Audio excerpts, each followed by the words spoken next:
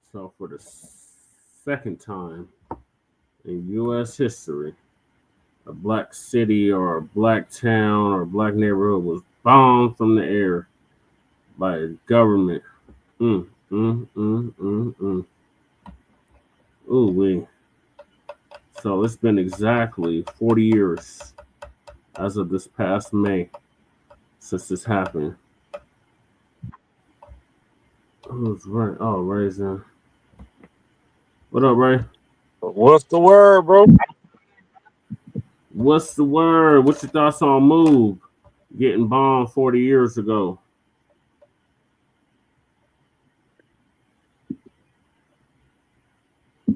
Is there something? Is there something new? Hold on. Let me make sure I ain't got nothing playing. Okay, Okay. I had the what's we call it play. My bad. Here I come, Jesse. All right. No, okay. No, I had the what's we call it playing in the background. Yeah, man. When they bomb Move, so people think that we're not colonized and that we're not like it ain't shit going on. Our own government bombed us. Yep. Our own government bombed us, and then they think, oh, they got they corrupt governments over there in they shithole countries. Mm-hmm. We've got a first world government that's corrupt. We've got a first world corrupt government, and we still fight against that. So I don't care about they third world shithole governments where you gotta pay to cross a bridge or whatever, like trolls, because that's all Yeah. they are, trolls. Uh, They not talking about shit unless they have to deal with the U.S. government. They like we're like the Hunger Games, and we're in Zone 1. We Yep. Katniss came from Zone 13, came back to Zone 1, and kicking all these bitches out of here. Right. So I don't want no excuse for anybody from Zone 12 to Zone 2. I don't. All of them is whack. Right. We didn't endure it at all, and we still prevailed. And we still here. We came from the worst zone to the top zone, and they Mm, think just because because I can go look down at the Sears Tower and shit. Just because niggas in New York, just because you know what I mean. yeah. We can go skiing in Denver and shit like that. Yes, we built In this the shit. Yes, we can go skiing in Denver. We can go yeah. to the tallest building in Chicago, the tallest building in New York. Yes, we can do that. We built Yep. them buildings. Right. You dirty mud pie eating man. Stop talking to us. You get what I'm Right. saying? And so you're a colonizer and fight against your government. Your government. It's Look, the and government. they say the government's corrupt. Oh, we've been colonized. This, that. Yes, but so have we. Right. We're in America. Mm-hmm. Jesse, this is our land. We've been colonized by the Caucasian Europeans. Mm-hmm. The first slaves they sent over here were the black Europeans, Mm. per Dr. Clyde Winters. Yeah. First was the black Irish, the black Scottish, the black English. That was the first imported chattel slaves to America. That's That's where the we one. got our name from. That's why I'm Ray Gun. Gun, Mm. that's an Irish name. No, I Right. didn't get it from my slave master. I got it from my family. Mm. We were the kings and queens of Ireland and Great Britain and all of that shit. They'll tell you. Chase Williams, Chase McGee Look will tell you that. just look at Cheddar Man. Cheddar Right. Man looks. Chase McGee. You was playing that last night, right? Yep. Chase McGee and then the 19 white men and all the, you know what I mean? Mm-hmm. Like Clyde Winters, he was talking about like there's foundational black British, there's foundational black Scottish. Bro, you saw that Scottish dude that was going in on these fake Africans. They're Yeah. like we're Scottish too. No, I'm indigenous Scottish, and y'all is tethers. No, Yeah. you remember that one? He Yeah. said y'all are tethers. Y'all are not indigenous Scottish, because the indigenous Scottish are the Americans. Right. The indigenous Scottish are Americans. He said that. He said the indigenous Scottish and the Irish are American. Yeah, he did say that. People forget that. People forget when Ivan Van Sertima said if he had more time and more money, he'll find out that America is older than Africa. Yeah. They forgot. They didn't read the end of his book, though. No, they didn't. Twin said he was born in 85, same month that move happened. That move was bombed. And his last name is McGinty, which is Irish. McGinty? Hell yeah. My little brother was born in 85. And his friend was born when he was born. Oh, his friend was born in 84. Okay. I'm 81 myself. We I'm all born in 81 myself. Yeah, you're younger than Lady Che, but she always reminds us. In 10 days younger. No, not even 10 days. Oh yeah, she was born on the first like a joke. Yeah, she's an April Fool's baby. I just be joking with her. She was born on the Khalifa said hi and said, "Thank you for naming me Khalifa." Man, I need one. Okay, I don't want none of them cats. They're gonna be pulling out my beard hairs and whatnot.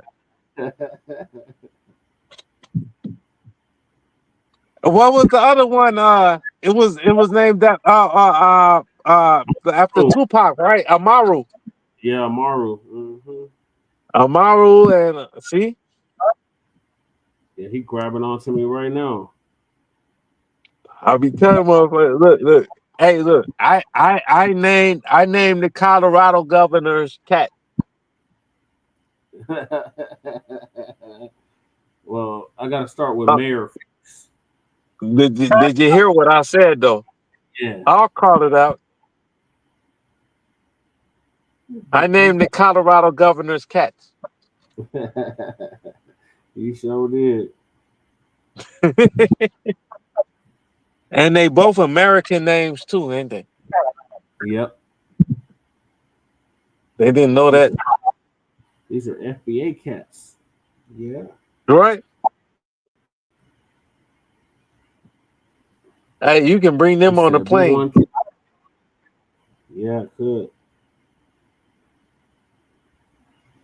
I sure could. All right, so was that your final thoughts on Move? On Move? Yeah. Wow. Well, Move. If that's the old Jesse Jackson shit, I don't trust it. But if they moving on like reparations or whatever, I'm down with it. But they haven't said what they down with it, have they? They was down with that Pan-Africanism. And they said that the animals weren't pets, that they were just they were members of the family and they need to be treated as such, that they need to be put in cages and all of that. They fought the police. They refused to settle in court. They refused to take plea deals. Well, Move can take the same reparations Amaru gets. Yeah. Move gets the same reparations Amaru gets because they got the same lineage. Yeah. Yep. You get me?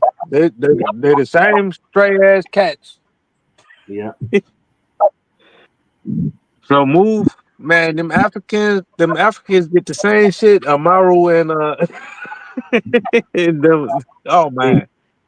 Khalifa. Right. Khalifa get the same shit Amaru and the Tethers get. Like, I'll be so pissed off at their ass. They be lying. Yeah, they do, but that comes from a lying, scamming culture. I know. But every time I hear their accent, I'm so mad. Like my friends used to say, "Man, I had an African accent and everything," and I'm like, "Man, I'm so mad I did because that sounds like a lying ass accent." Yeah, but she was in Ghana for what, 4 years? Yeah, like 3 years. 3, 4 years, yeah. Right. My daughter was out there for 10. You know what I mean? Like Mm-hmm.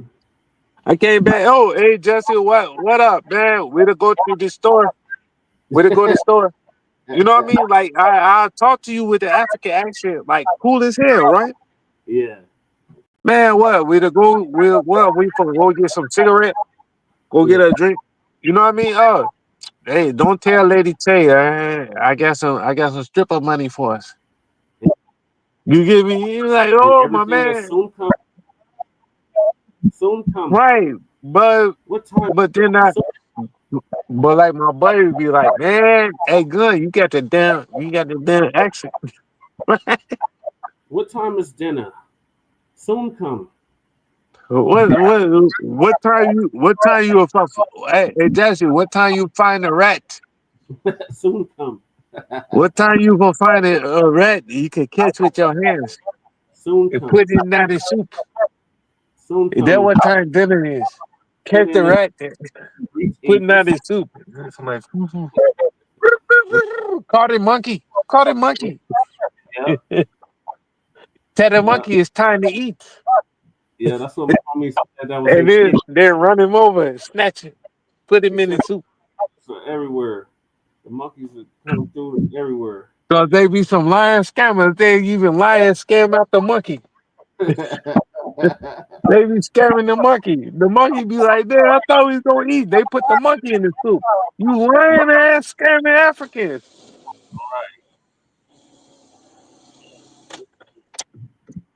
So yeah, Mo was born 40 years ago. This May, and like Crew said, we done You endured say all I that, take my chance with the Chinese. and we still have. Yeah, that's what. Hey, come in, Chinese. Come build our roads. Come build our The railroad. monkey say I take my chance with the Chinese.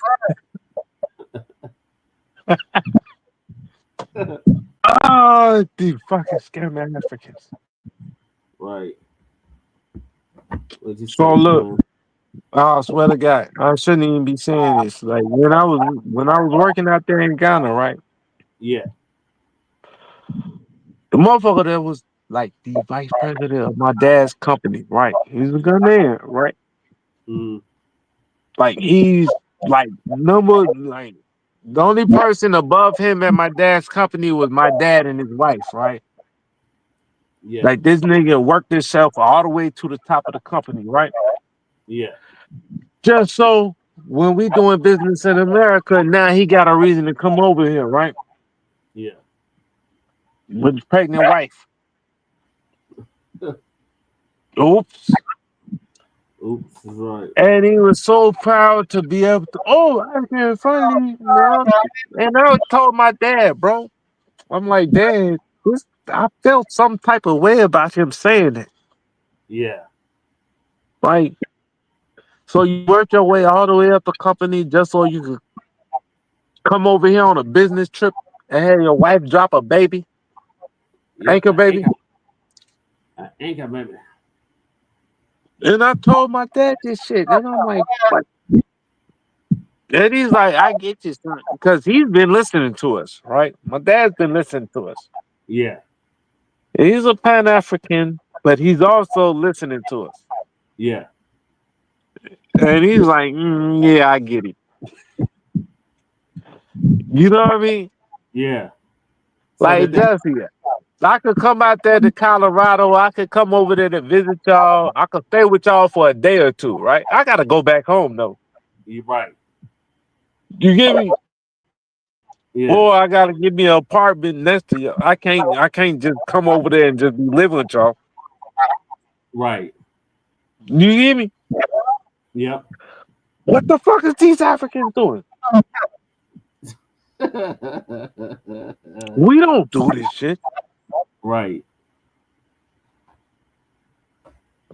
Bro, if you come out here to Chicago, because I told you to come out here to Chicago, nigga, then, but you still gonna be on your own. But but you came out here because I told you to come out here. You didn't come out here leeching off of me. Right. You give me if I say, hey Jesse, come out here, then you with me as long as it takes. Right. You get me? Because it's not like you just came out, hey, good, I'm finna come out there. And now you just leeching off. If I say, hey, Jesse, come out here from Colorado, you with me? Yeah. Then it's as long as you take, right? Right. But if you just say, well, good, you doing good out in Illinois, let me come out there, and I didn't say nothing. Now you over here like, oh man, tether, Yeah. tether, get the fuck away from me. Right. That's definitely some tether shit. You know what I mean? Yeah. Alrighty. I'm gonna move to the next topic, and that is the bet that made Pepsi the black soda. Damn it, Khalifa. Khalifa knocked my phone over.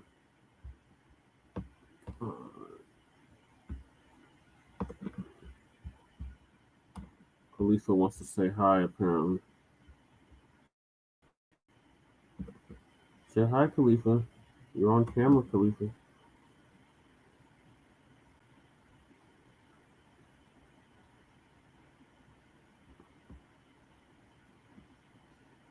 Come on, computer.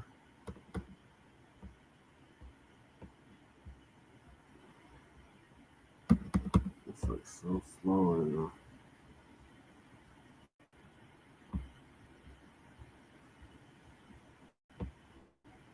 So this from Country Boy again. What up, twin? What up, twin? During Jim Crow, Pepsi had to curb black folks in their ads. Their sales, of course, soared, and there was an inevitable backlash. So how and who attempted to sabotage it from the inside? This is the story of how Pepsi became the black soda. I'm your host, Country Boy. This is One Mic Black History. If you like stories like this, you can find more stories like this at onemichistory.com. Without further ado, though, let's get started. Under Jim Crow, the simple act of getting a soda could be a reminder of your place. Many lunch counters and soda fountains were segregated or refused to serve black customers. Ads in mainstream media rarely served or nothing. Brands chased white buyers and pretended like black buyers didn't exist. During this time, Coca-Cola was king, and it was everywhere in white spaces. It had an image of the all-American drink, which basically meant white. Hiring, especially those in customer-facing roles, followed the same pattern. Doors open for white folks and closed for black folks. So imagine the landscape, and then imagine seeing a Pepsi ad that basically said that black families belonged to the American dream too. But let's rewind for a moment on Pepsi itself. Their story starts in 1893 when a North Carolina pharmacist named Caleb Bradham mixed a sweet, fizzy digestive that he called Brad's drink. Sugar, vanilla, and cola nut. They were simple ingredients for a busy drugstore counter. In 1898, he renamed it Pepsi Cola, leaning into its supposed benefits as a Pepsi, which was basically indigestion. Some people thought the name was a nod to pepsin, which is a digestive enzyme, although pepsin was not actually in the bottle. By 1902, Bradham incorporated Pepsi Cola Company and pushed bottling and distribution. Sales climbed to nearly 20,000 gallons by 1904, and the early ads promised to be delicious and helpful. By 1909, it was even being Coca-Cola was there to get you high, and Pepsi was there to like race car legend get rid of your burrito. giving it after World War I, sugar prices swung wildly. Pepsi went bankrupt in 1923 and again in 1931. That was when Charles Guth, Coca-Cola was the there to get president you of high Lowe's, enough the to candy get you the company, took gas, over the and trademark, Pepsi was there to reformulated get the rid drink, of the gas. and made a simple Great Depression bet. A big 12-ounce bottle of Pepsi for a nickel, the same price that you would pay for a 6-ounce Coke. And it worked. Profits doubled between 1936 and 1938, and the value of Pepsi did the same. And this focus on values set the stage for our story. In the 1940s, Pepsi's president, Walter Mack, saw a market that others ignored: Black consumers. He knew that loyalty comes with respect, and respect starts with how you're pictured. So in 1947, he hired Edward F. Boyd to lead an all Black national sales team. That alone was extraordinary for a major brand in Jim Crow America. Their Thompson. job Hey, wasn't Jesse, just to did make you think cases, this it guy was knew to the move Potato an King? image. They Jesse, do you think he knew the community Potato where King? we live, gathered, church basements, college campuses, civic clubs, business leagues, I don't know. He might have. They probably crossed paths, like they I was gonna probably play the lived Potato around the King same video. time. Huh? Yeah, I think they did. Like they I probably think they crossed did. paths, like lived. I don't care if one dude was 60 and the other dude was 20. They probably crossed paths. Yeah, Cause them I is wouldn't be some surprised. big niggas. Like I'm talking about, like worldwide niggas. They Yeah, bigger than like Steve Jobs and Elon right now. yeah, Like they was on business. yeah. They were. Let's see All what the bet right, was. my bad. I ain't mean to interrupt. I just, what I mean. barbershops, jazz halls. They spoke at NAACP meetings, and they bought ads in the Black press. They put real Black people in ads with dignity. Their signature move was the Leaders of the Field campaign. Instead of minstrel characters, you saw Black professionals and pastors, nurses, owners, students, Black people of excellence who needed no translation. They highlighted towering figures like Ralph Bunche, a diplomat who would go on to win the Nobel Peace Prize. The message was simple and radical at the same time. Here is who we are, here is the life we lead, and yes, we drink Pepsi too.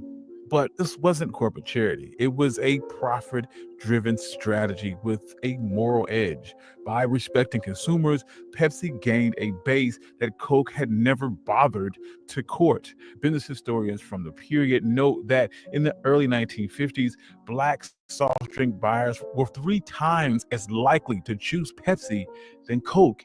Representation mattered, and it turned into receipts.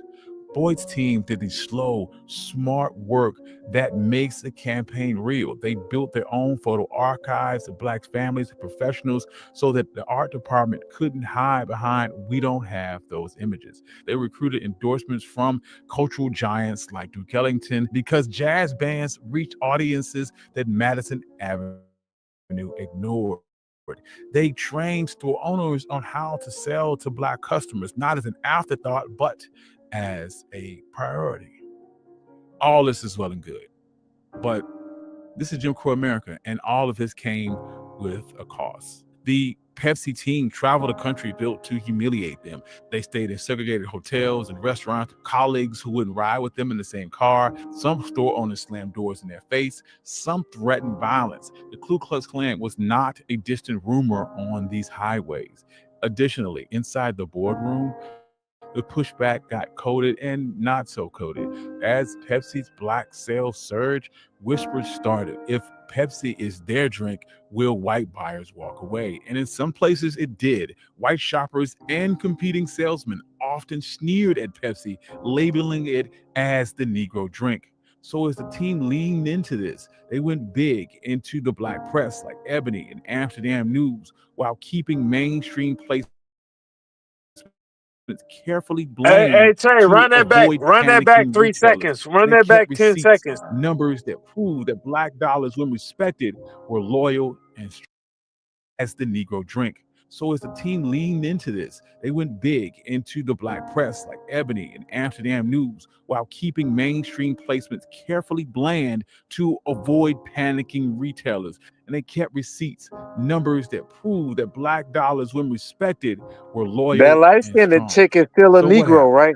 Well, Walter Mack left Pepsi in 1950, and without his cover, support. Yeah. They don't Didn't qualify for the understand. auction See, block. this is what these fake African tethers lying. They think black is a skin color. Right. You saw that girl. If you saw that girl like 3 seconds back, that was a Mm-hmm. whole black lady. That was a whole black lady, but she looked like Lady Che. Yeah. But that's a whole black woman. You ain't gonna mistake her for white. Right. But then they go, we don't do that. We don't do that because she ain't colored. No, that's a whole black woman. Right. Lady K is a whole black woman. Not Tyler. Oh, I'm colored or I'm mulatto. Nah, you black. Right. You Exactly. know what I mean? But try telling them tellers that. Hey, Lady Chain, like look. If we get pulled over with Lady Chain, it's not like we get pulled over with a white girl in the car. Right. That part. Because you know what happened? We get pulled over with a white girl in the car. I don't care if she our sister. Yep. Oh, are you okay? Hey, you get out the car, sir. Handcuffs, all that. What the fuck? This is my sister. This my. Exactly. But what you doing driving around with a white girl this time of night? Oh man, it's trouble. Yep. You hear me? Yep. But no, nobody mistake Lady Tay for that. No. You get me? Yep. Lady Tay is a nigga bitch. Sorry, but you know what I mean. Yeah. That's what they would call her. Yeah. You get me? She's one of ours. She's not one of theirs. Right. You get me? So Sneered at Pepsi, labeling it as the Negro drink. So as the team leaned into this, they went big into the black press like Ebony and Amsterdam News, while keeping mainstream placements carefully bland to avoid panicking retailers. And they kept receipts, numbers that proved that black dollars, when respected, were loyal and strong. So what happened? Well, Walter Mack left Pepsi in 1950, and without his cover, support for the dedicated black sales team faded.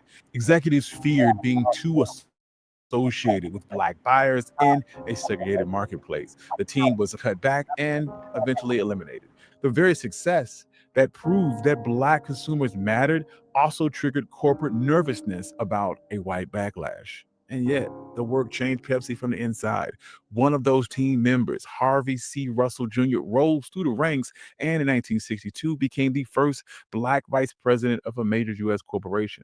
And that's not a neat ending, it's a contradiction. And this is the world that we live in. Life as a bit of a contradiction, a real representation and career breakthroughs alongside quite the other stories that we've told in this channel. Pepsi was not your savior. They were not here to end Jim Crow. This was a solely profit-driven endeavor. The lesson here is that black consumers leveraged the power that we had, our choice, our press, our institution, to force a Fortune 500 company to see us. And Pepsi answered that call, partially out of principle, but largely out of profit. Both can be true. And when ads finally picture black people with dignity, it did something for this country and made the lie of Jim Crow that much harder to sell. Thank you. I'm your host, Country Boy. This has been One Mic Black History. I'd like to thank all my subscribers. If you like stories like this, you can find more stories like this. Yep. And right when he said that, I'm drinking on a Pepsi. Blah. So that's the nigga drink. No wonder I always like Pepsi. I couldn't stand Coke.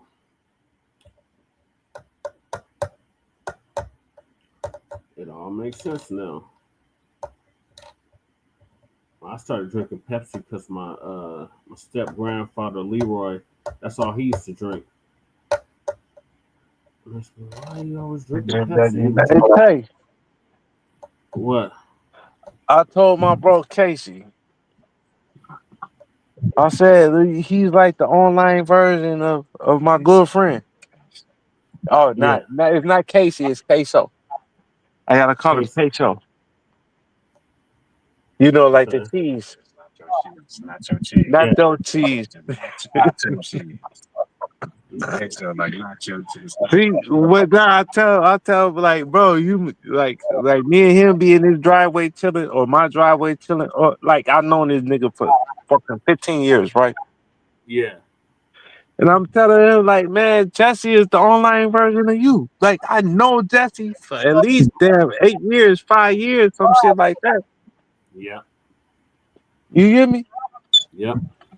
Like, as long as I don't come up there bogus or whatever, Shay gonna let me on the damn stream, whatever. Even if I drop, I'm back up on there, right? Right. Because I'm on code. I'm on, you know what I mean? Me and you know what I mean? Yep. If you come to my town, I got you. If I Right. come to your town, you got me. Yep. You hear me? Yep. And that's what I'm telling. That's what I'm telling Queso Chizo. Oh yeah. Yeah. Extra cheese. He said extra cheese.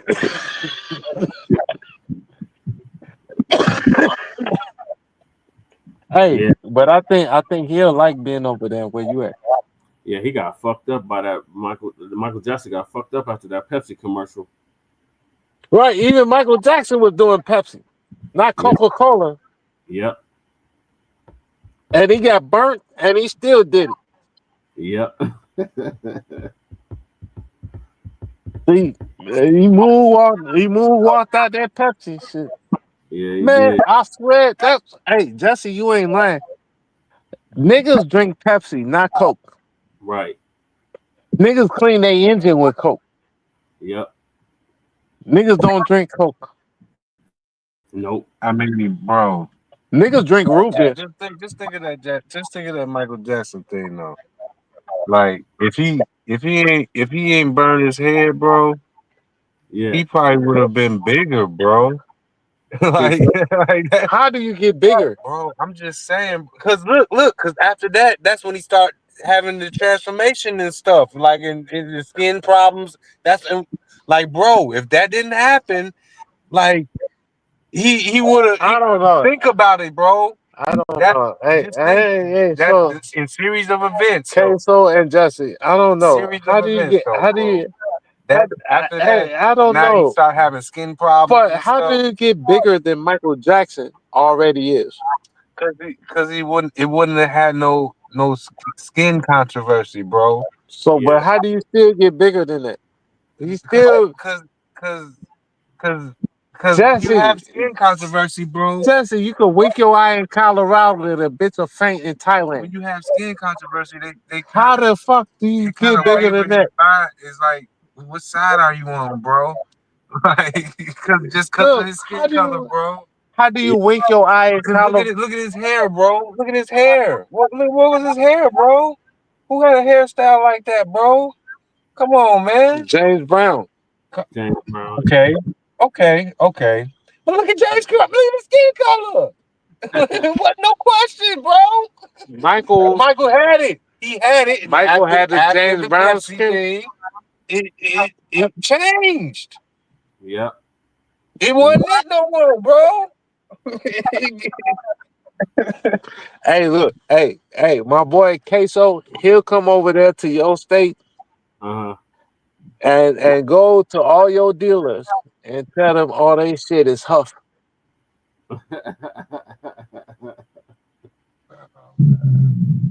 I'm telling you. Oh man. That's this guy. He'll tell you all your shit is Huff. I wouldn't say that in Seattle. Not in Seattle. He said in Seattle. That's because I know he. about Seattle. That's because he done walked his ass all the way across the country. My cousin lives in Seattle, man. We got people in Seattle. But he gonna say everything in Colorado is Huff. He said everything in Michigan is Huff. Everything in Colorado is not Huff. That's all Carmelo. That's all Puerto Rican. Come on, man. Like, don't listen to Crew, bro. Crew be misquoting. Bro, I did not say Colorado, bro. Come on, man. Colorado got that Puerto Rico Huff. That Carmelo Anthony. We don't even have Puerto Ricans out here. Y'all got that Carmelo Anthony smoke. Which one? Oh, see now Casey trying to differentiate between the Carmelo Anthony in Texas who had to shoot a white boy, who had to stab a white boy, versus Carmelo Anthony, the basketball player. He playing that tether bullshit. Oh wow! The one that inducted to the Hall of Fame, or the one that defended himself in Texas. Right, he's trying to conflate both of them. Wow. And that's why I said that sounds like tether shit. Both of them some puppets. He's lucky I know his mama. Both of them some big old puppets. He said they're both puppets. Yeah, they did their bidding. I met Carmelo though. He was cool. I used to work at the Pepsi Center. Right? He was drinking Pepsi. He wasn't drinking. Was he drinking Coca-Cola like a Puerto Rican? Look, yeah, was he flying his Puerto Rican flag? No. Hell no. Come on, man. When I seen them, I'm like, come on, man. Did you see how his mama was looking? I'm like, I never heard this from this man. Not one time, bro.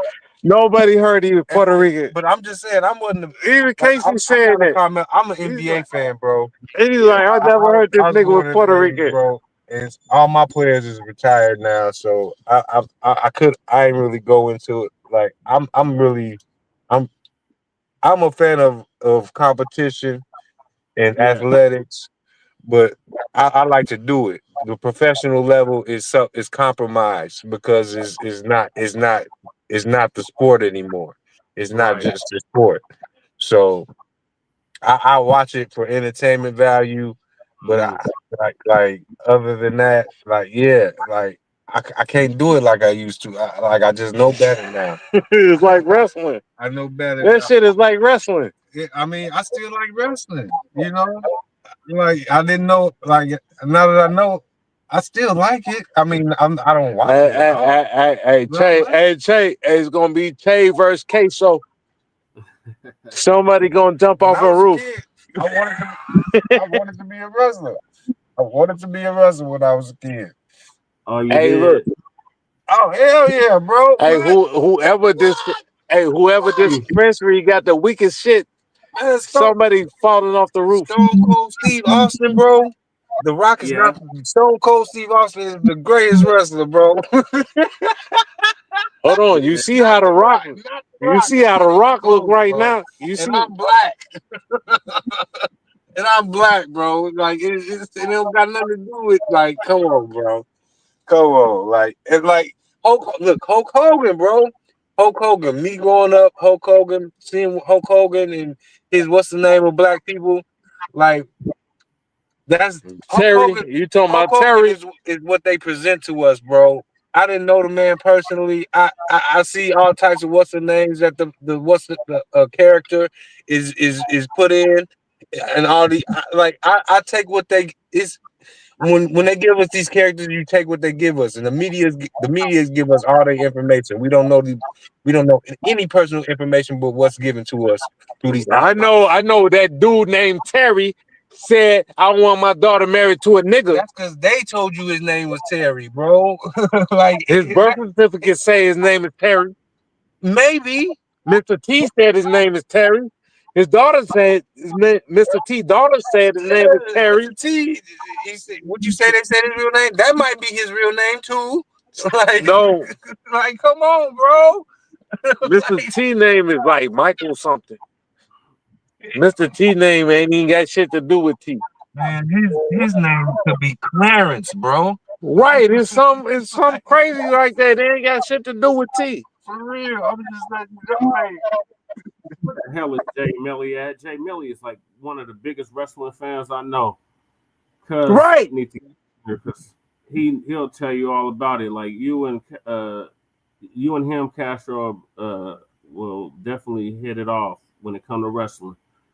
Because Jay Militant is like one of the biggest. Oh, what's up, twin? Hey, my bad. I ain't see the chat. Yeah, twin in here. Mac 285 in here. What's up, Mac? What's up, twin? My bad. yeah, what the hell to the chat, goddammit? Yeah, he said, K-So said, what down to the chat. Hey, he be wanting to go live. But I was like, man, when we gonna go live? Yeah. And he's like, man. That Borderlands, that shit look hard. Man, I love it. They said Borderlands 4 is coming out by this year. So I'm playing the old one.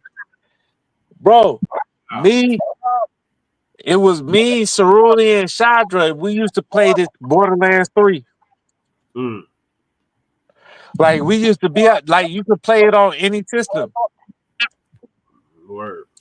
Like PlayStation, like back when we were playing it, I had a PlayStation 4. I didn't even have a computer back then.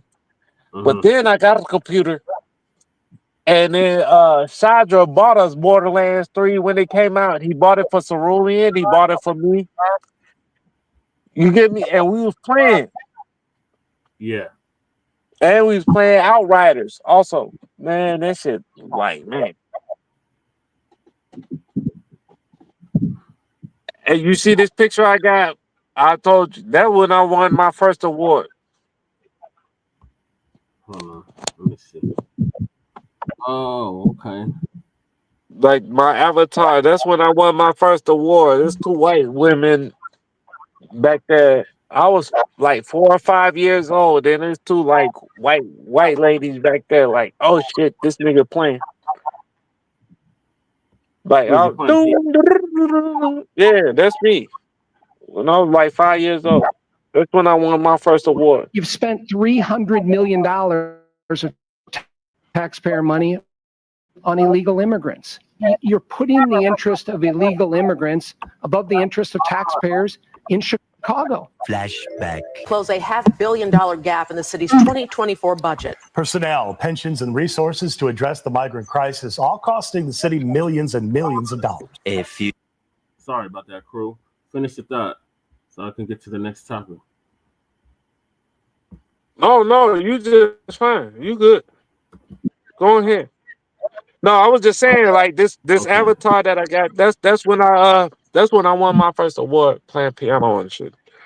The white ladies was like, "Oh shit, this motherfucker, I'm playing boom." I'm like doing all this shit.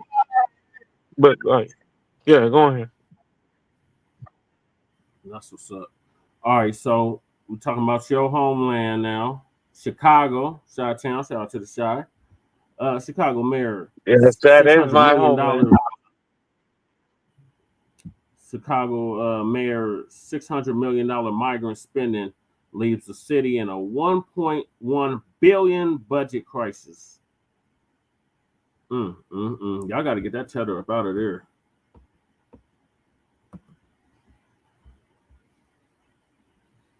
You've spent $300 million of taxpayer money on illegal immigrants. You're putting the interest. Flashback. Close a $500 million gap in the city's 2024 budget. Personnel, pensions, and resources to address the migrant crisis, all costing the city millions and millions of dollars. A few moments later. Right now, Chicago is facing a $1.1 billion budget gap for 2026. The city is grappling with a $1.1 billion budget shortfall. We have reached a point now where there's no return. A frank admission from Chicago Mayor Brandon Johnson. A looming budget crisis. Could we even worse than expected without new taxes or cuts to city services. So let's talk about what's going on in Chicago, because the chickens have come home to roost.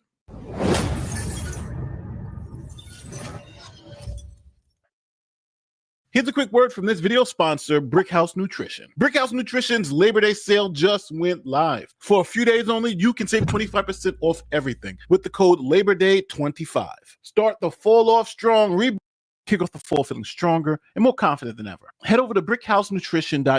Chicago is a Democrat stronghold, and he goes all in on Democrat policies. Like, this guy doesn't just talk the talk, he walks the walk. Now, Brandon Johnson took office during the migrant crisis. Now, for those of you with short memories, when Biden was president, he opened up the borders, allowing millions of people to cross the borders illegally. Tonight, nearly 10,000 migrants a day. That is what federal officials say they are encountering at the U.S. southern border on average. In December, that's among the highest numbers ever recorded. And with multiple border entry points remaining closed as the surge at the southern border escalates, U.S. officials now warning that the situation is nearing a, quote, breaking point. Ed Lavandera is out front. Apprehensions of migrants crossing the southern U.S. border are once again reaching record levels. A Department of Homeland Security official tells CNN the average number of encounters in the last week is 9,600 per day. 3 years ago, 689 Chinese migrants crossed the southern border. Last year, that number soared to over 37,000. Part of an explosion of migrants coming here from all over the globe. This morning, tensions escalating on the Texas border. Dramatic new video shows a struggle between Border Patrol and migrants in El Paso. The video shows dozens of migrants pulling aside a razor wire fence, then pushing their way past a handful of Border Patrol agents. Now, even though all of that was happening, Brandon Johnson was all in for the migrants. We know the strength of a city is determined by how we treat the most vulnerable. And so we choose to be a strong city. We must reject a zero-sum formulation between investing in those who have been here for decades and supporting those who have been sit here on a bus even this morning. We can do both. Brandon Chicago, was sitting here on a bus. and What we the can fuck all is he thrive talking about? together. Now, what he's referring to is that the governor of Texas, Greg Abbott, started shipping migrants to sanctuary cities, places that said they wanted more migrants, and Chicago was one of those places. Local officials whose communities are being overwhelmed by hordes of illegal immigrants who are being dropped off by the Biden administration. Texas is providing charter buses came here on to a fucking send inner tube. these illegal immigrants who have been dropped off by the Biden administration to Washington, D.C. We are sending them to the United States Capitol, where the Biden administration will be able to more immediately address the needs of the people that they are allowing to come across our border. Well, it has happened again. Another bus of migrants has been sent here to Los Angeles. 39 asylum seekers arrived by bus at Union Station today, sent by Texas, including 21 children. Another wave of migrants arrived in New York City today. Merecemos una oportunidad. More than 4,000 Hey, have Jay, come since hey, May. Jay, A you remember they metaphorical sent them message from motherfuckers Texas to Governor Kamala's Greg house. Abbott. Texas has sent another bus of migrants away from the state, this one arriving in Chicago last. If I remember, they were sending them Martha Vineyard. Bro, they sent them to the president, the vice president house, and everything. Like, oh, y'all want to send them over here? You take them. Mm-hmm. And then my punk ass mayor said, "Oh, come right on in. Here's how you can get from El Paso to Denver. Just take I-25 north." Until you bring them to their front porch. Talking about you gonna give me some of that rib back? You gonna give me some of that what you barbecuing? Oh no, yeah, I got to go to the shelter, but y'all ain't got no money in the shelter. Well, we'll figure it out. No, we're gonna figure it out right here on your porch. Or you do like Eric Adams and give them cars with $10,000 so they can get their own food because they refuse to eat the food at the hotel. Wait, we just gonna use the city and rent out the hotel and put you up there. It was putting them up in the hotel, putting them in the jail, Hey, cause Jesse, you didn't know nothing about Chicago. You just wanted to come out here, right? I know a little And then something. one of these suburbs just said, we just gonna take one of these poor Colorado folk, and we just gonna take a year worth of city taxes Uh-huh. and rent out the Holiday Inn. Yeah. Oh, and we gonna feed you catered sharks all day. Oh man. That's basically what they did. And here go $2,000 a week. Yeah, $2,000. Because Americans don't even make that much money. But here you go. You get $2,000 a week walking around money. Yeah. That's just your walking around money. Mm-hmm. Because you're in your hotel for free. Mm-hmm. And we already catering you your sharks. Your sharks is already in the house. In your room. With your soap replenished every week, every 2 days. You ain't even gotta buy soap. You ain't gotta buy toilet paper or nothing. Oh man. Must be nice. Thanks for moving from Colorado to Night. Chicago. It comes after the state has sent more than God 8,000 damn. migrants to New York and Washington, D.C. Whichever ones y'all didn't take, they brought them here. Said, oh, well, Chicago's taking the burden of them. We'll take 50,000. Hold on. Hey, hold on. Wait a second. How much fentanyl did you sneak over here with you? Oh, man. Oh, man. And underage children in your dread. Yeah.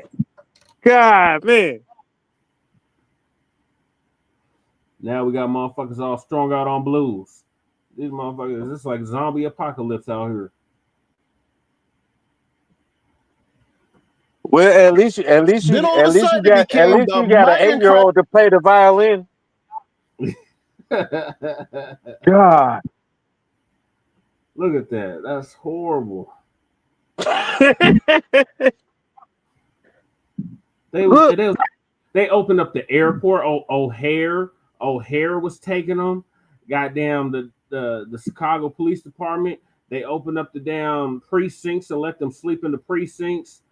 They was letting them sleep every goddamn where. They was kicking. Hey, you do not want to look. I could take the train from where I'm at right now to O'Hare, right?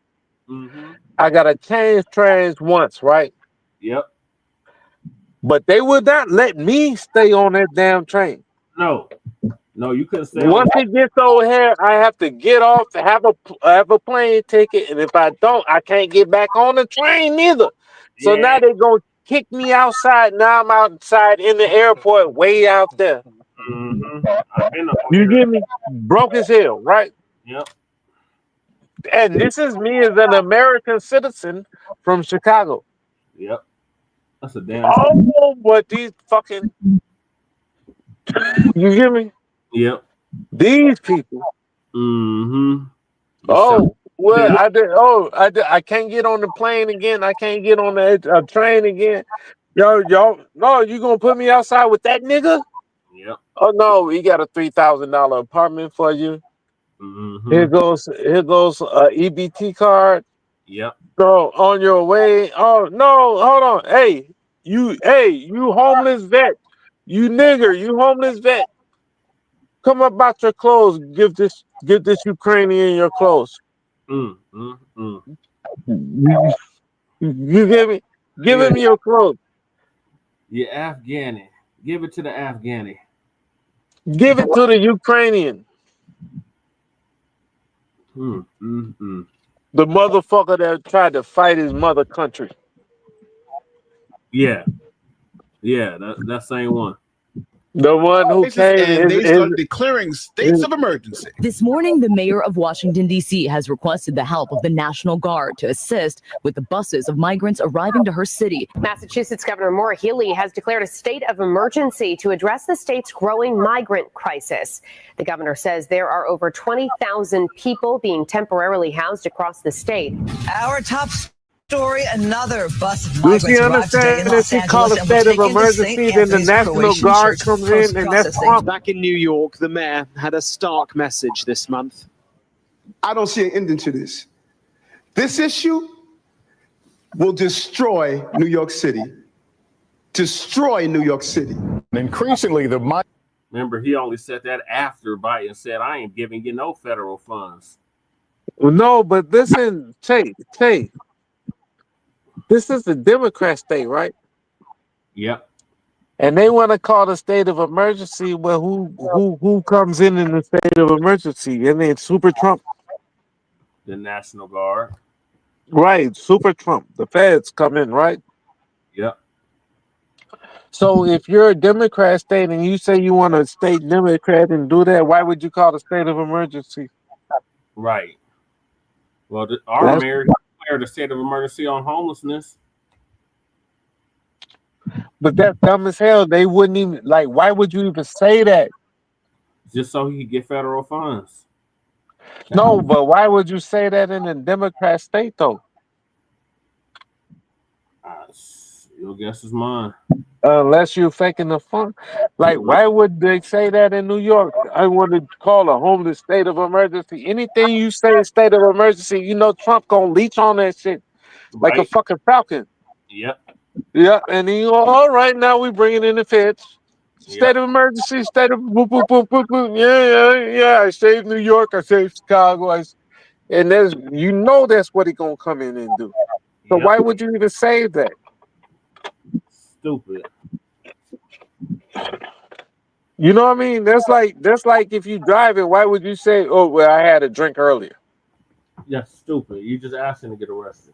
Yeah. No, were you drinking earlier? I don't answer questions. I need a lawyer. Right. That's the proper answer.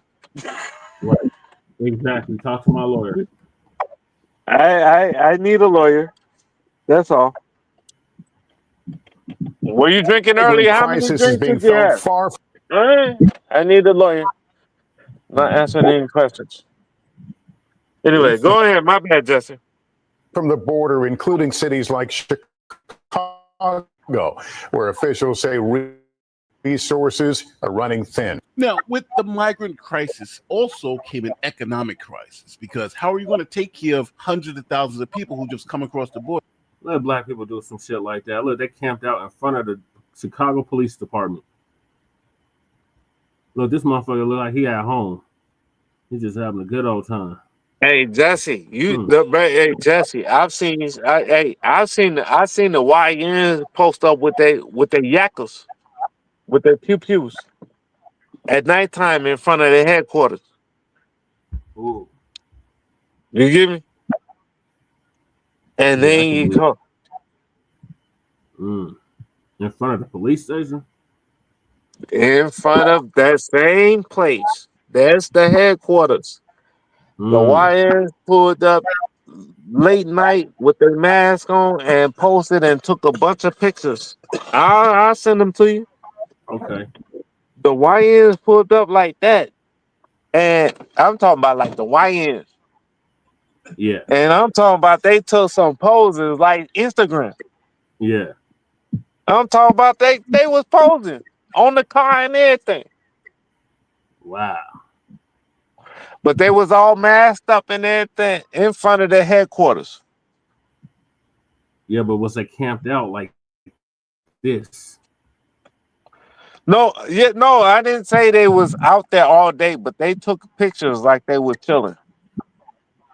Like they pulled up, like say me and you pulled up in the car, all masked up, and then we just posed all on my car in front of the shit with, you know what I mean? Our 30 boppers and all of that shit. We took our pictures within 1 minute and left. But we still took our pictures right there in front of Chicago Police Headquarters. Yeah. The YNs did that shit. Okay. You hear me? Like that shit was woo. Have no money, have no means of taking care of themselves. How is a city like Chicago supposed to deal with it? Well, they opened their purses. The mayor of Chicago spent over $600 $600 million taking care of migrants. And he was even called out about how much they spent by Congress. The immigration crisis has strained city and state resources. Chicago Mayor Brandon Johnson defending spending taxpayer dollars on maintaining a welcome. Yep, he got called out. My punk ass mayor got called out. The mayor of Boston got called out. And Eric Adams got called out. Welcoming city while being interrogated by the House Oversight Committee in Washington today. You're the mayor of Chicago.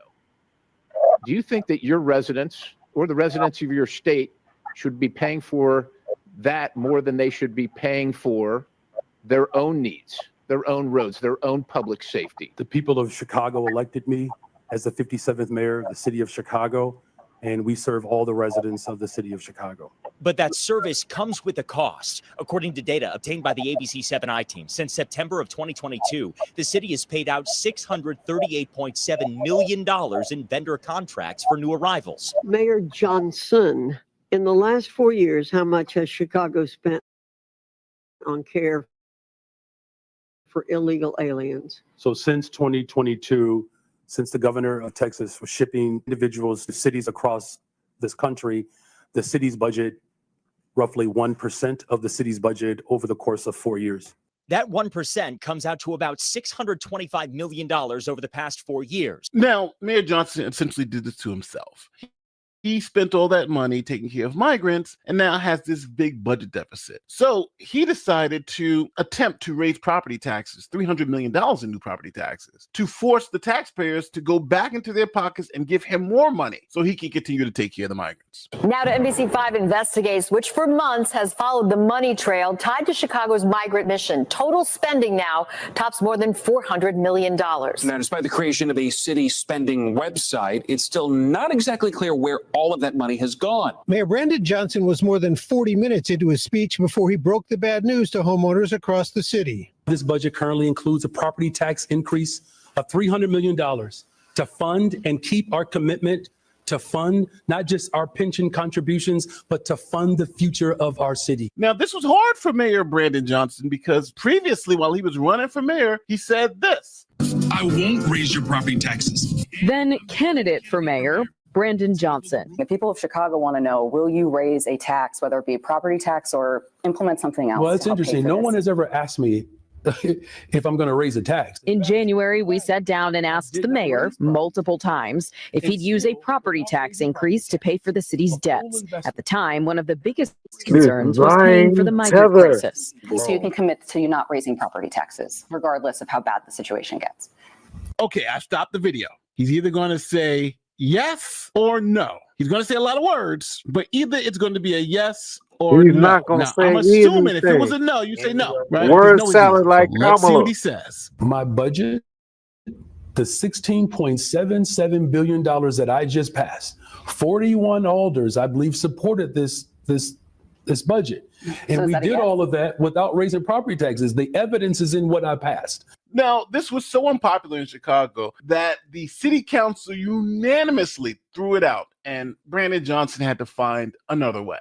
But first, breaking news at City Hall. Mayor Brandon Johnson's property tax hike is rejected by City Council. It is unanimous. Every single alderperson voted it down, the mayor's $300 million property tax proposal. They say they have plenty of ideas. Now, Mayor Brandon Johnson is going to be forced to listen to them. Then the mayor of Chicago decided, hey, you know what? Let's just take out a payday loan. High interest rate, but we need this money now because we got to continue to take care of migrants. All right, so let's take a closer look at the main issue, the structure of the deal. It's $830 million in borrowed funds for things like construction projects, transportation, building maintenance, but it will cost taxpayers at least $2 billion when all is said and done. Under the original plan, the city would make interest-only payments starting in 2027. The streets in Chicago are trash. What are they doing with this money? All right. I was just about to say our punk ass mayor is doing the same shit. I-94 fucked up. I-94, which fine. That's a federal highway. I-94, I-90, all this shit. But the streets in Chicago, the streets in Illinois, all this shit. Why is all these taxes high and the streets are trash? It's a Right. bunch of traffic and the streets are trash. Like you Right. gotta fix your car. Yeah. It's like I live on US Route 30 and Western Avenue, the crossroads of you, man. And either way you go, it's all bogus. Yeah. Like I could take Route 30. I come see you, Jesse. It'll take Off you of all, Route 30.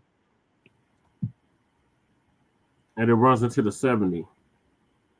Route 30 goes from Astoria, Oregon to Atlantic City, New Jersey. Wow.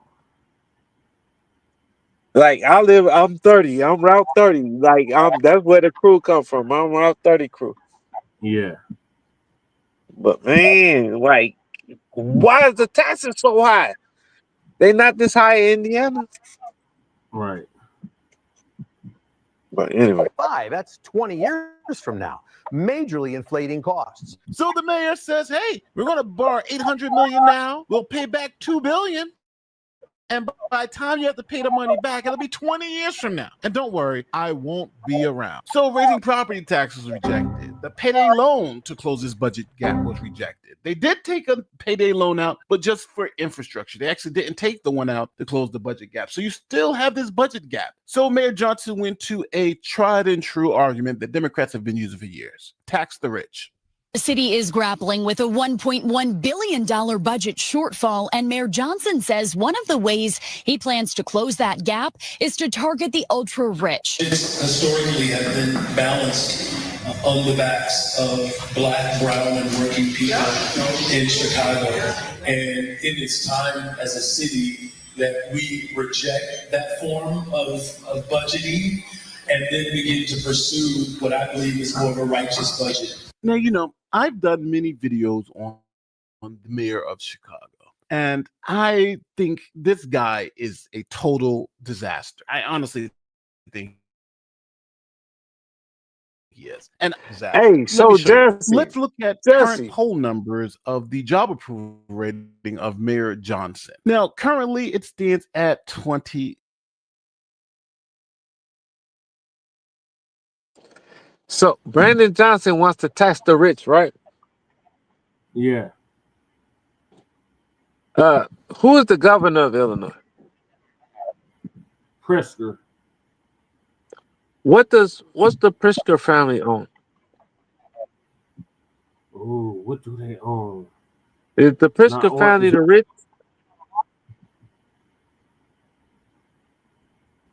Is the Pritzker family all the fucking hotels? Oh, the hotel chain. Yeah. It sure in the hell is. So if Brandon Johnson says tax the rich, who is the Illinois governor? Is he the rich? Is he one of them billionaires? Yep. Oh, do you see where this shit can sound like Borderlands 3? Yep. Who gonna tax who? Right. Okay, you nigger in Chicago. You gonna tax what? Right. So let's see how that works. Mm-hmm. Yeah, I don't see that working out. 6% in August. Now, this is a major increase because just a couple of months ago, it was in the single digits. His approval rating was something like 8%. And as you can see, all major racial groups disapprove of the mayor's job performance. Even the minority groups, the Black and brown people that he says he's working for, they all say this is a horror show. Now, let's just keep it real. Brandon Johnson was a social studies teacher who became like some commissioner on some board everybody and ran for mayor. And he played everybody into that's that, with I'm Brandon black, is I'm going to against give him. away all And this then now money. he got to I'm go going against to the fucking Pritzkers. make the rich people pay man. extra money, and that's essentially. Didn't the teachers union endorse him? The Chicago's teachers union. That's all he is a teacher. He doesn't have nothing else besides the teachers. Right. And now he want to go against the Pritzkers, the hotel chain. Yeah, stupid. Like, man, there's a way to do it. Like, hey, Tate, like, you know, you run for office, Marcel run for office. We know what we're going against, right? Right. But you still got to know what you're going against. What the fuck? Right. It's like Brandon, BJ, he ain't gonna win this one. He ain't gonna win this one unless he got the grassroots behind I it. don't think Mayor Johnson would be doing. Right. Well, let's go, Brandon Johnson. Get the fuck out of office.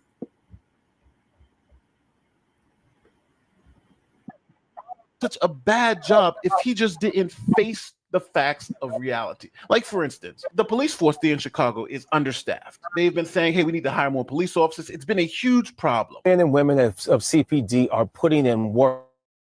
Yet the reality, the department is down a significant number of sworn officers. We are down. We're down close to 2,000 officers. So now Trump is saying, hey, I want to send you help because crime's a problem in Brandon Chicago. can't even run Chicago previously PD, though. saying, hey, we have an officer shortage. We need more police. The federal government saying, hey, we'll send you some law enforcement officers. We'll send you some police to help augment what you're doing there so you can lower crime. And because obviously it's Trump who's a Republican, Brandon Johnson wants none of it. So he's confronted with that reality on Morning Joe. That seems to be a contradiction, right? Well, you need more cops. And the guy says, we'll send you more cops until you guys can figure it out. And now you're saying you don't want more cops. And they won't help, but need more cops in Chicago. Just look at it. I'm curious. We do not need more Would you cops in also Chicago. like to get federal funding We're to fine. help put 5,000 more cops on the street in Chicago? Would that help drive down crime?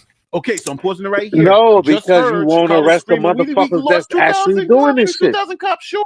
No one's just said, hey, federal funding can give you 5,000 more cops, right? You get the 2,000 you asked for and 3,000 more. He knows this. So the answer is an obvious yes, right? Yes, of course that would help. That would help solve a lot of our problems. But let's see what the mayor of Chicago says, because but remember, he doesn't know Trump. about his daddy Hamlet car. I'm Hamlet car. Ball car. I understand that. You've talked about the other things you want. Would 5,000 more police officers on the street in Chicago be helpful to go along with all of those social programs that a lot of cities are engaging in and having success with? The answer is yes. Yes. It's not going to hurt. It's going to help a lot. Let's see what he says. Well, look, here's the best way I can put it, Joe, is that in the 90s when I was in high school, we had 3,000 more police officers and we had 900 people being murdered every single year in Chicago. It's just not policing alone. Of course, we want more detectives. I know it's not policing alone. But do you believe that the streets of Chicago would be safer if there were more uniformed police officers on the streets of Chicago? I believe the city of Chicago and cities across America would be safer if we actually had, affordable housing. Look, okay, I'm not saying that we don't. That's not the question I asked. I don't believe that we should narrow it down to just police officers, Joe, is what I'm saying. That is an antiquated approach. I'm saying we've invested in detectives. Mr. Mayor, are you hearing what I'm saying? Would an additional 5,000 cops on the streets in Chicago help complement those programs to make Chicago safer? You gotta laugh because first it was, would 5,000 more cops help reduce crime? There was 5,000 cops be good for you. That was just like, all right, let's just cut all the BS. Let's see if the mayor of Chicago would even concede that 5,000 more police officers would help. We're not even talking about reducing crime. We're just talking about just helping, period. Would it help to have 5,000 more police officers? Let's see what he says. Look, we are working hard to make sure that our police department is fully supported. Of course we know the answer, but if you are in a party that supports defund, dismantle, no bail laws, reimagining the police, sending in the social workers instead, you can't answer that question. Basic, simple, common sense. I'm not a fan of Sean Hannity, but he's right in this instance. The mayor literally can't say that having 5,000 more police officers would even help the city, even though his police chief and the rest of them are it begging would for not another help the 2,000. city. He says The that city is not even police won't even help. You can't even concede that point. So at the end of the day, Chicago is in a horrible situation. They got this guy running the city. Is a $1.1 billion deficit to them paying that $700 or $600 billion, whatever the number is now, for migrant care. That's more than half of the deficit right there. Now, I'm not saying they would be in a great spot without the migrant crisis. They'd still be in some trouble, but you cannot tell me that this man hasn't essentially destroyed this city. So tell me where I'm wrong in the comment section, as always. Now, there are a lot more issues with Chicago. We're talking about pensions. We're talking about, there's a lot more involved in the budget. But you can't tell me that just an extra $700 thrown to the trash is not going to affect the budget in some way. And now when you're 1.1 billion in the hole, you could have spent that 600 to 700 million in a better way. Tell me where I'm wrong in the comment section. Say, Nate, you're too political. What are your thoughts, Crew, since you're in the shy? Man, so everybody, like what Jay-Z said, you know, when I heard that when I was back home. Yeah. I'm sitting here with Queso. I bet I'm in Chicago. Who the bro? Gary, Indiana, the South Burbs, Chicago Heights, all this shit. Bro, I'm just fine. My mom goes to the grocery store. All our grandparents go to the grocery store. On 87th. Mm-hmm. You get me? On King Drive. Everybody goes to the grocery store. Yeah. Everybody pumps their gas. Everybody does what they do. And guess what? Nobody gets robbed. Nobody gets shot. Right.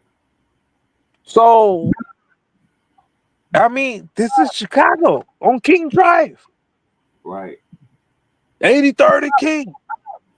This is the South Suburbs. Harvey World, Chicago Heights, all this shit. This crazy shit, right? Yeah, Dalton. And it's an old lady pumping gas right now.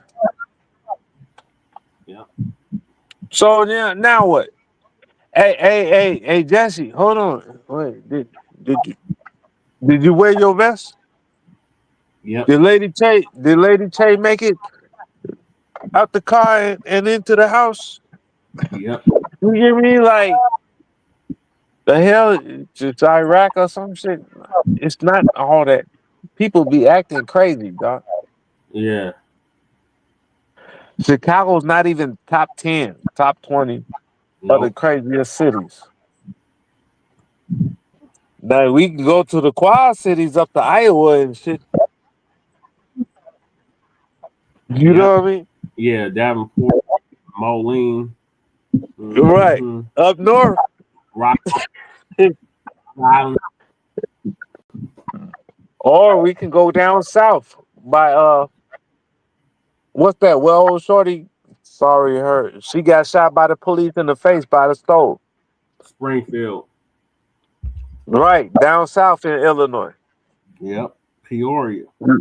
Right. And they act like, man, Illinois is the South. Stop playing with us. Right. Illinois is the South. We got the North South and the South South in Illinois. Mm-hmm. You get killed Southern style and lynched, or you get killed police style up north. In Chicago type shit. You know, gang. Yep. Either way, Illinois is that's Indian territory. It's hostile Indian territory. Yep. It sure is. Oh, you gonna get done. Oh man. And then people talk, man, I swear. But I love where I was raised, bro. Yeah. I want to take a trip. I'm gonna come see you, but I'm gonna drive south. I'm gonna go to Cahokia. You going to Oklahoma? Oh, you So going no, I'm gonna go down south to go to Cahokia, but then I'm gonna drive west, and then I'm gonna come to Colorado. Okay. See, I've been to Tulsa before. Remember, I took my sister out there when she moved out there. Yeah. So, like, I've been out there. So maybe I'll go south and go grab her and come pick her up to come see you. Yeah. But like, I just want to just take some trips, man. You can take the 40 to the 25. But I want to go down, so I could go straight from Chicago to you, right? Yep. Well, 80. I could take 80.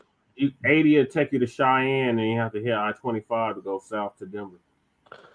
Right. So I could do that, or I could just go south and then into the E-way, Southern Illinois, like a Tennessee or some shit. That'll meet up to 80 or some shit. Oh, Route 66.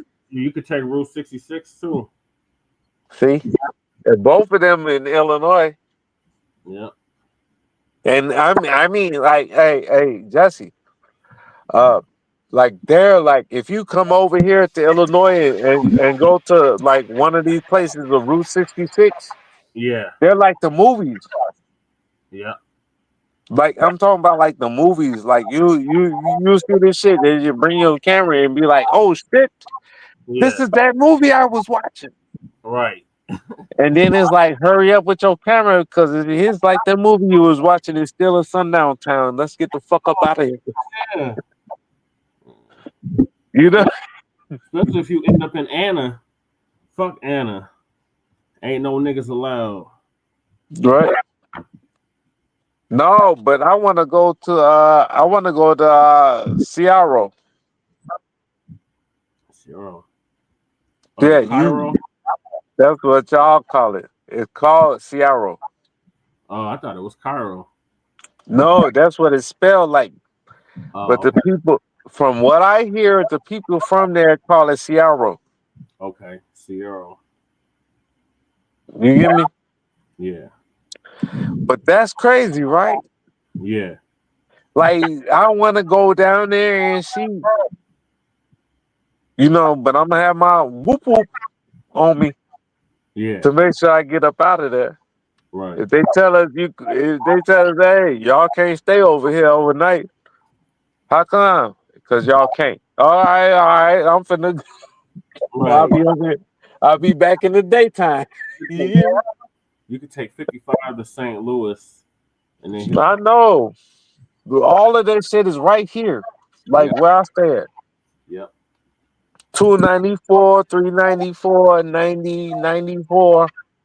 I can get to Detroit. I can get to Cali. I can get to Atlanta. All this shit. 65, like 10 minutes from me. Yep.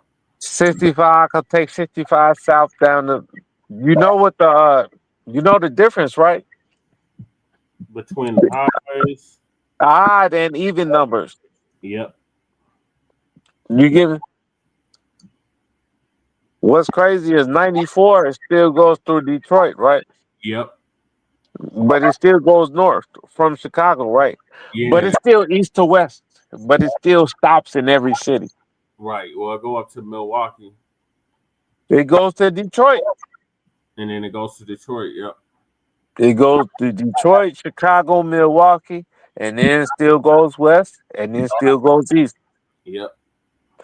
My shit. I'm Route 30, right? So that's where I came up with crew, right? Yeah. So I'm 30 crew, right? Okay. That's what my rapper, like everybody I rap with, we're the 30 crew, right? Route 30 crew. Mm-hmm. That shit goes from Astoria, Oregon, to Atlantic City, New Jersey, coast to coast. Route 30. All even numbers go east to west. All odd numbers go north to south. So 65 goes south. Yep. Just like So I'll take 80 to 65 and I get to Atlanta. Because 65 goes south. No, you got to get to 75. So I gotta get this. Look, from where I'm at, I take 80, Yep. 94, 80, and then I take it to 65 in Indiana. 65 in Indiana goes south. Yeah. It'll take me to Tennessee, Kentucky, and Atlanta. Yeah. Well, not 65 would take you to Atlanta. I thought 75 would take you to Atlanta. Hold on, let me see. No, 65 would take you to Birmingham.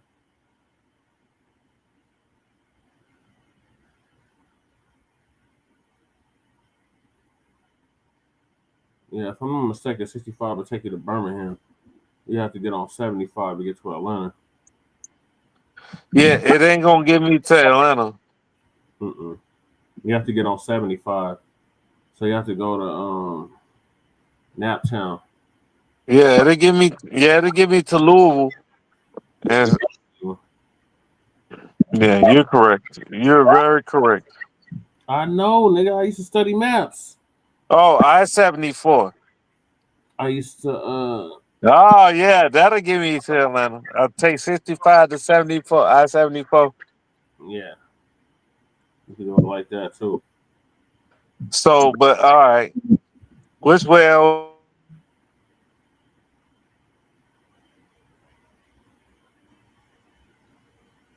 Like I helped my mom get from Saginaw, Michigan, back to Denver when I was 8 years old.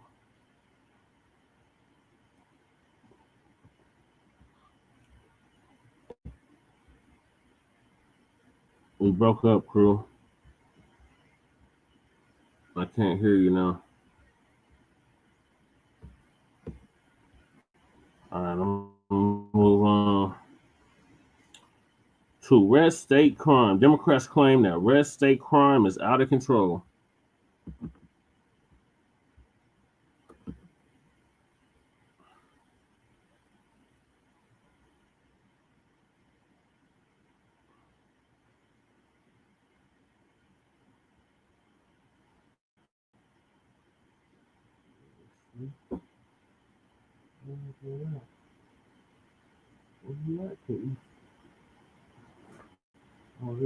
Republicans say Democrats are responsible for the explosion in crime.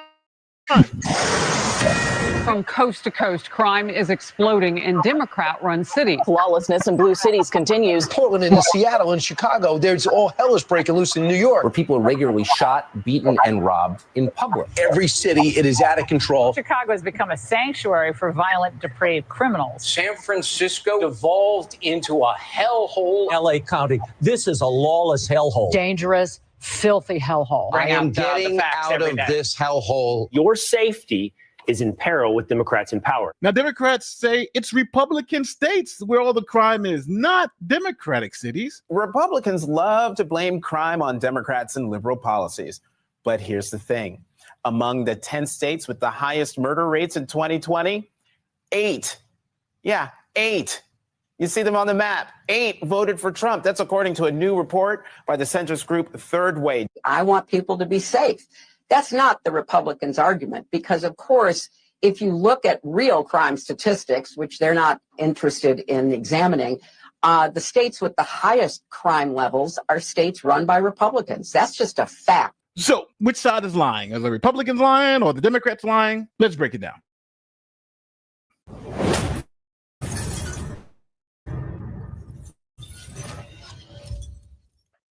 Where something's off. Your eye's swollen, your neck got a weird pain, or you have a cold that just won't quit. And instead of calling a doctor, you scroll TikTok and YouTube like that's going to fix it.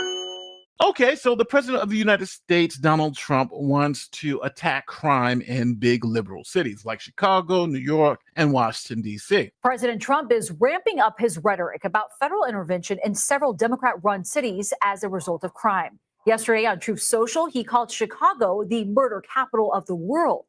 But recently released FBI data shows the Windy City isn't even one of the top 10 major cities in the U.S. for violent crime. Many of the cities with the highest and violent London crime rates doesn't are in even fact have found in guns. red states. Run Them must got Mercedes. What's cracking, cuz? We're going over red state versus blue state. Whose crime is the worst? So Memphis, M-Town. Yeah, Memphis, and that's a red state. Oakland, That's over with. That's a Detroit. That's a red state.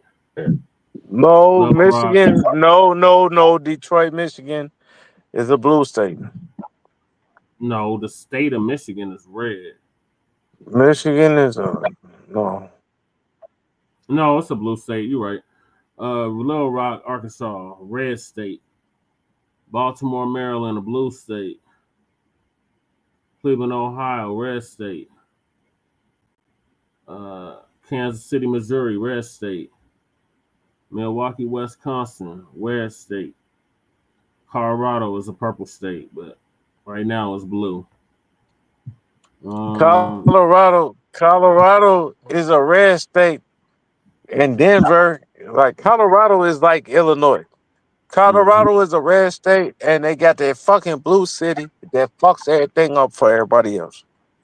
Yeah, pretty much. So we got Pueblo. Pueblo's pretty bad. I've been down there. It's pretty bad down there. St. Louis, I've been to St. Louis. It's pretty bad in St. Louis. Hey, Jesse, it's like we got so much of a population up here by Chicago. Yeah.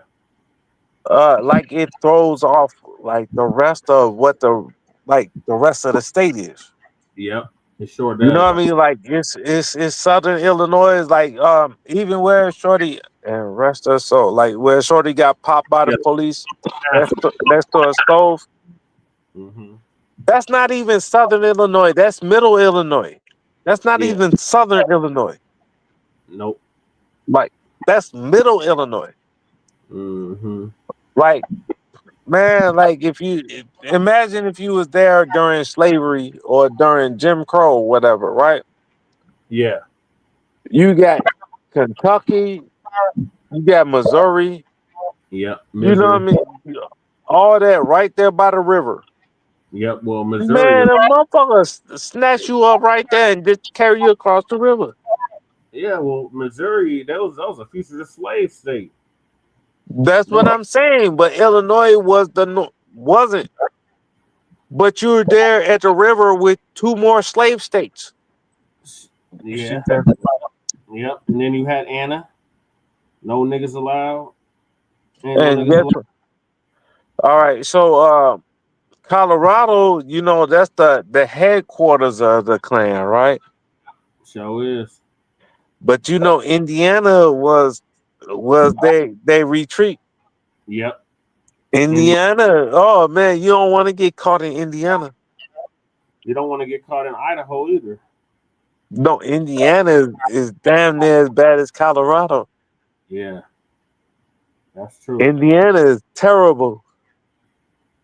Yeah, Little Rock ain't that big because you said Little Rock ain't that big, and in the top 4 reminds me of Little East Palo Alto. Yep. Shout out to Twisted Insane. Yep. East Palo Alto in the Bay. That was the murder capital during the 90s at one point. Yep. It sure was. Oh, we lost crew. He'll be back.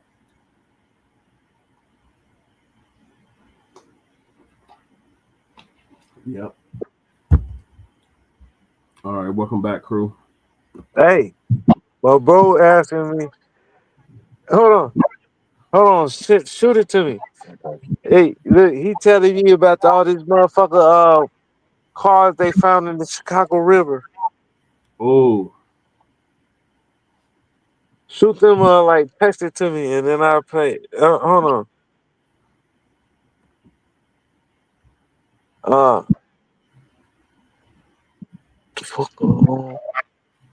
Text it to me. Like, damn, what?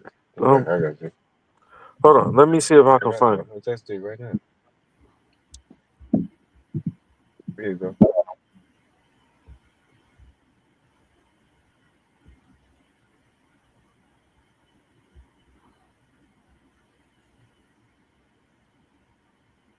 How do I'm gonna share my screen then? Yeah, I gotta stop sharing. Yeah, you have to share your screen. Let me stop sharing. All right, go ahead. What? That's it? Hit the plus at the bottom. Are you on the computer or are you on your phone?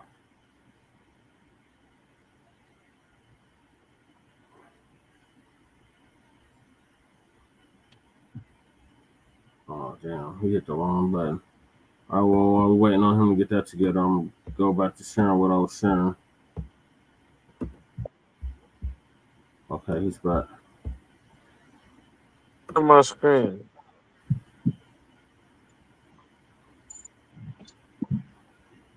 All right, Hey, Jesse. yeah. How do I share my screen? Where the plus is at the bottom. You see the plus with the TV? With the... Damn it. I keep hitting the wrong button.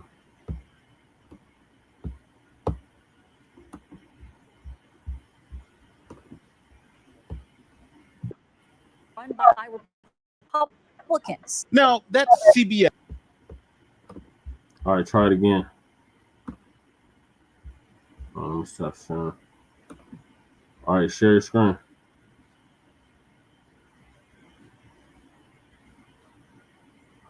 How do I share my screen? So you see where the plus is at the very bottom? I don't see a plus. I see You don't see a computer.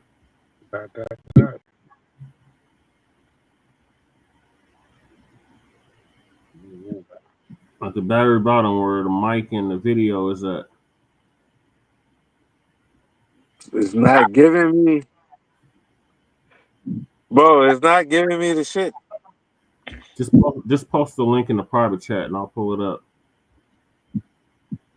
Okay.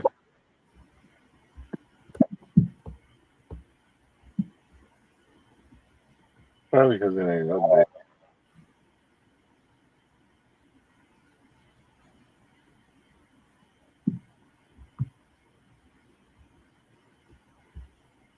Cause he's on his Oh, phone. I thought you was on this phone. What the hell is this shit? What the fuck was it? You're on your phone, huh, crew?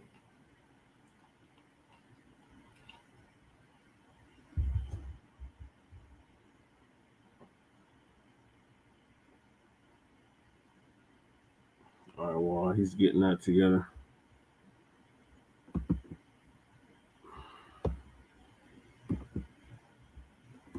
Yes, and they're supposed to be neutral. But if you didn't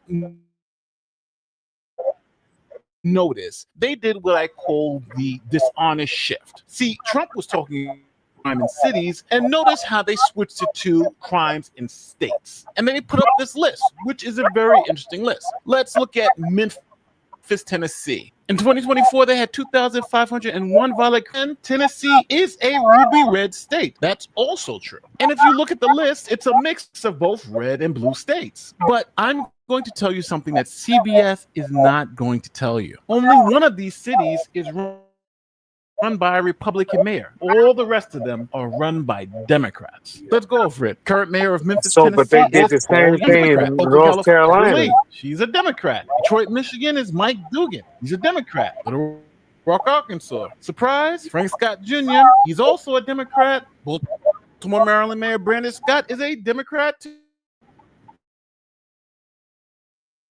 Justin They did the Bibb, same thing in North Carolina. Milwaukee, Wisconsin has Censor, who's also a Democrat.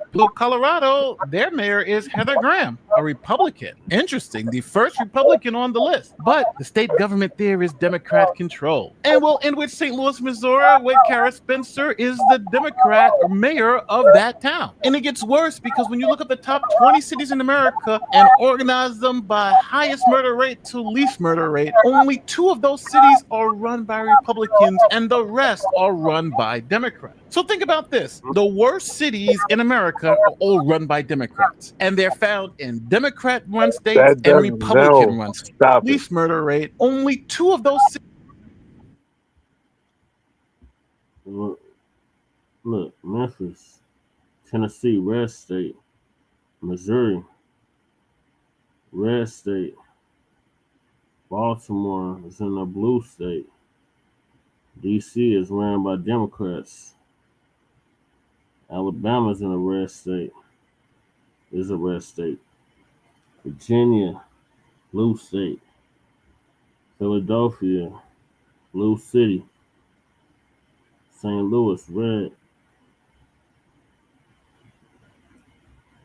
Kansas City, red. Are you telling me St. Louis, Missouri is red? You telling me that? You telling me it's not a Democrat city? St. Louis, Missouri is not in. It's not a Democrat city. St. Louis is a Democratic city, but the state is a red state. All right, so now let's keep it correct then. St. Louis is a blue city. Yeah, St. Louis is a blue city, but it's in a red state. Right. Just like Chicago is a blue city in a red state. Even though Illinois usually goes blue. That's because all the population's in Chicago. And they be lying. That's why Pritzker is on his Ozempic. Yeah. You know, he's going to the feds just like all the other former governors of Illinois. Yep. Yep, that's typical. And he just took his Ozempic so he can try to fit through the bars. Man,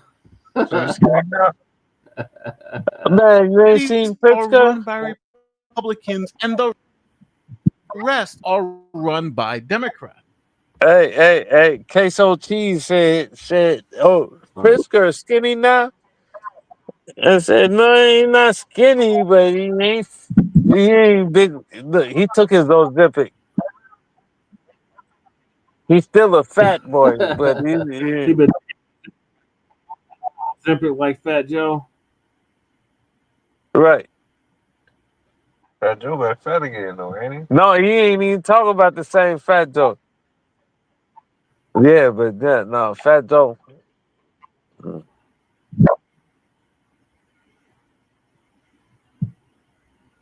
me see if I can pull this up. Oh yeah, that's Joey. I said it's what his numerous name.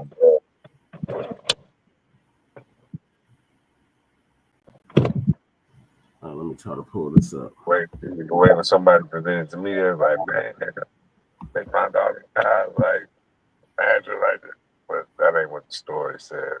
I just watched it. It's kind of sucks. About the cars. That's because all the cars they found was all whack. Let me see if I can pull this up. That was Che and Queso driving them weak ass cars. You stupid.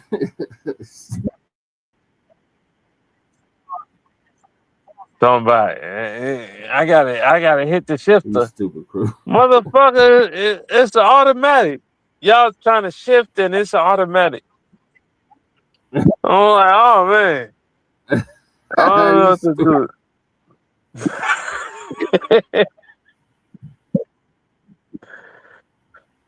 Talking about where's the clutch? Nigga, ain't no clutch.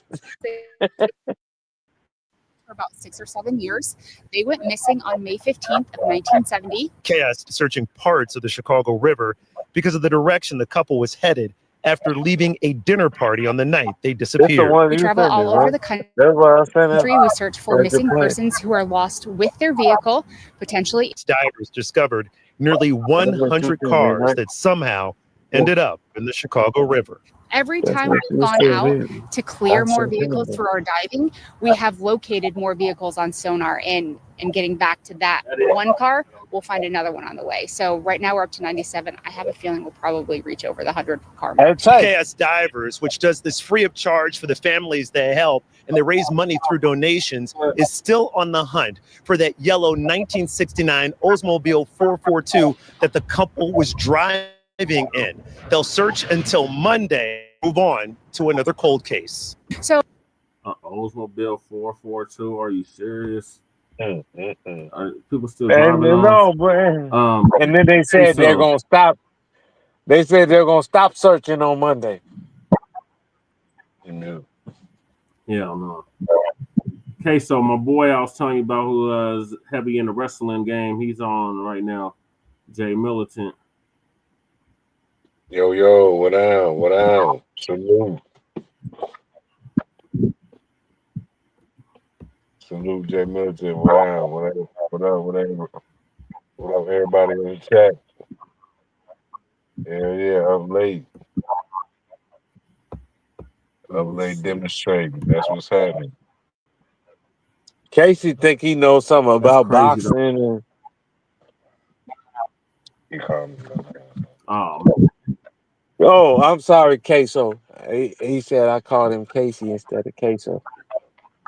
Hey Jesse, I'm sorry, Jesso. My damn name crew. That's like it's calling you Rayo. Tay. So Tay. So you know what I mean? Yeah. Damn. All right, let me get back to the original clip playing.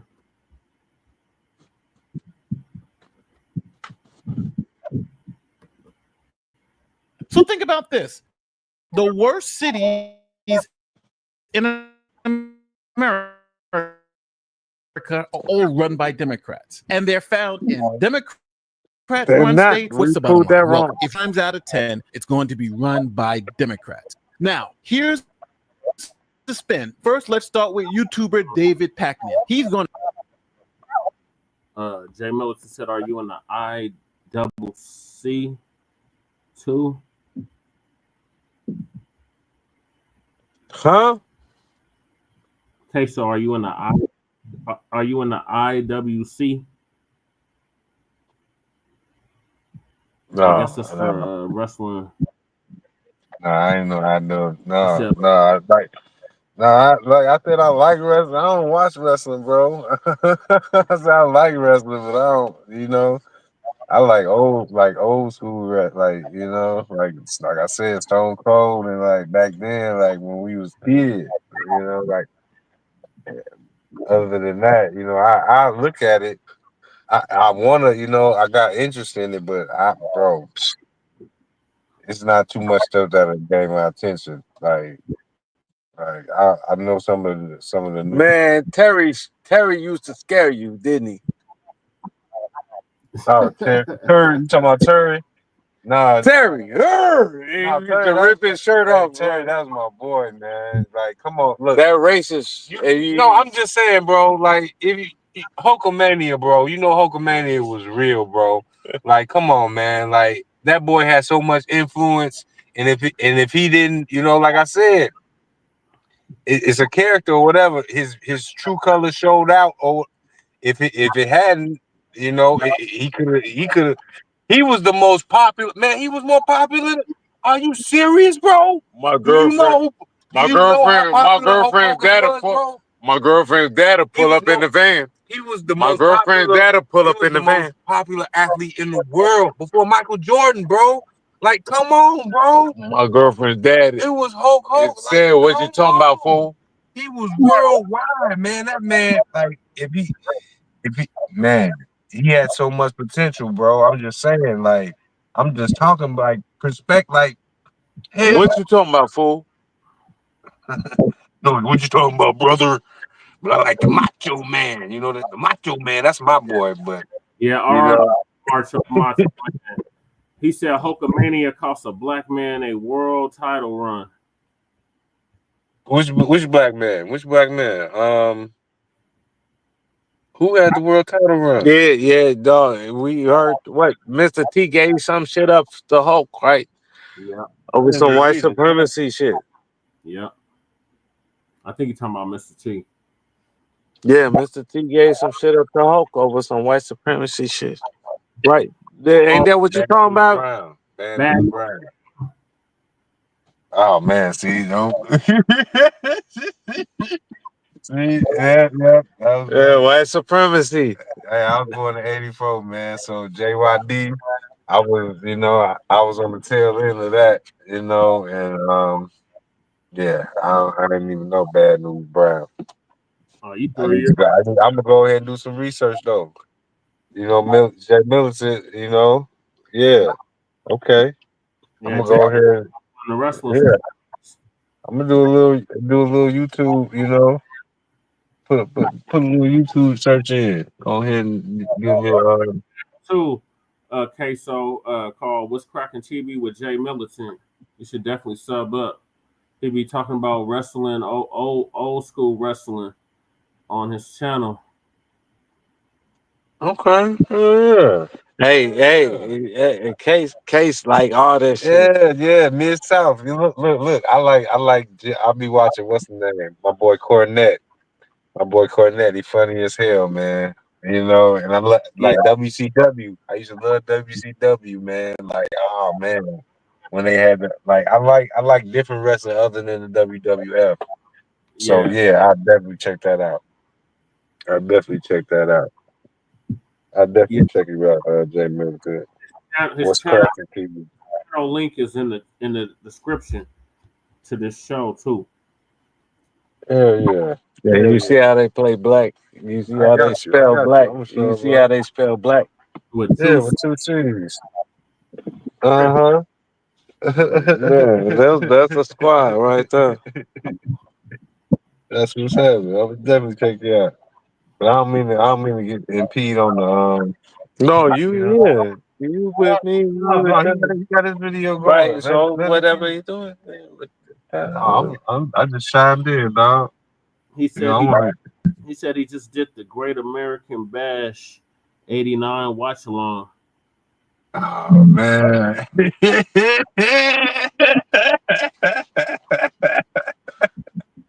I wonder who was on that boy. God damn. Probably some Dusty Rhodes, American Dream, and man, who was in WCW back then, man? Hold on. We got good actors called Dusty Rhodes. And they still ain't dusty Nigerians. Hey, these motherfuckers still use toilets and still don't be musty, even though they be resting it all day.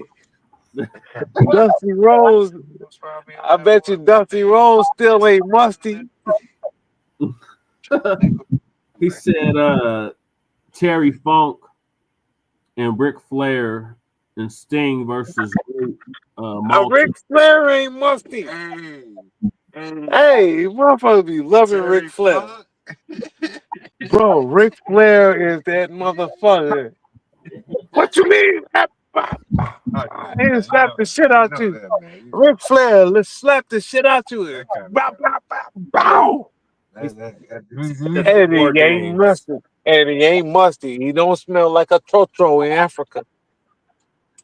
Hey, you know what? You know who I like? I like Jay Lethal, man. Jay Lethal so cold, man. Hey, and you know, he said, what's cracking TV? He said he do he do MMA or something too? Or like what about Mike Tyson, Jake? Man, I like boxing, bro. I mess with boxing heavy. I want to start me a little Mike Tyson finna fight Floyd. I know, bro. Tank finna fight Jake Paul, and Tyson finna fight Floyd Mayweather. It's finna be an exhibition next year in 2026. What? Yeah. And look, I think because Floyd been going at it with Roy Jones Jr. because because Floyd said he better than Ali, and Roy took it. It's gonna be the Grinch versus Green Eggs and Ham. But Roy already fought Mike Tyson, and they fought to a draw in the exhibition. The only reason you gonna win. Floyd late. I just think Floyd late because Floyd he should have fought. He should have fought. What he's late because Jake Paul already fought Mike Tyson, and Jake Paul finna fight Tank. Like he should have fought Tank. Hey, it should have been Floyd versus Tank. Hey, watch this. Hey. But he late. He's getting Tyson. He getting Jake Paul's leftover. Hey, watch this. Hey, Jesse. What? The only reason I can talk shit to you because I got a girl that live in the top floor, and that's as high as your altitude. Shit, you a mile high. Right, so I gotta take the elevator. It takes 3 minutes for the elevator to get upstairs, and my ears pop 3 times. Did you get sick at the same time? If you come out here, you're gonna get mountain sickness. I don't look out the window. Hey, I'm just talking shit, lying. But no, that's what I'm saying. Like the downtown shit. Yeah. Them buildings. Yeah. You get me? Like them down that shit, yeah, that's about as high as what you'll be on a regular floor. Yep. You know what I mean?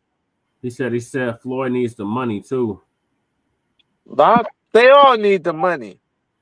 Well, I mean, I don't know what. I don't think any of them need the money. Look, I don't know what they. I know. Look, when it comes to them characters, like I said, they present whenever they're presented to us. It's on a media outlet now. Social media is popular. Before it was in magazines. Period. You know, newspaper. Like however they got new TV. Like this is how we get information about these people, bro. So. Like, unless you know them personally, I mean, I know they living more comfortable than we are. How are they living more comfortable on a? Floyd Mayweather don't have to go to work. Like he don't have to. Wait, because he got a rocket ship. Because he can fly to the moon, right? He may have his own business, but like he can fly to the moon, right? Like he was a good boxer though. Like Floyd, like don't get me wrong, but how it is now. I'm trying to get you to. So Floyd can't fly to the moon, right? What are you talking about? Because he got a bunch of money, he can't fly to the moon. Cuz came out here last year, got that mountain sickness. He said fast. Because the moon ain't where. Huh? The moon is probably out right now. Oh, but why? Is it what the sky? Yeah, it's in the sky right there. Why? Where? That's where the moon is. So where? How do we get to the moon? Take Elon Musk. A good question. You get to that light out there. He said that light out there. Yeah. Man, that light is an anomaly, boy. It'd be 3 of them sometimes. And then it don't be, it don't supposed to be up at the same time as the sun. Then it be up at the same time as the sun. It'd be up in the middle of the day. Yeah. Like, yeah, man. Like, man, it's crazy. You know, and then they tell you, like, you know, you go to school and they tell you, you know, they program you to believe, like, hey, man, believe what you want, bro. I just, when it comes to what, I just know the stuff that they tell us, they don't tell us the whole truth about nothing. They don't tell, you know, so, hey, when it comes to truth, that's not what's being told. It may have some of it, but if it ain't all truth, what is it? Hey, look, I'm finna collect some pork and it's gonna turn to some giraffe and zebra. Oh my God, bro, you stupid. We don't need no bush meat. Oh, I don't fly through Detroit. Here we go. Let's go to another news headline. A meaningful news headline. Wow. We gotta finish this clip up. Go ahead, bro. I told them to spin this like a top and tell us why it's really Republicans' fault that Democrat cities and Republican states are nightmares. We might be better served understanding that and also looking at areas rather than just cities. What Republicans do is they shift the focus to cities rather than areas. And that allows them to play on these bigoted racist ideas that the city is filled with these scary minorities who are going to rob you and sexually assault you, and sort of like the Willie Horton ad type of attention away from to remember Willie Horton. That Republican-dominated areas have violent crime that on a per capita basis is just as bad as a lot of the cities. Cities have more people and have more population density. So we're not talking about cities, we're talking about areas. Now, to be fair, that was in 2020 when he said that. But people actually buy that as an argument. A city is an area. So I don't know what he's all this time. I'm wondering, has anybody ever been stabbed by a meth head? Like to talk about cities, which are areas, but we really need to talk about really, though it's highly important. As you heard, he touched on racism. They're only saying this because of racism, not because of stats. I absolutely say it. You can't deny the stats. Matter of fact, let's move forward. Here is MSNBC continuing on with the only reason why they're saying this is because they're really racist. See, even though the stats say crime is crazy, but it's racist to actually point out crime. It's even better when you have your very own propaganda cable channel running stuff like this all day, every day. Dystopian, nakedly racist video, preferably grainy, security cam footage featuring Have you ever been stabbed exclusively by Black people a committing meth-headed crime in big cities? It is like a escape on an apple. The entire Portland, Oregon has been to the ground. It's gone. Nothing left. And that every other big city in this country is a post-apocalyptic inferno. Now, obviously, you guys have been watching the news. Trump's send the National Guard into D.C. Murder rate plummeted, crime plummeted, and now he's saying we want to do that to other cities. We want the murder rate in these Black areas where the murder rate is insane. We want it to plummet, especially like after Chicago. Chicago had a weekend where something like 50 people got shot. A deadly Labor Day weekend in Chicago as President Trump continues to set his eye on the city, threatening to send in the National homicide Guard is not as murder. early as this They're week. lying. At least 52 people have been shot in fuckboy is Chicago lying. over the Labor Day weekend. Happened at Haddon in California, in Chicago's Humboldt Park neighborhood, and two in Chicago's Bronzeville neighborhood, 35th and State and 36th rather, and Cottage Grove. ABC 7's Jasmine Miner talked to people in Bronzeville about concerns about two mass shootings happening within 48 hours. 53 people shot over Labor Day weekend, 7 killed, 2 mass shootings. And we're supposed to believe Chicago is some type of utopia? It's Brandon Johnson. When he was asked, hey, if they sent you 5,000 more police to keep the city safe, would that help? Listen to this clown's answer. I'm curious. Would you also like to get federal funding to help put 5,000 more cops on the street in Chicago? Would that help drive down crime? Well, look, policing by itself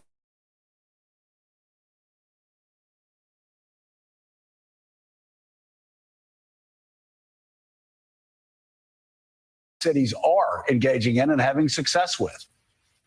Well, look, here's the best way I can put it, Joe, is that in high school, we had 3,000 more police officers and we had 900 people being murdered every single year in Chicago. It's just not policing alone. Of course, we want more detectives. I know it's not policing alone, but do you believe that the streets of Chicago would be safer if there were more uniformed police officers on the streets of Chicago?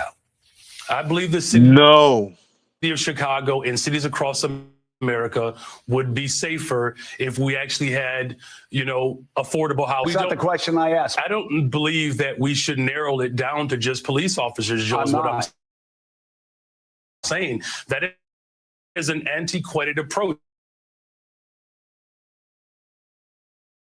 I'm saying we've invested in detectives. Mr. Mayor, are you hearing what I'm saying? Would an additional 5,000 cops on the streets in Chicago help complement those programs to make Chicago safer? Look, we are working hard to make sure that our police department is fully supported.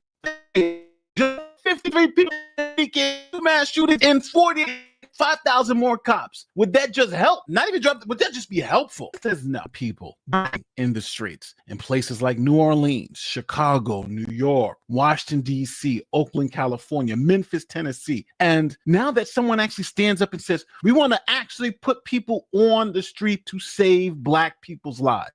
It is the Black people like Mayor Brandon Johnson and the Democrats like David Packman, who don't want it to happen. They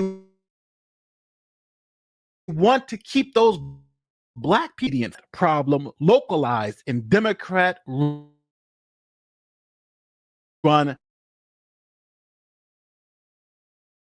Over 90% of the crime is happening in places run by Democrats who defunded the police, who went light on crime, and now they're trying to pretend that none of that has an effect. The local leadership, it's the mayor, it's the police commissioner in that city who controls how to respond to crime. It's the district attorneys in those cities, the ones that say, we're not going to prosecute crimes anymore, that control the crimes in those cities. So if you think I'm wrong, let me know in the comment section, because I'm going to tell you, every stat you look at, from the FBI to the local crime reports, are saying the same thing. The worst crime The in the nation. FBI stats are bogus. Period. And this nigga should know My name that. He's a lying fucking. Oh, God. Oh, fuck this nigga. Yeah, he lying. He lying because they didn't defund the police. That's a damn show. I'm in Blue City. They ain't defund the police. These motherfuckers just voted to get these motherfuckers erased earlier tonight.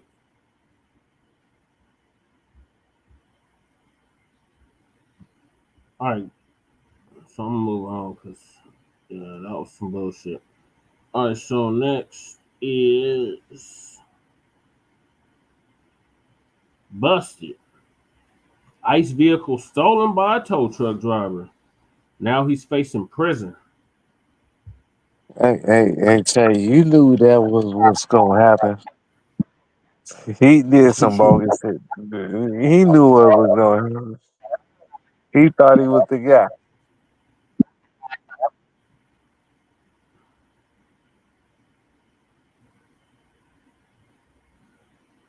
Come on, computer. Yeah.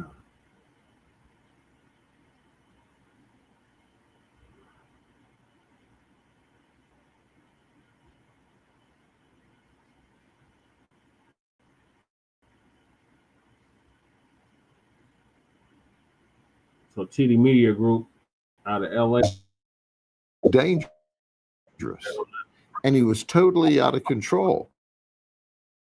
Sheriff Gruk up 38-year-old Josue Castroneda Castro after the Mexican national was driving drunk, got stuck in the path of an oncoming CSX train, and then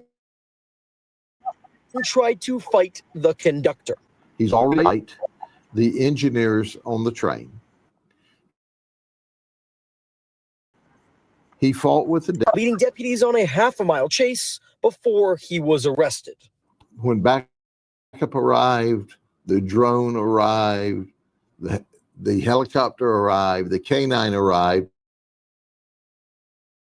You can go to jail tired, or you can just... With 4 previous DUI convictions, Sheriff Judd says he's the poster child for why Polk County is one of ICE's biggest allies. Castroneda Castro is now being held on a slew of felony charges, including assaulting law enforcement and canines and interfering with a train. What's going on, everybody? Thank you all for joining me today. If you haven't already, please make sure you hit the like button, subscribe to the channel if you're new to the channel, and most importantly, please make sure that you are following me on Telegram at TD Media Group. Tired or this, that, run that back. Run that back like 40 seconds. Today, we have to head on. Subscribe to the channel if you're new to the channel, and most importantly, ICE's biggest allies. Castroneda Castro. The helicopter arrived, the canine arrived. You can go to jail tired, or you can just go to jail, but you're going to jail. This man is an illegal immigrant with 4 previous DUI convictions. Sheriff Judd says he's the poster child for why Polk County is one of ICE's biggest allies.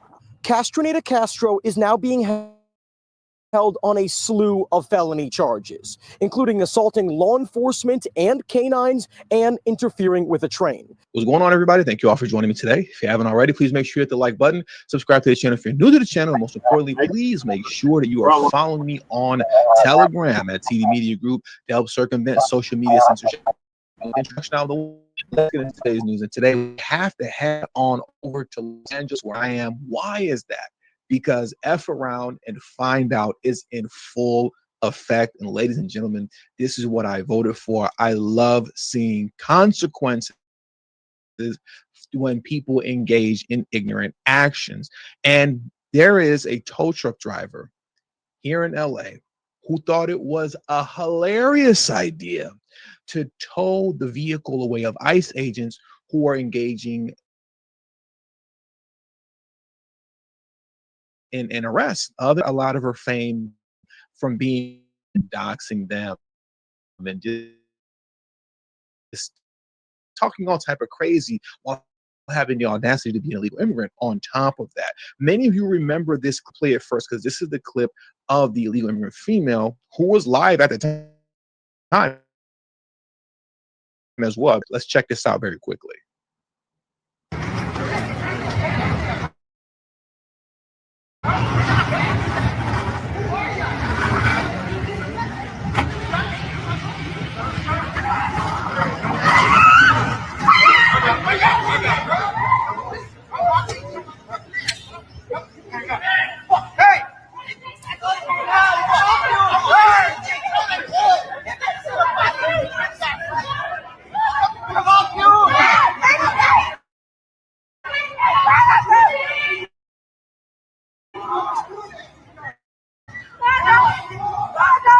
Why these folks think that these folks think resisting arrest is going to help them?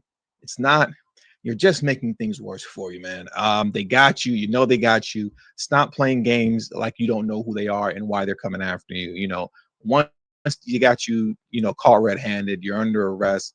You're better off just going peacefully, okay, than getting dragged out of a car, just completely humiliated publicly, right?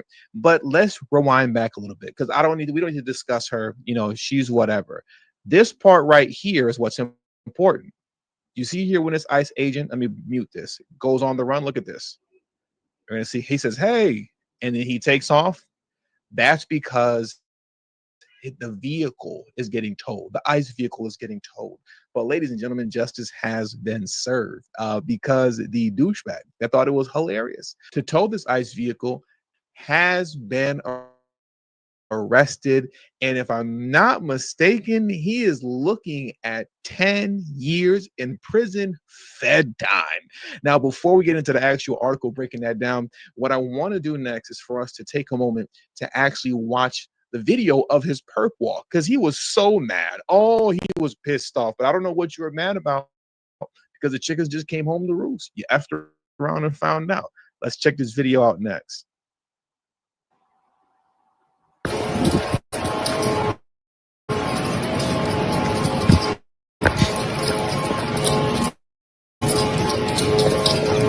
Come on, man. Why are you playing games? What? Let me make it full screen so you guys can see it better. He had a lot of nerve. He said, "Come on, man. Why are you playing games? Why were you playing games? Why were you playing games? And what made you think that it was a good idea to tow an ICE vehicle in the middle of an arrest? Why were you playing games?" Let me make it full screen so you can see it better. This is completely ridiculous. It is amazing how these folks believe that they shouldn't have to suffer any consequences for their ignorant actions. This is the entitlement that DNC lunacy produces. Once again, let me replay it again, full screen.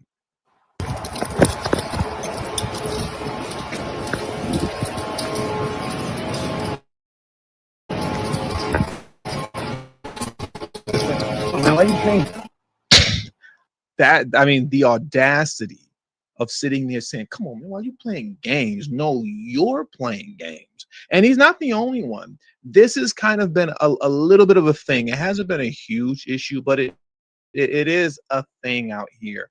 At least on a handful of occasions. I've seen other videos where you have tow truck drivers that are waiting around lurking. They get the word of an ICE raid that's going down, and then they'll pull up to where the ICE raid is happening. And because most times, really every time when law enforcement is engaged in some sort of an operation, the police show up, a firefighter show up, they never park perfectly, right? They're double parked, the cars or vehicle is diagonal in the middle of the street. These law enforcement vehicles, because they're, obviously it's an emergency and they're trying to get to wherever they're trying to get to help someone who's in distress, make an arrest, to stop a bad guy. They don't have time to change in the meter before they carry on with whatever operation or whatever arrest or situation that they're handling, right? They typically park however they park, they get out of the car and they do what they have to do. If you're not towing police vehicles if you're not towing firefighter trucks, if you're not towing ambulances when they're in the middle of their operations, why are you towing ICE vehicles? Just an obstruction of justice because you're stupid. Play stupid games, win stupid prizes. Stop letting Democrats pump your head up with nonsense, thinking that you can carry on without consequences following behind it, because Trump is in office now and there will be consequences. And I want to get into what the consequences are here. Give me a moment to pull this video down, and I want to get into an article that quickly breaks down his situation. Okay, so check this out here. Tow truck driver slapped with federal charge after hauling away ICE vehicle. He can laugh behind bars. A tow truck driver in Los Angeles is facing a federal charge of towing an immigration and customs enforcement vehicle on August 15th, and he could be behind bars for a decade if found guilty. Bobby Nunez was allegedly laughing and filming as he towed a vehicle belonging to ICE agents. So once again, come on, man, were you playing games? No, it was fun and games when you were laughing while towing the vehicle. So don't cry now. Isn't it amazing how everybody loves to cry and shed tears and want to beg for mercy and say, please stop playing games or don't deport me? You know, once they've been caught, you shouldn't have been playing games to begin. We're in the middle of an operation to arrest an illegal immigrant and had their emergency lights flashing as they boxed in the target's vehicle with their own to prevent her escape. And I quote, apparently, he thought it would be funny to interfere with our immigration enforcement operations. But now he can laugh behind bars while he faces justice. Nunez is looking at up to 10 years in federal prison if convicted. Acting United States Attorney Bill Asaley posted to X on Tuesday. And as we round this article out and bring it to a close, it reads, ICE agents are currently facing a 1,000% uptick in assault since this time last year, the Department of Homeland Security said in August. And obviously this is all DNC fueled. But you got to think to yourself, once again, just concerning what's DNC fueled as it pertains to nonsense. You know, who are you actually protecting, right? Is this about the American people or some sort of a foolish pride, right, that you have? Thinking that you're doing right by, quote, your people as far as units go, because obviously this individual is Latino. The woman that was being arrested was Latino. But when you look at the ICE agents in California here in Los Angeles, honestly, I would say the majority of them are Latino as well. And, you know, they face a lot of criticism. Hispanic ICE agents, they're told by their people. But when you do a situation like this, look at this here. Let me zoom in just a little bit. This guy right here, who we're going to get into as we bring this video to a close, and killed a woman. And he killed a woman who just happened to be Hispanic. But he's not the sellout. This guy right here, he's not a sellout. Not this guy here. I want to.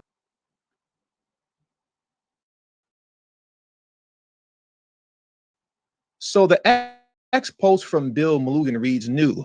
DHS confirms that a suspected DUI driver who veered his Maserati into oncoming traffic and crashed head-on into a car in Nashville, who, get this, had his temporary protection status revoked a decade ago. His TPS status was revoked over 10 years. T and TPS stands for temporary, not permanent. He should have been gone. But when you say that, somehow you're now a bigot, you're xenophobic. No. TPS, your TPS status revoked. Then masked men are going to take you home for you. Okay, so that should have happened already, but because it didn't, Now a woman lost her life, and that is very tragic. DHS tells Fox that Julio Cesar Herrera Gonzalez, a Honduran national, was granted in 2015. He also has a vandalism conviction. So now he's here committing crime. His TPS was revoked and he's committing crime while here. That's great, but still allowed to roam the streets. As a result of the crash, he has now been charged with vehicular homicide, vehicular assault, DUI, and driving without a license. And he's driving without a license. He's driving dirty. Okay. ICE has played online jail records. He is being and is not eligible for release, which is good. But unfortunately, too little, too late. Too little, too late. Let's get into a video clip, or I should say a news clip concerning this guy's situation and the life that he took. Shut this video down. An illegal immigrant is accused of killing a woman and injuring her fiance during a drunk drive in Nashville. Tonight, we are hearing from the victim's family as this case adds debate. An update conditions.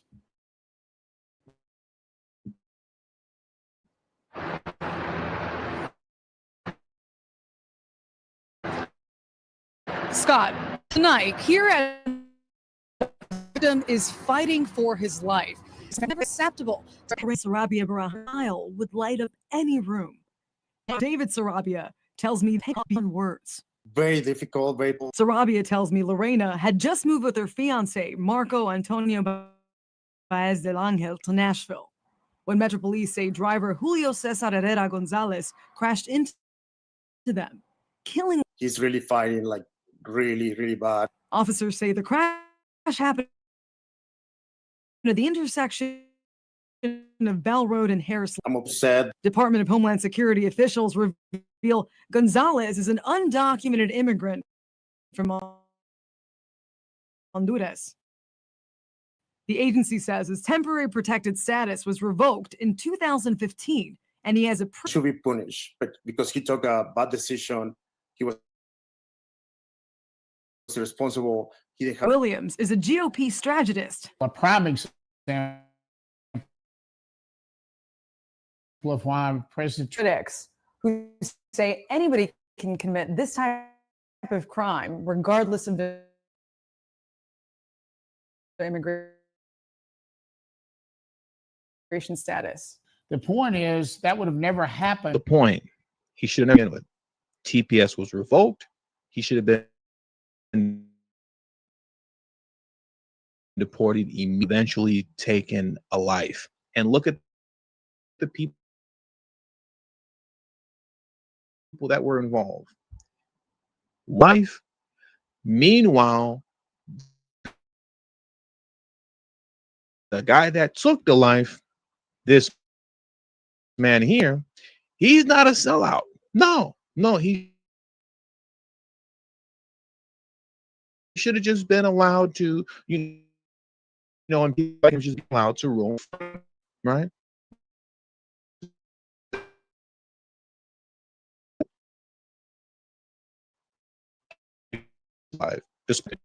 He's not to sell out for a life of his own that he took, but he's not to sell out. The Hispanic ICE agent is a sellout, not this guy here. You want to talk about backwards and twisted logic? There you have it. There you have it. But going back to this guy here, who apparently he's not a sellout either. This guy right here. Let's listen to that one more time in closing.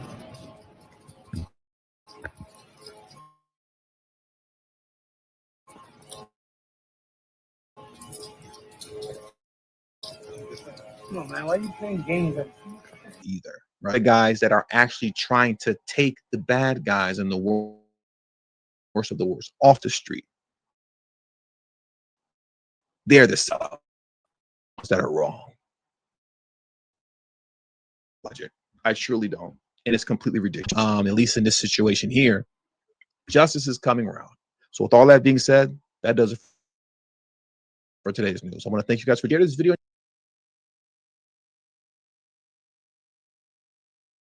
And do the same for Frontline Black News. You play stupid games, you win stupid prizes. I don't have no pity for this illegal. You gonna steal an ICE goddamn vehicle. You gonna tow an ICE vehicle. And think you gonna get away with that shit. Then you get caught talking about why you playing. No, you played, you fucked around, and you found out. What's your thoughts, crew?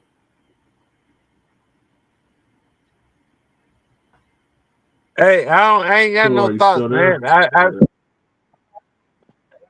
I be like, man, try that around here. Right. Like basically,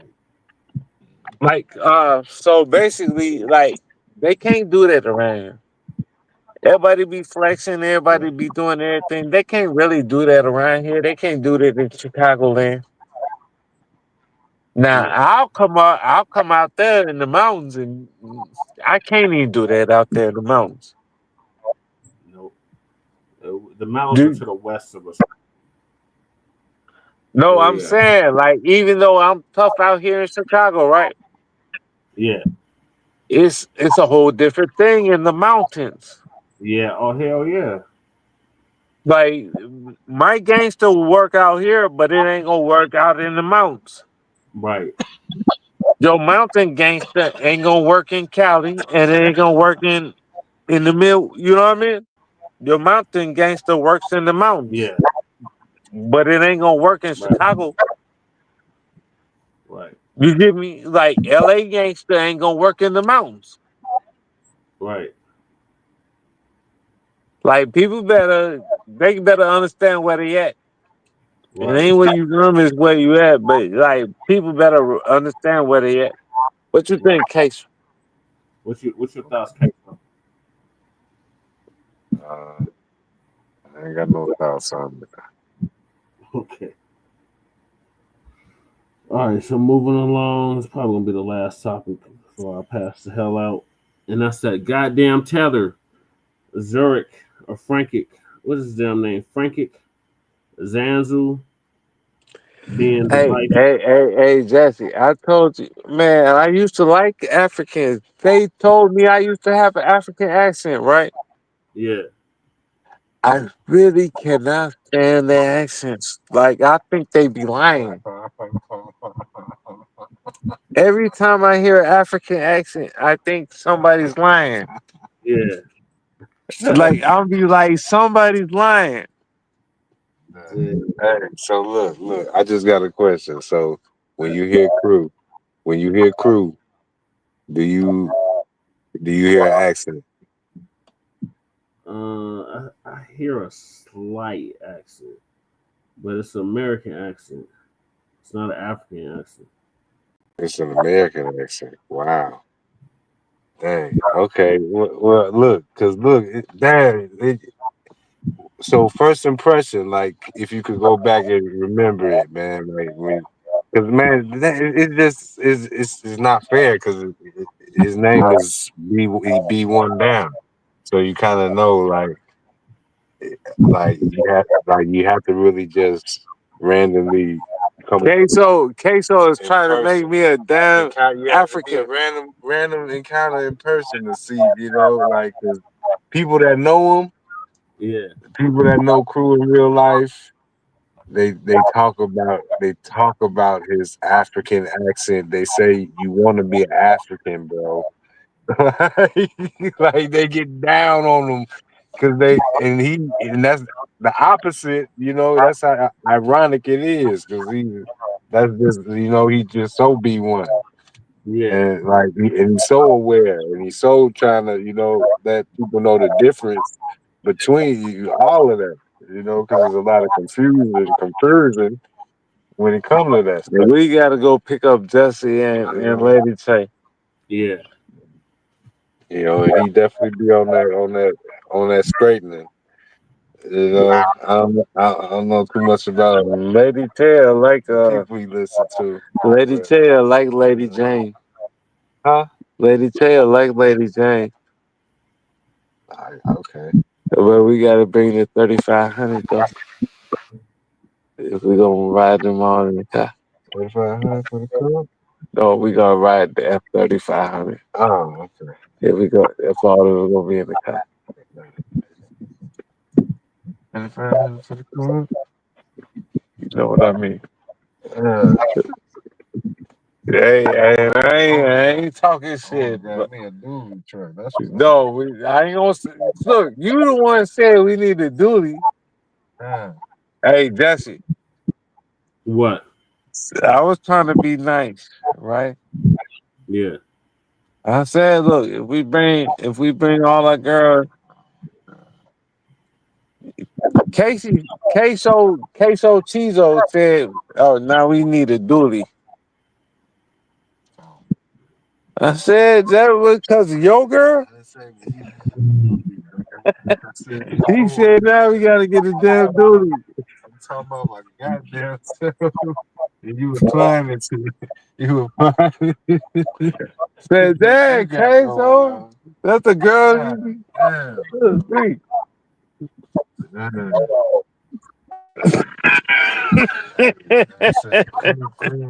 Crew in rare form, boy. He in rare form, boy. I'm telling you.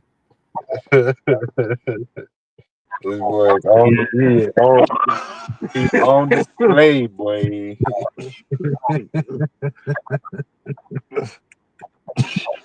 Hey, I want to get us a boat. This is a spectacle, man. It needs to be seen, bro. Where are my spectacles? Where the ladies at in the chat, goddammit. That's what's going on. Everybody is married. Yeah, I know his name. Like, everybody's married. That's why I really rock. That's why I really rock with YouTube, man. YouTube, you kind of it's maybe you're doing okay, but when it oh, he going back. He going back. Yeah, they're probably sleep. Everybody probably got their. What is it? It's 4 o'clock in the morning there. It's 3 o'clock in the morning here. And it's plenty of people up though. I'm just saying, it's all dependent upon the, you got to catch the right network and the right. Wait till he get out here. We're gonna take him to the right encounter. Like, wait till we take Jesse to the copper. We're gonna take. We're gonna take Tay and Lady Tay to the copper steel. They're gonna have to figure out which books to pull out so they can go downstairs into the runaway where they got jazz playing, blues playing, and all that shit right here in Homewood, Illinois. Real quick, I just because when I stream, like I go on a dating app or something because you interact with more people. I'm not trying to date, but like if you go live, you can get people. Well, you get people. It all depends on who click in your stream.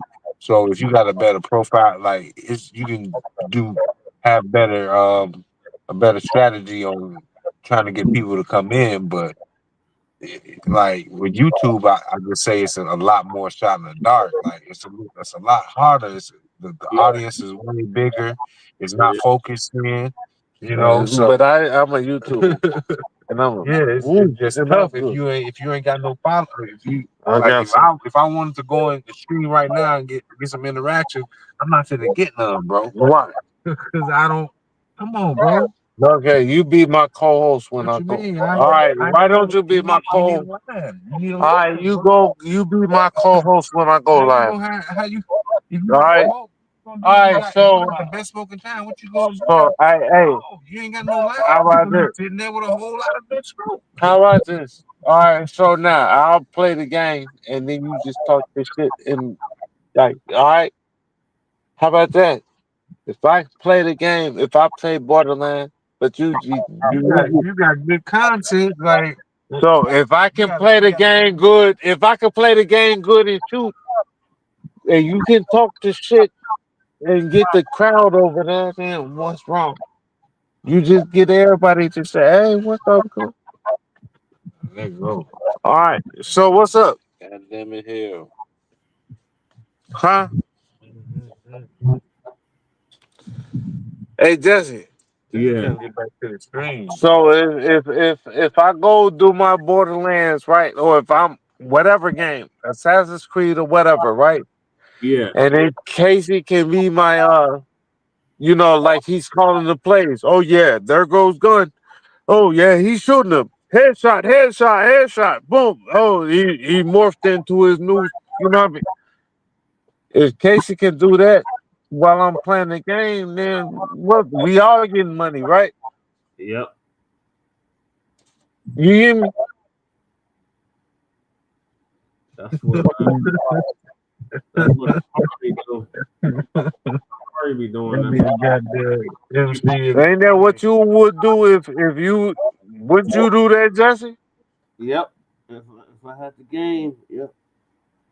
Oh no! Even if you didn't have the game, I'm playing baseball. Oh yeah, it's strike. Oh yeah, he ran the bases. This that.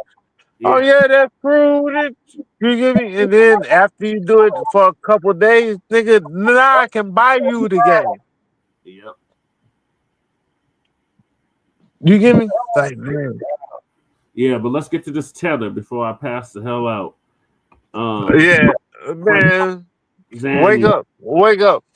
Being divisive and claiming Black Americans have no culture while he's in our country, crew. What?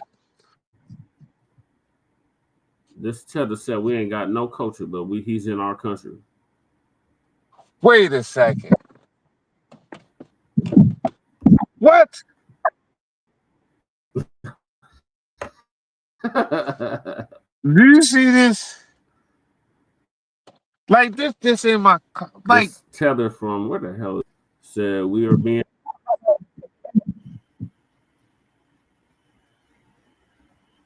say we ain't got no culture. Had covered the slab. Yep, that's what he said.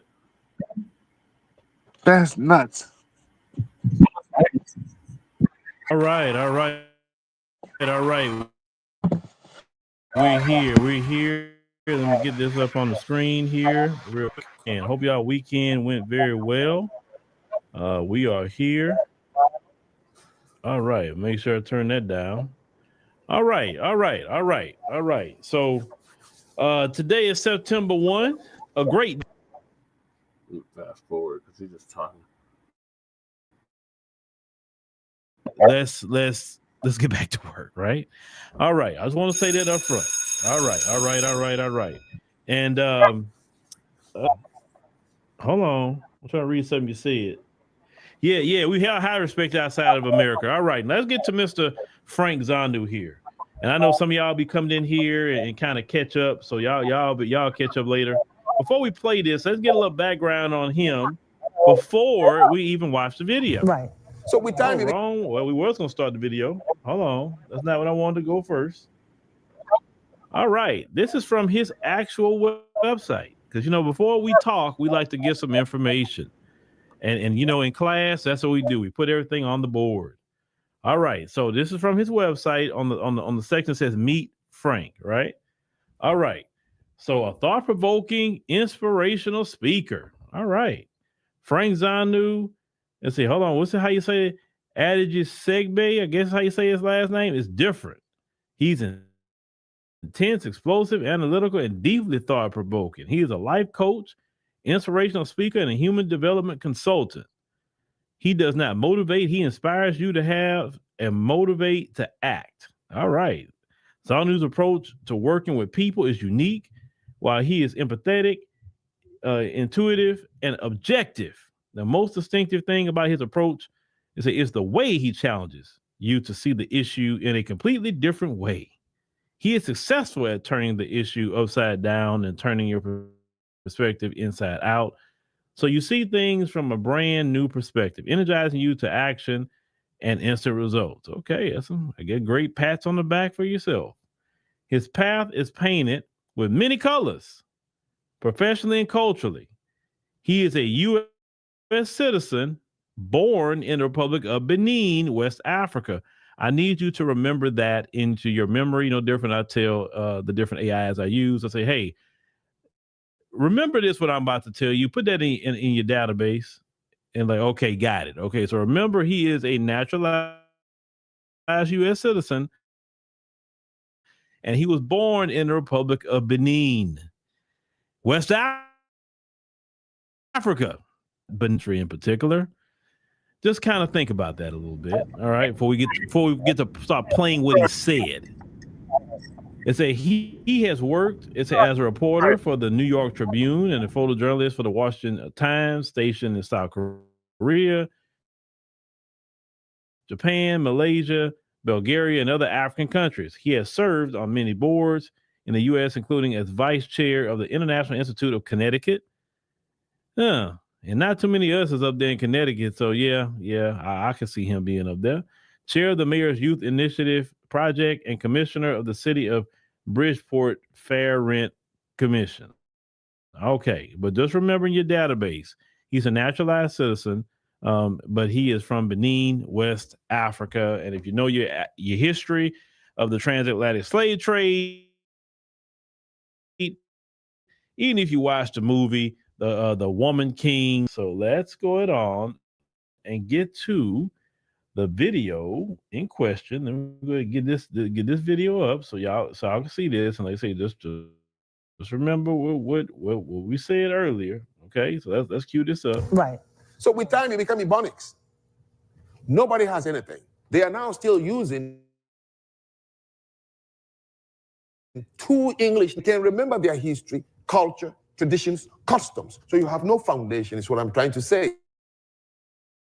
African Americans in this country are the only groups. They have no culture. It depends on who you meet, where you meet them. But currently, there's not an African American culture? No. Yes, there is. What is it? Name two value systems in the African American.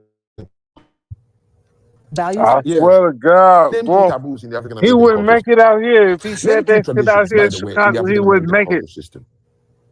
Okay, forget it. Name two customs in the African American culture. Look, I'm being serious. No, but I mean, I'm thinking about it. Yes, there is no value for freedom if you don't understand what it is. The concept of free.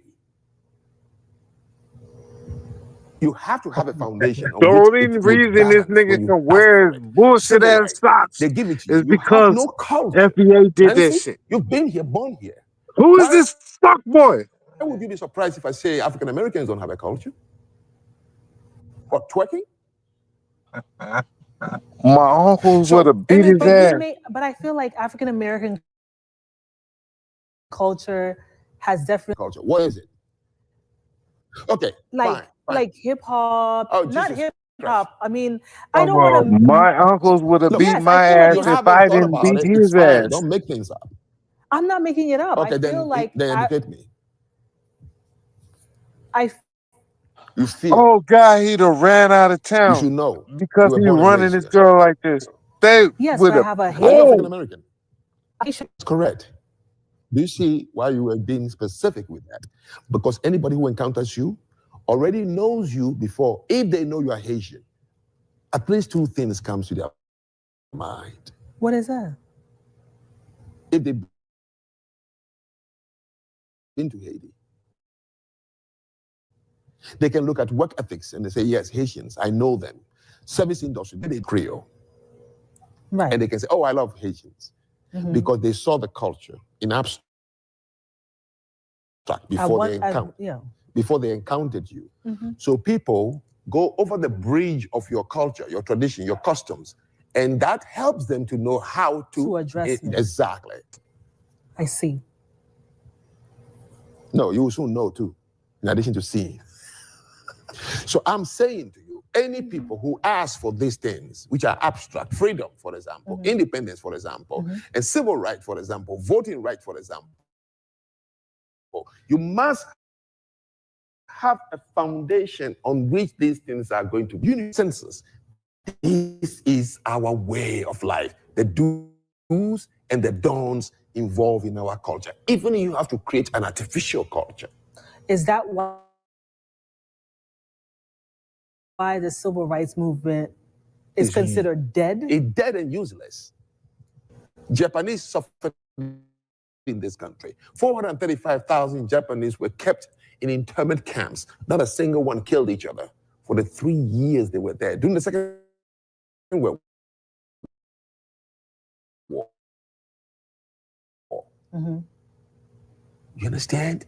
Not a single one became a daddy. They were focused on their culture. It has self-determination, customs, traditions. Something guided them to survive. Anything they ask for in this country will be balanced on a children. Well, they say Haitian people have resilience. Oh, please. Every human being has a resilience in some way or the other. Resilience to survive, to stay That's alive. correct. That is why you can see the things people ask in this country, the Irish, the Italians, the Jews. It took a while before the Jews got recognized. Exactly. But as soon as they got it, they balanced it on a foundation, culture, some tradition. These things are what do's and don'ts. Everybody has to recognize it. To the point, if you violate it, I'll call you out. If we can afford, we kick you out of the community because we don't want you to destroy it. But they all went different roles. There's Malcolm X asking for something different. Martin asked Malcolm X didn't ask for anything. What did he ask for? Segregation. He was talking to his people. Oh, to segregate themselves. Yes. So you can see one group of people who suffer the same experience, yet they don't have a doctrine. And that without a doctrine, which is always balanced on a tradition, on a foundation of culture, without it, anything you ask for is going to be useless. So African Americans are going to complain until the cows come home as to why they're not getting what they're not getting in America. It's simple. You don't have a foundation.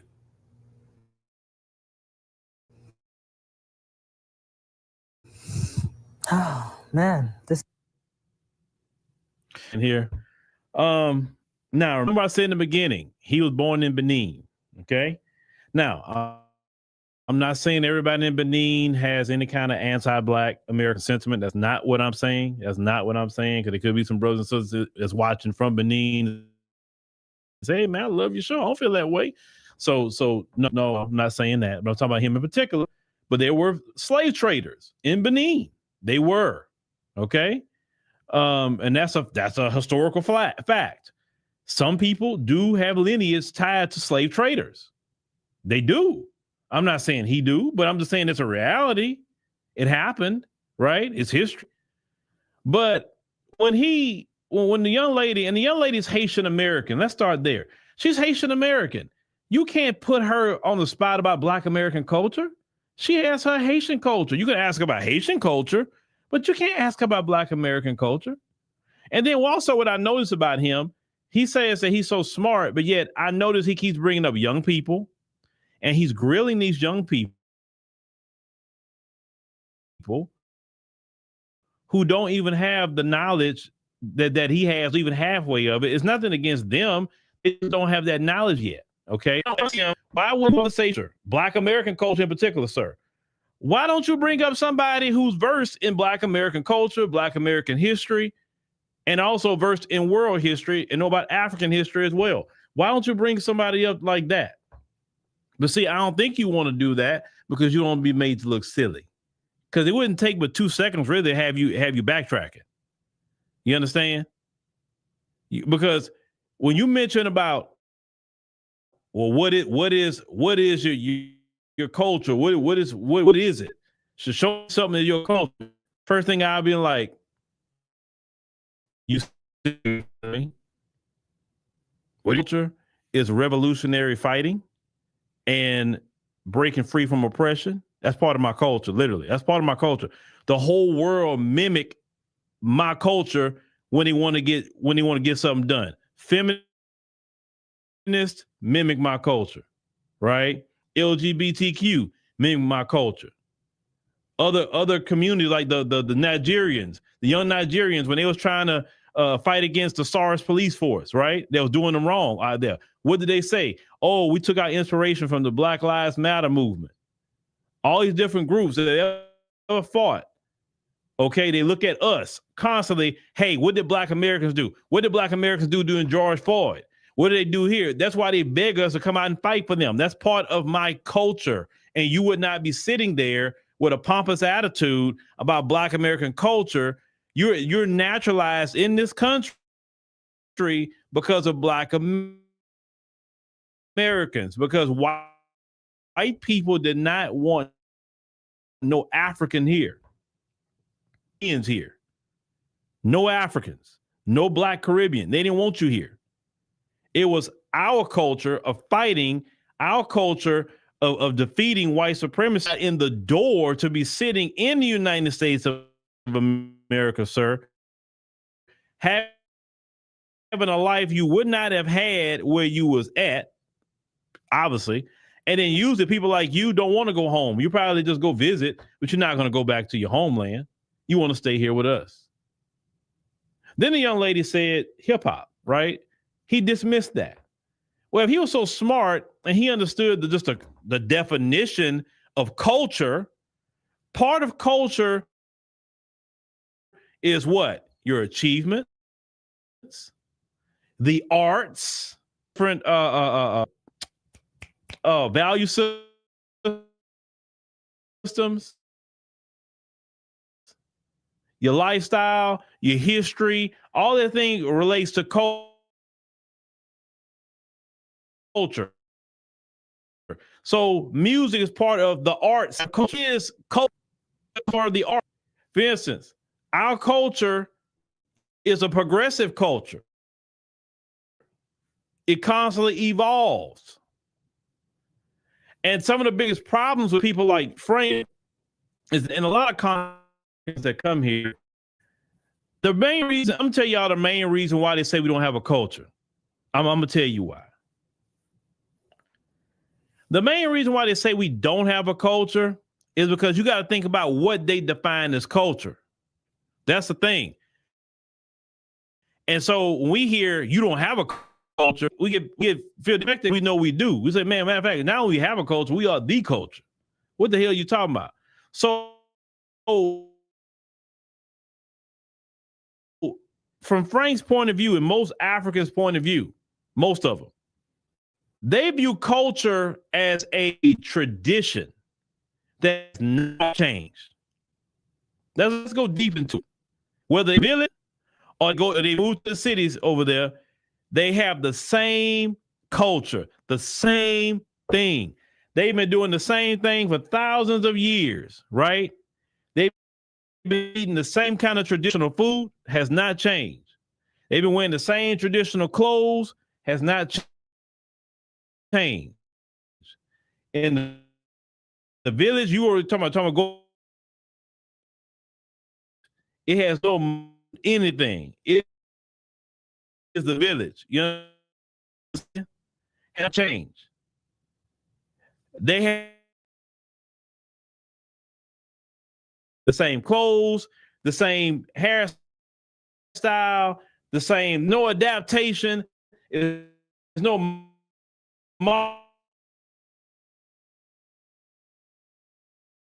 modernizing of it. Is none of that. True culture that they're talking about is that traditional culture that they've been doing for, like the old people say, they come over here to the United States of America and then they see us.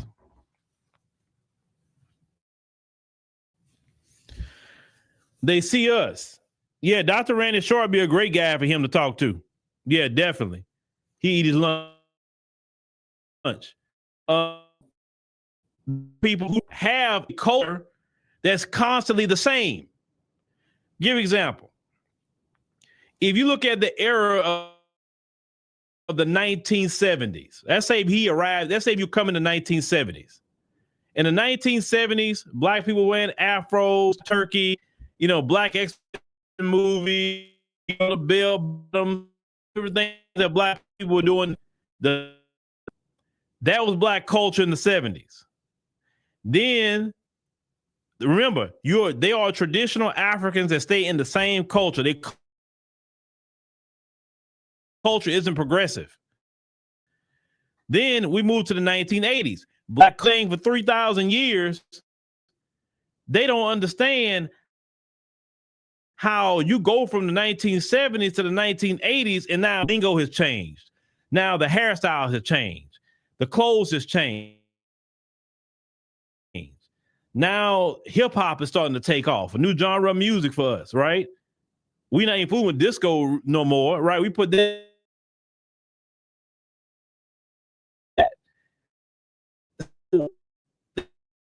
How is it even a culture? Now our culture is into something else. Now we're wearing. Now we're rocking Adidas suits and whatever, big chains and Kango hats and all that in the 80s, right? Then you go from the 80s era, all of that, you know, the Jerry curl and all that, and then you move to the 90s, total different era for Black America. The lingo changed, the clothes changed, the music changed, everything starts changing with Black America. You understand what I'm saying? We don't have a culture because they don't understand progressive cultures. Now for us, as a progressive culture that always move and always change, look, we can look at their culture and say, well, your culture's boring. Y'all still doing the same thing? Like we change constantly, bro. Like listen, our culture is so progressive from year to year. What people said a year ago, they're not saying today. What they talked about a year ago, they're not talking about today. Styles change like this. And this is a killing part. You say we don't have a culture, but I literally see my culture in everybody's country. Mine. Black America is my culture. I see my culture. And some of that, I'm going to be real with y'all. With some of them, people that got the attitude like Frank. Because, you know, when he talks, he got a little spirit, but you can tell he didn't really like Black Americans. Because it's a spirit behind how he talks. When he said twerking, okay, if the sisters want to twerk, that's their business. Nobody's saying nothing about y'all traditional dances here. What y'all do is we do. Why you down the sisters twerking? That's their business. Some sisters twerk, some don't. Some like line dancing. Some like, you know, traditional hip hop dance. Some like ballet. Some like all kind of dancing. You know what I'm saying? Like Black folks could dance, man. Like, you know what I'm saying? Some people like to swing out. So, you know, people that are cold that change people on feet with and keep them all figuring us out. That's why white folks study us so much. See, they don't have to study you because they already figured you out a long time ago. You're not gonna do nothing different. That's why it was, let's keep it real, sir. That's why it was so easy to colonize and neo-colonize the African continent even after the fact, because you're too predictable. You're too predictable. You're gonna do this, that, this, that, this, that. And they already got you figured out. Versus Black America, why we monitor so much is constantly changing on them. They leave us alone. You ever thought about that? That sir, they can't leave us alone? Because if they don't stay in our mix, if they don't listen to what we see, the lingo, the whatever the case may be, and they fear that when we communicating and they did, are we moving to do something, they don't understand it, they're afraid of that. The Black folk gonna rise up. So we got to monitor them heavily. Notice we are the only group that's monitored like that. We're the only group in America who has a progressive culture like that, change like this. We could on a culture can cut you off. Brief example. So at one point in time, a lot of people going back and forth with people on TikTok, especially a lot of the UK blacks. And some of the Africans, they were just kind of rage baiting content to try to get Black Americans to respond so they can get their page up. So then a couple of brothers and sisters say, you know what? All right, we're done with that. We block partying them. So if you can do that, and everybody start blocking, and then I can't block people like that because I have to be in the know.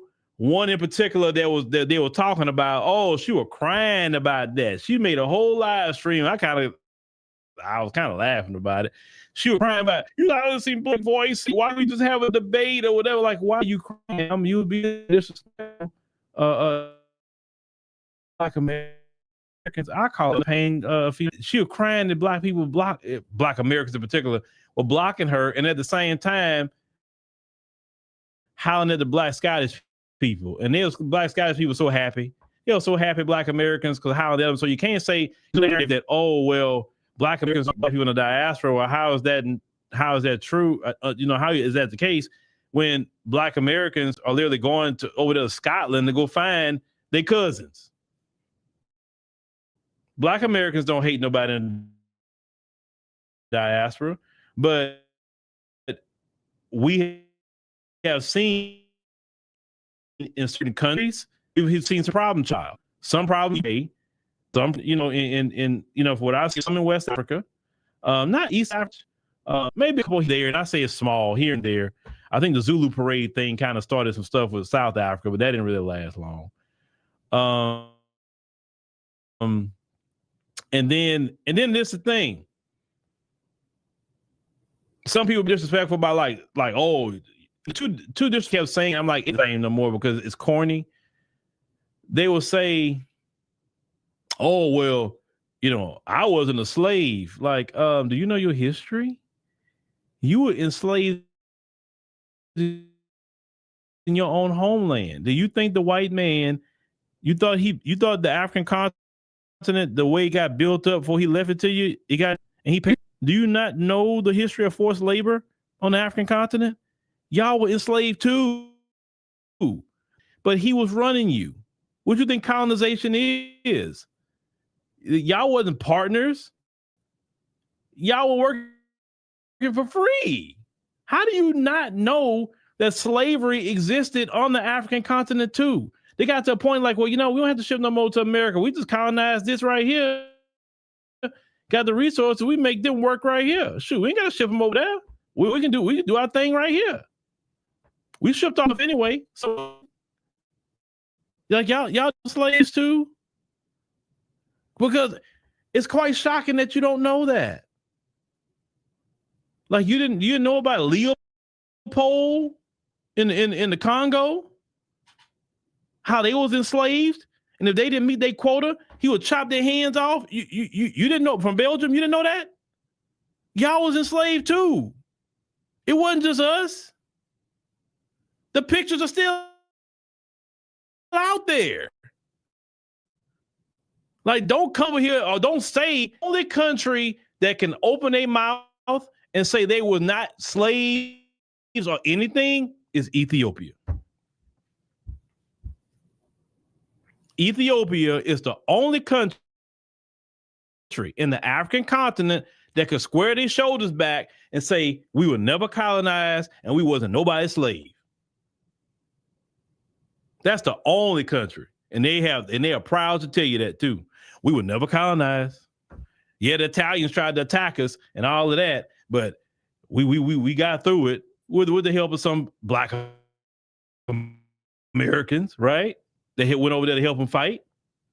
Because that's all. We don't see people by the white supremacists. We had Black people in this country. Juan Gale even covered it, and I'm glad she did because she's Ethiopian. Black people in Harlem was lining up to go help Ethiopia fight against the Italians. Because Black people did not want to see them get colonized by them folks. But if your country was colonization, you were a slave. You were not a business partner.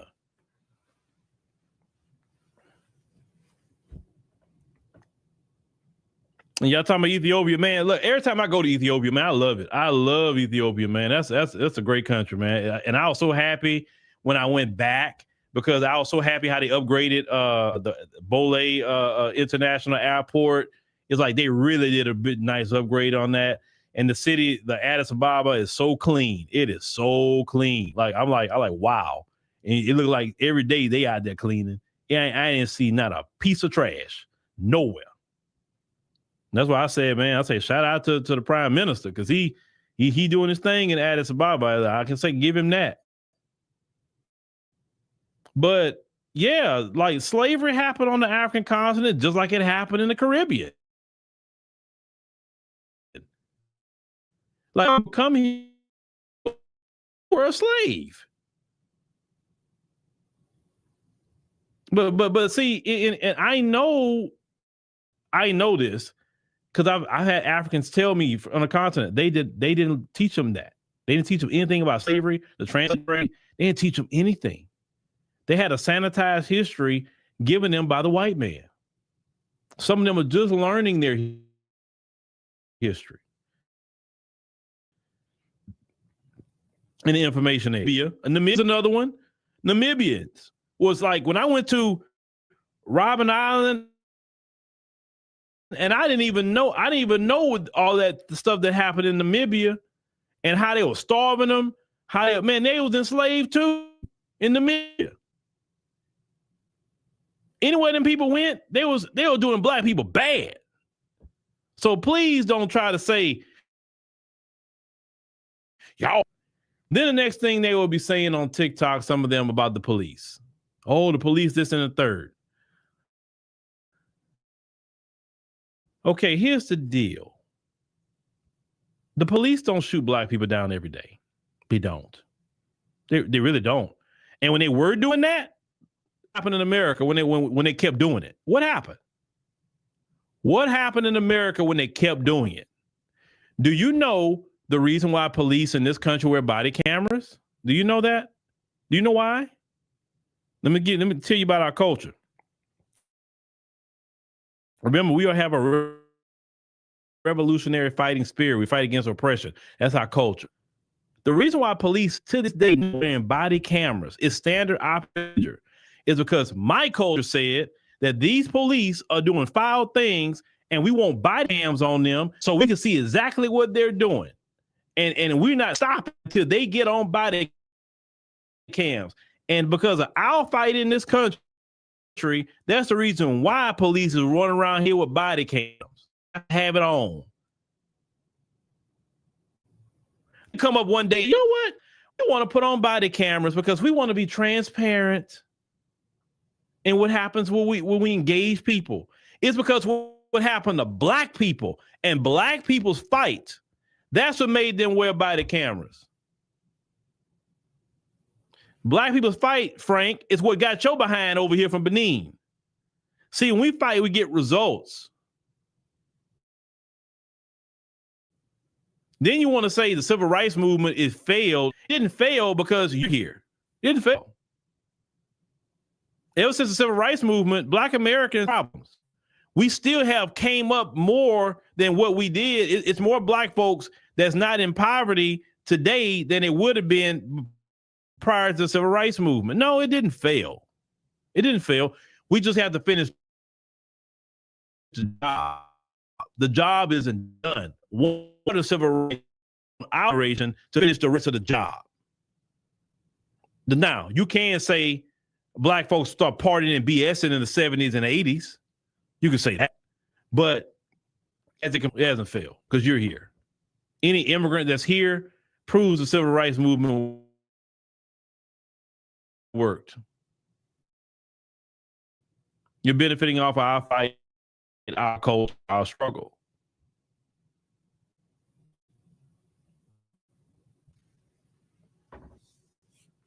Now, let's continue. All that complaining about DEI. We didn't ask for DEI. But you know why that happened? That happened because of our response to George Floyd. White corporations were so afraid when black folks were having an uprising and black folks was tearing down corporate America in this country. Literally said, oh, we're going to get equity and inclusion. And let's just start black folks in these positions them police from. We didn't ask for it though, but that's where it came from. Listen, turned up, people get scared. And they start coming up with a program. Nobody's scared of you.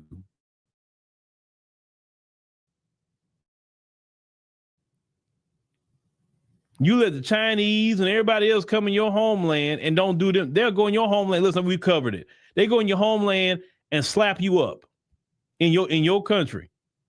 They'll hire you, slap you up. There's another time, I think the lady covered it. You got Chinese literally kicking and punching y'all. Oh, but what video have you seen in America of a Chinese slapping a Black American, punching or kicking a Black American because she didn't do something right on the job? Show me that video. You know why you won't see them videos in America? Because our culture is, I wish you would. Please make my day. Please touch me. Go ahead, because I don't want to go to jail for assault, but so you got to hit me first, or at least attempt to hit me so I can do self-defense. Well, I wish you would. Oh, please try to kick me. Go right ahead. Go right ahead. Because I'm in a jaw-breaking mood today. So please hit me. Oh, I want to break your jaw today. That's our culture. I wish you would. This is why these folks, because they know who we are, that's why they approach us 1,000 of them to one. All them cops for one person, there's fear. You got to work on Batman utility bill. To me, it takes 5 of y'all, 10 of y'all for one of us. That's fear. That's not police work. Nobody you, sir.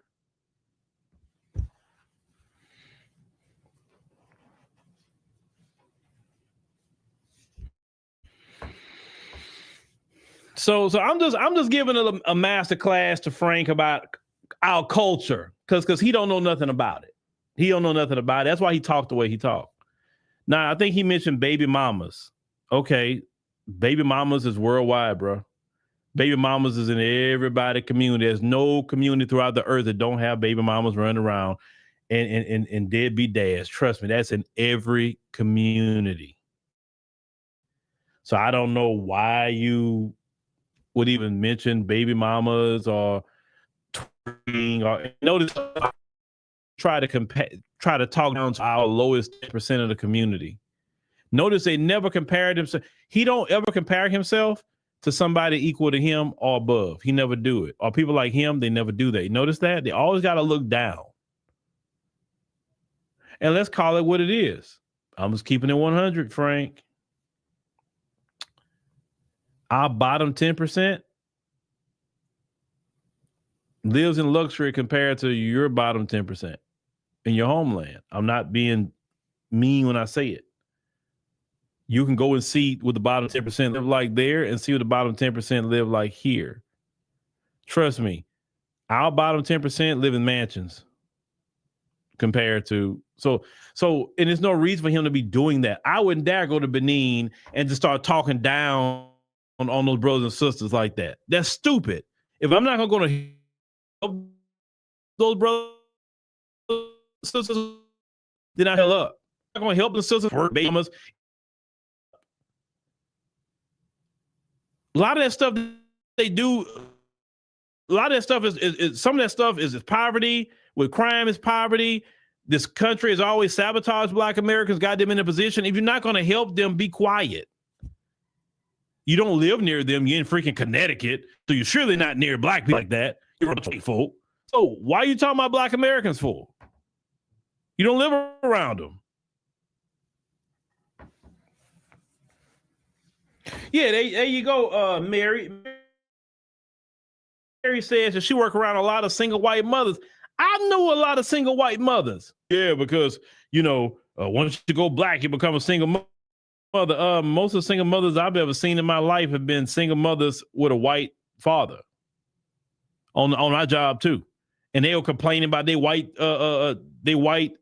fathers, complaining they don't pay child support. white women complain that white men don't pay child support either. If you don't believe the last time, this is 2016, when me and my son's mom was having a custody battle, and they had a white guy coming to court. He was in Harris County. The white woman go up there. He was in Harris County, not because he was fighting or whatever, for child support. The white guy comes out. I'm sitting in court. Court thing, 214, 216, one of them courts out there at the Harris County. They brought him out there in county jumpsuit in front of the judge. And the judge say, well, sir, you was arrested, for try to get this caught up. I mean, I need to know. I mean, because we can figure this out, to get you released, or if you're not gonna do nothing, then you're gonna have to sit in the county. You owe $100,000 in back child support. My face was like, $100,000 in back child. Get out. $100,000. You know what that white man said? Young white guy. I'll go do 6 months. He said, so you don't want to pay? You want to go do 6 months? The judge said. The judge said, this white judge. He said, he like really? Yeah, go do 6 months. He said, okay, 6 months jail. And he was white. He wasn't black. Go if you don't believe. Go sit in child support court. You will see everybody come through there. Okay? There's a lot of white single mothers out here, a lot. And it's Hispanic, it's black, it's Asian, all kind of white here. But if you actually take time to do research,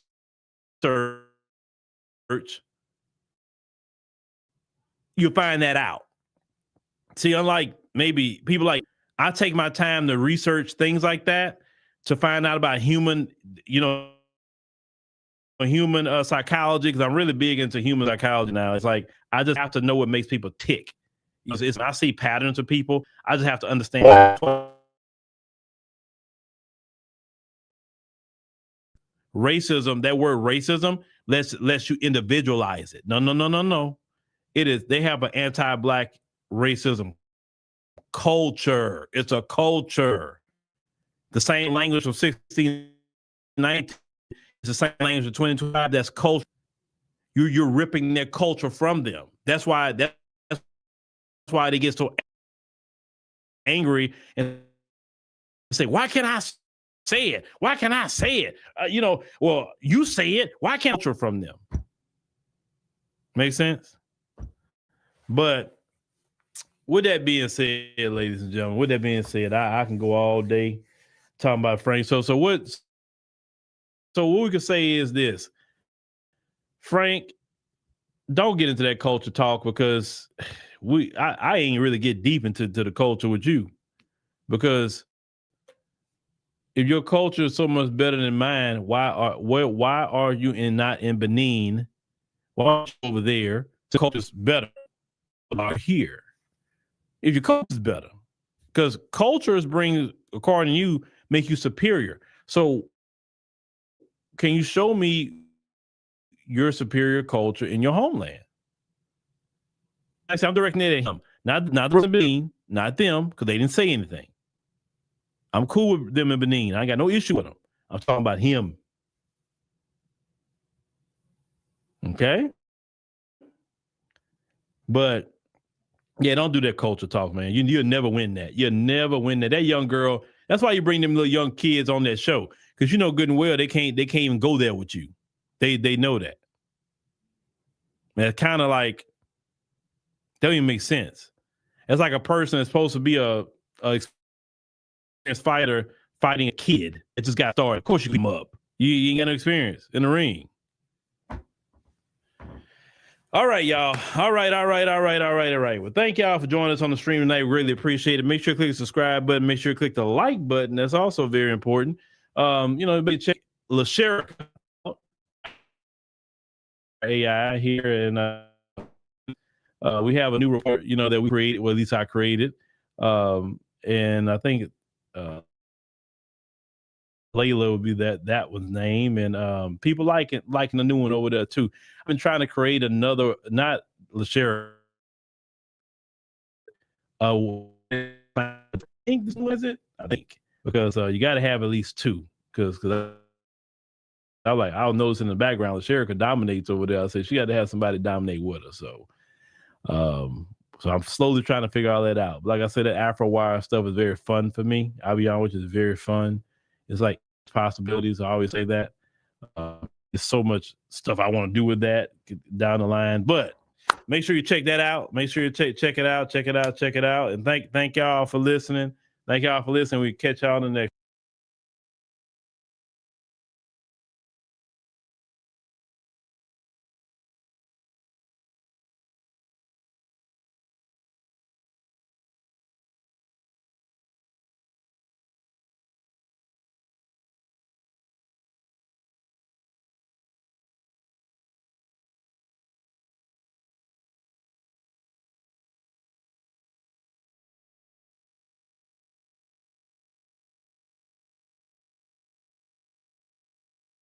About this and shout out to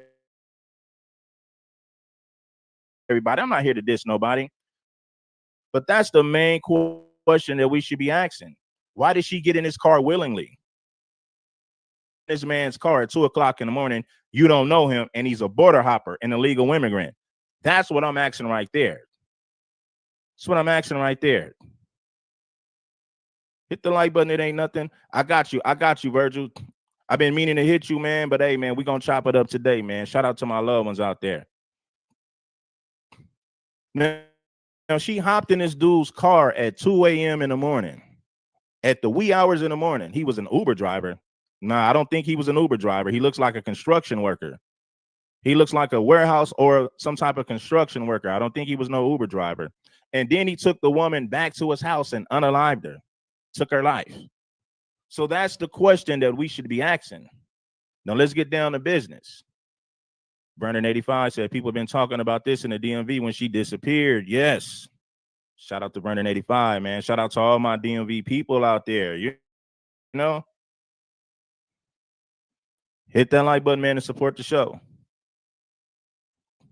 And I've been talking about a lot of these stories, right? I've covered a lot of these stories, man, with these illegals unaliving, women here in America. You got Lincoln Riley. What's her name? It's a long list of victims, man, just like her, man. And she ain't the only one, man. Y'all remember that stripper who got unalived by that Uber driver in Indiana? She got off of work like 2 or 3 in the morning. He unalived her and dumped her body in the woods. So this right here is a common thing with these illegals who just entered this country. This is a common thing. Now, some people listen, Virgil. You else would you hop in a vehicle why else would you hop in the vehicle with this illegal immigrant if you're not selling cat? Then you got to think about the time. It was 2 a.m. in the morning. Why would a 19-year-old hop in a ride with this illegal? Make sense. But anyway, man, let's get into the story, man. Red Supreme. DACARA Thompson will remain behind bars after appearing before a judge in Upper murdering 19-year-old. The man accused of murdering 19-year-old DACARA Thompson will remain behind bars after appearing before a judge in Upper Marlboro today. Our Katie Barlow was in the court and has the latest. Katie? Hey guys, it was an absolutely packed courtroom this afternoon when Judge Katina Stewart took the bench. I was behind the victim's mother, Carmen, and it was mostly family members and supporters of the victim, 19-year-old DACARA Thompson, who police say was murdered and then thrown over a bridge off Route 50 in Annapolis. Now, 35-year-old Hugo Hernandez Mendez, who is the suspect in this case, ICE says is in the country illegally and living in Bowie, Maryland. He appeared remotely in a prison jumpsuit from jail, and that's where he's going to remain for now. Now, During court today, Hernandez Mendez's lawyer waived the bond hearing. That means they agree not to challenge his detention. But Judge Stewart went out of her way to emphasize that she would not order his release anyway, based on the current allegations. And that's because there's no set of conditions that would be reasonable or assure the safety of the community. Thompson's mother, Carmen, spoke out after the brief court hearing alongside Prince George's state's attorney, Tara Jackson. We asked her daughter's murder as the case continues for what could be months or years. That's a tough question. That's a tough question because we know it's going to be extremely hard.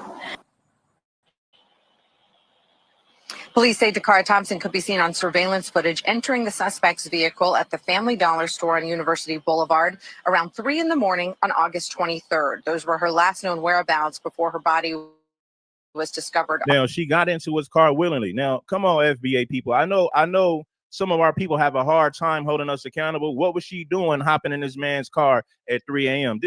This dude is an illegal immigrant. Seems like there was something transactional to me, because you ain't just hopping in no stranger's car at 3 a.m. in the morning. Nah, that's not what you do, unless there's some type of transaction, unless there was some type of,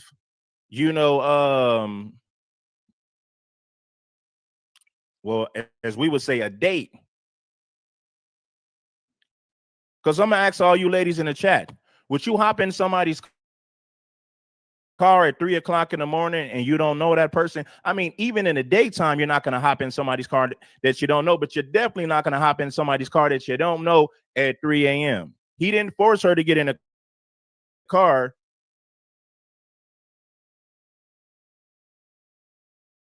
She got in his car willingly. She wasn't forced to do it. So now, police identified consistent with one that Thompson wore. Question. That's a tough question because we know it's going to be extremely hard. We just ask that everybody pray for our strength through the process.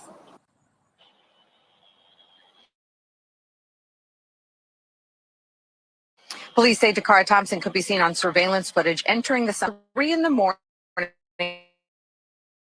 on August 23rd. Those were her last known whereabouts before her body was discovered around 50. Now, police identified what appeared to be blood stains, women's lingerie, hair from a wig consistent in his hand when searching Hernandez Mendez's residence. Now, the state's attorney says that there will be next in this case, Hernandez Mendez again back in court on October 8th for his preliminary hearing. Katie, what did the state's attorney say about his status as someone in the country illegally? Well, we asked about that. She said that's not her primary concern right now, and that her focus is on justice for the victim and for the victim. Now, he does, listen, he deserves to be in jail, so we're not excusing his behavior. I hope that he rots in hell. I hope that he spends the rest of his life in jail. That's a fact. But let's talk about prevention, ladies. See, I'm about solutions, right? Now, how do we prevent this from happening? Ladies person. If she would have never hopped in this dude's car, she would still be alive. She made a critical mistake, but then again, why was she hopping in his car? Was it prostitution? Did he spend some change? Did she sell her body for a piece of change? Now, it'd be one thing if he forced her in a vehicle, but it doesn't appear that he forced her in a vehicle. We have to consider that. Right? This crime was terrible and it was horrible. But at the same time, we have to cover things from every angle. Extremely limited in any information that I can provide today. But I'll say this, the goal of this office is to achieve justice. So all you foundational Black American brothers, man, we can say lock this immigrant up. Yes, we can say that, and he deserves to be locked up. But at the same time, we got to be real about this woman. Why did she hop in his car at 3 a.m. in the morning and he didn't force her to do it? Nobody wants to ignore that fact right there. But yes, he deserves to be locked up for the rest of his life. True indeed. For DACARA Thompson and for her family. And that goal requires that my office have the ability to fully investigate and to thoroughly review any and all evidence in this case in order to make a determination regarding the appropriate charges for indictment. In addition, this is not the legal status of the defendant, or frankly, of any other defendant. My concern. You're right about that. Women on Figueroa hop in strange men's cars every day, every night. That's a fact. So it makes me believe that he was paying for some kitty cat. And that's why she hopped in his ride. You know, some people, oh, you romance, shut your simp ass up, fool. You got enough common sense to know why women hop in strange men night. Let's use common sense. But I guess you're so, I ain't even gonna say that. You're so pro-black that you don't want to look at what's real. You don't want to face the facts. Anytime a woman hops in a strange man's car at 3 a.m. in the morning, we already know what that is, homie.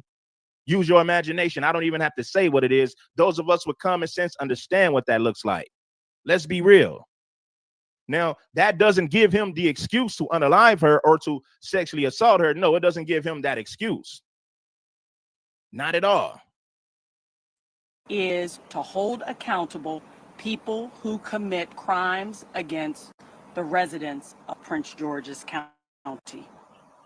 My job is to hold accountable anyone who commits a crime in Prince George's County against, again, our residents. At this point, more than I can say, other than the state's attorney, it is my job to ensure that the process is fair, that it is transparent and in full accordance with the law. And we will remain steadfast in our commitment to achieving justice. Thank you. Are there any other suspects or any other people possibly involved in this? Again, this case is under investigation, and so I cannot further comment as to the nature of any other suspects or any part of the investigation.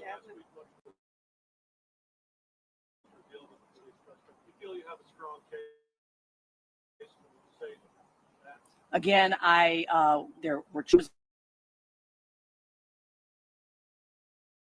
cases. I can't comment on that at this particular point. In terms of what's next, our office again has to thoroughly review not only the charges that were lodged against the defendant, but the case and continue to investigate where necessary, along with all of our law enforcement partners. And we'll make a determination in short order as to the appropriateness of any charges and what those charges will be. And then we would present the grand jury for indictment.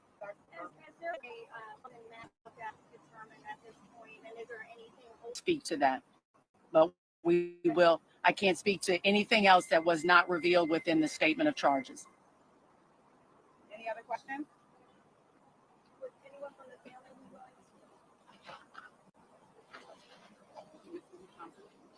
Who's your name, please? Carmen Thompson. Carmen Thompson? Yes. And you are a... I'm Thompson being at the hearing today, and our hearts go out to you for your loss, first off. What do you want to say now that this justice process is moving forward? I thank the PG County State's Attorney's Office for the great service that they've been providing.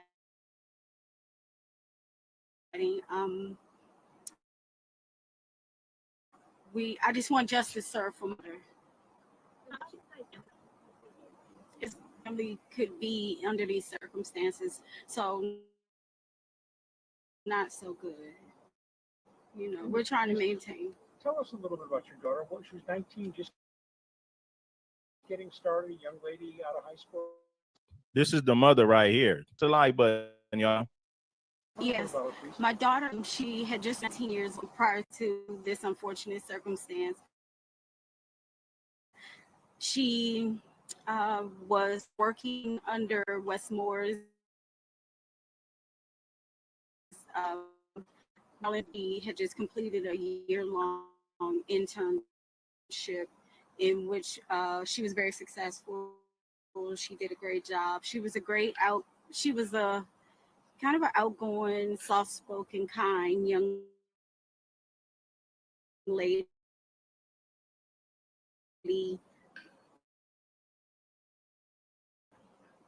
She was a good bridge in her character on social media and things as such. Please don't believe everything you see. Don't believe everything you hear. Out of respect for the family and us grieving, please, approach everything with grace. We would appreciate that. Ma'am, do you have any thoughts about this notion that this guy was arrested by Park Police and released back in April? I'm sorry, can you repeat that? This man, Mr. Hernandez-Mendez, Yes. was arrested by the drug in April 25th, subsequently released. There was no check of his immigration status or anything like that. There were no warrants at the time, no detainer. But he was in federal custody, and then he was released, and he is in the country without right. Now there's violence. I'm very disappointed to put that out now, because we may not be here today if they did what they were saying. Indicating that position may have known this person or crossed paths with him ever in her life. Let me again say that I just want to be clear, and out of respect for the family as well, anything, any questions regarding the nature of the investigation would be harmful to our investigation at this particular, to make sure that we don't delve into. You asked a question earlier. As always, there'll be an autopsy that's performed as a part. Madam State's Attorney, the family often has to have a long journey after a crime like this happens. Yes. The trauma as the case moves forward and the victims have to outlive the crime itself. Is the family prepared for what's about to happen in the coming months? The grueling work of retelling the story, working with investigators, everything that's to come. That's a tough question. That's a tough question because we know it's going to be extremely hard. We just ask that everybody pray for our strength through the process. And Madam State's Attorney, the DC U.S. Attorney has blamed Maryland for crime in the district and for guns coming into the county. Recently, given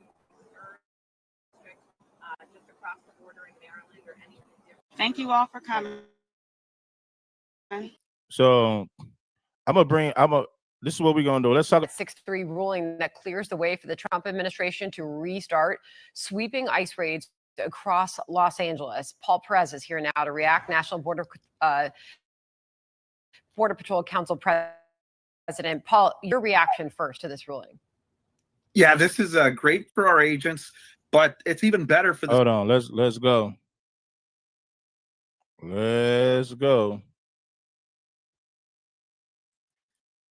Now, the News 4i team has been digging into details about Hernandez-Mendez's prior arrest by federal authorities, who has also learned about questions here about Prince George's County's police's sort of initial handling of the case and her report of as a missing person. Yeah, there are a lot of questions in this case. Let's start with what we know about Hugo Hernandez-Mendez and his past interactions with the law.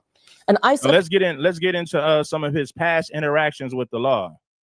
Hit that like button, bless the show. I will drop the link. Let me see how many let me see how we looking like on those likes, man. How we looking on the likes? Let's get a few more people to press that like button and support the show. Now, the News 4i team has been digging into details about Hernandez-Mendez's prior arrest by federal authorities and why he was let go. We're going to bring in investigative reporter Tracy Wilkins, who has also Lewis County's police's sort of initial handling of the case and her report as a missing person. Yeah, there are a lot of questions in this case. Let's start with what we know about Hugo Hernandez Mendez and his past interactions with the law. An ICE official tells us he is from Guatemala and entered the country at an unknown date.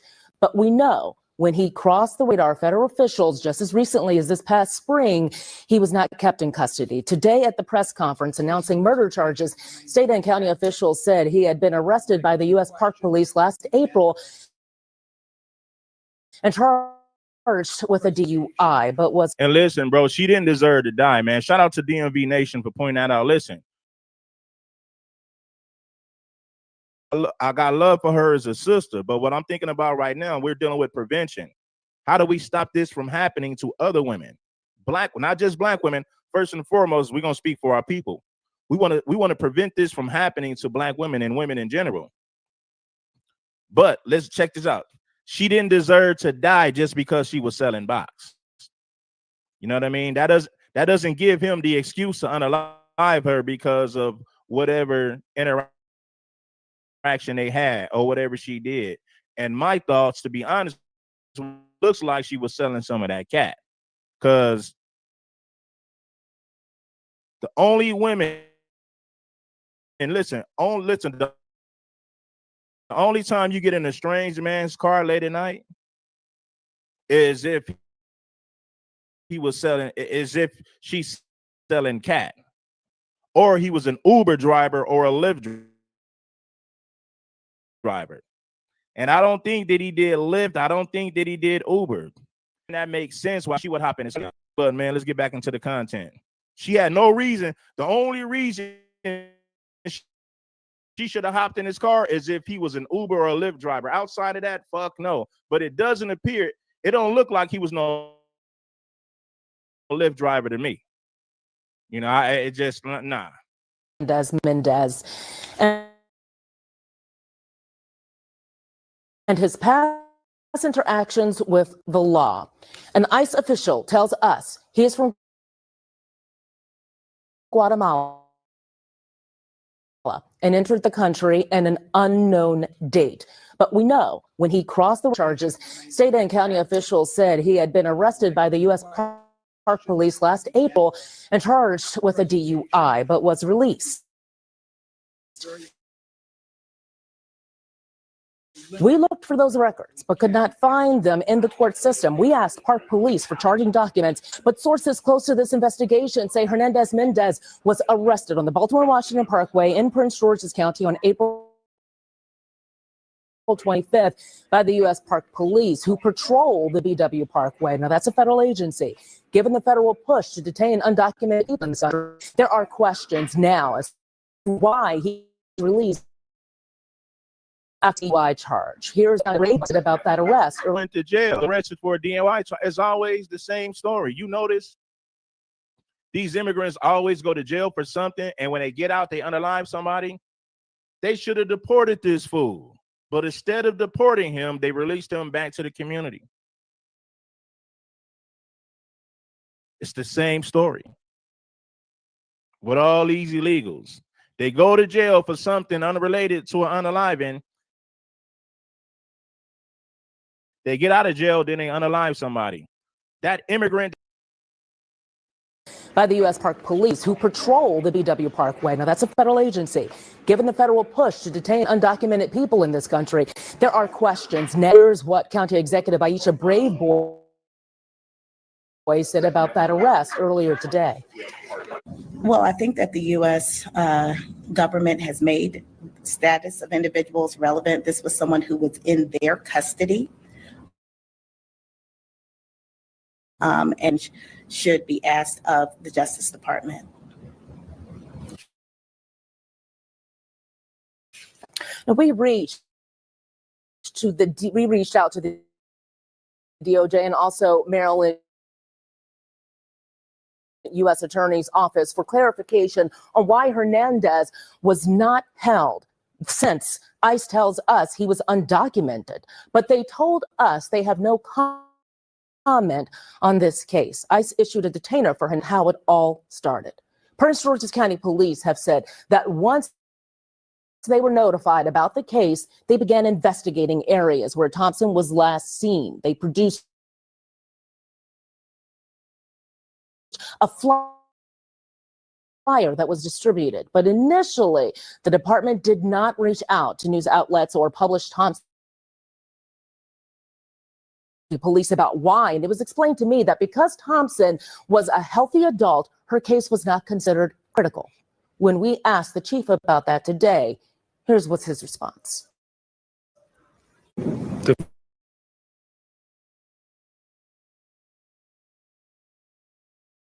We looked for video. We did all of these things as a practice, critical missings. But the family did a lot of hard work, and they distributed information, and you all covered that. So the information was out, and the community had it. Black and Missing Foundation partners with law enforcement to help find people whose cases are sometimes mishandled or ignored. And their work has had a great impact on how cases of missing Black people are handled by police. They describe their work as changed how DC's police department example other jurisdictions. See what makes this case, she volunteered today. Now, it doesn't give him the excuse to want to alive her, but when you volunteer to get it, looks like prostitution. That looks like somebody was selling some cat, right? A lot of people don't want to hear that, but then again, like I said, everybody gets pissed off with the truth. Black people get pissed off when you tell them the truth. White people get pissed off with the truth. These immigrants, they get pissed off when you tell the truth about their community. Nobody wants to hear the fucking truth. The truth of the matter is that Mexican didn't force her in his vehicle. She volunteered to get in his vehicle. So it leaves it to your imagination. And if you have common sense, you can connect the dots. We know why women hop in strange men's cars at 2 or 3 o'clock in the morning. We know why. Regardless of the situation of that person being missing, everyone gets a flyer. And that right there, that public notification. How do we know that? What do you mean, how do we know that? There's a video showing that she volunteered to get in his car. He didn't force this woman to get in his car. It's on video.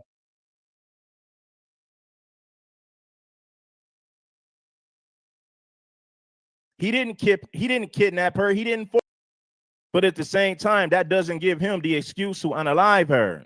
He deserves to spend the rest of his life in prison. See, I call a spade, and I'm going to kick the facts all across the board from every angle. I'm not one of these people who going to make it seem like Black women can do no wrong. I'm not one of these guys who going to make it seem like Black women can just do no wrong. I'm not that guy. If you want to hear somebody say that, go to one of those channels that's going to pander to you. I'm not going to pander to you. I'm going to give you the truth. It's so important. Soon as that missing persons case is filed, it gets a flyer, and I've showed the video already. It's not my fault that you haven't done your research and homework when it comes to this story. It is a known fact that she hopped in his car willingly. That is a known fact. There's a video out there that'll prove everything that I'm saying. Becomes disseminated all over the media, social media platforms, sharing it with the general public. And that right there is the first step, because the community can't help you in finding someone if the community is not aware that someone is missing. And so just those. Again, Prince George's County Police say they did distribute flyers and investigate, although in terms of social media and media outreach, to learn a little bit more about how these decisions are made. You heard what Black and Missing had to say about it. They want every case to be treated like it's critical because of those initial hours.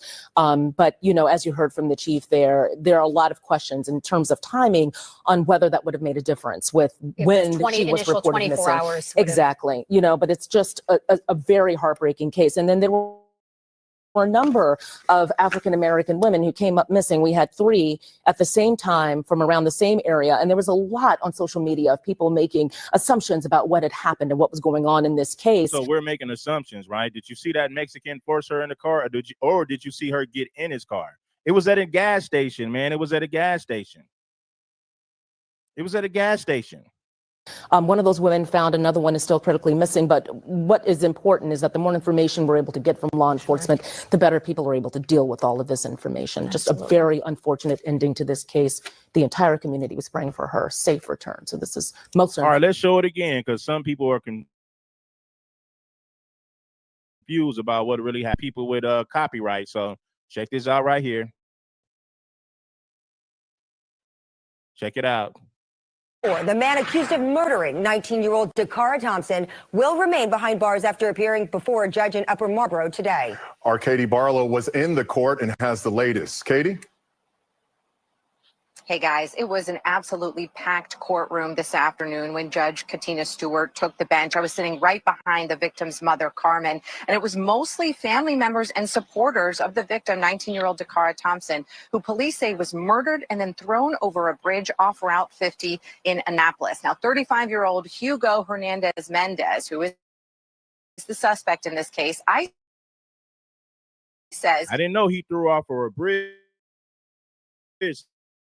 So damn, who police say was murdered and then thrown over a bridge off Route 50 in Annapolis. Now, 35-year-old Hugo Hernandez Mendez, who is the suspect in this case, ICE says is in the country illegally and living in Bowie, Maryland. He appeared remotely in a prison jumpsuit from jail, and that's where he's going to remain for now. Now, during court today, Hernandez Mendez's lawyer waived the bond hearing. That means they agree not to challenge his detention. But Judge Stewart went out of her way to emphasize that she would not order his release anyway, based on the current allegations. And that's because there's no set of conditions that would be reasonable or assure the safety of the community. Thompson's mother, Carmen, spoke out after the brief court hearing alongside Prince George's state's attorney, Tara Jackson. We asked Carmen if her family is prepared to relive the horrific details of her daughter's murder as the case continues for what could be months or years.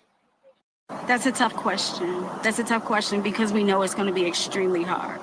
We just ask that everybody pray for our strength through the process.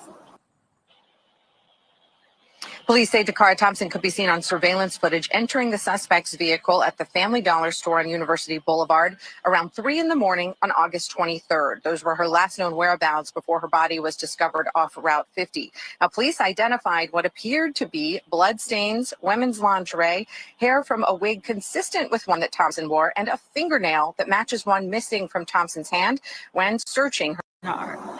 We just ask that everybody pray for our strength through the process. Police say DACARA Dollar store on University Boulevard around 3 in the morning on August 23rd. Those were her last known whereabouts before her body. See, she entered the man's car, man, and he didn't force her into that car. He didn't force her into that car. Now, if you can show me a video of him forcing her into the car, I'll retract my statement. But as of now, the camera footage has proven that she volunteered to hop in his man's vehicle. He didn't force her. Body was discovered off Route 50. Now, police identified what appeared to be bloodstains, women's lingerie, hair from a wig consistent with one that Thompson wore, and a fingernail that matches one missing from Thompson's hand when searching Hernandez Mendez's residence. Now, the state's attorney says that there will be next steps in this case. It is very much an ongoing investigation. As to the court process, Hernandez Mendez is due again back in court on October 8th for his preliminary hearing. Katie, what did the state's attorney say about his status as someone in the country illegally? Well, we asked about that. She said that's not her primary concern right now and that her focus is on justice for the victim and for the victim's family.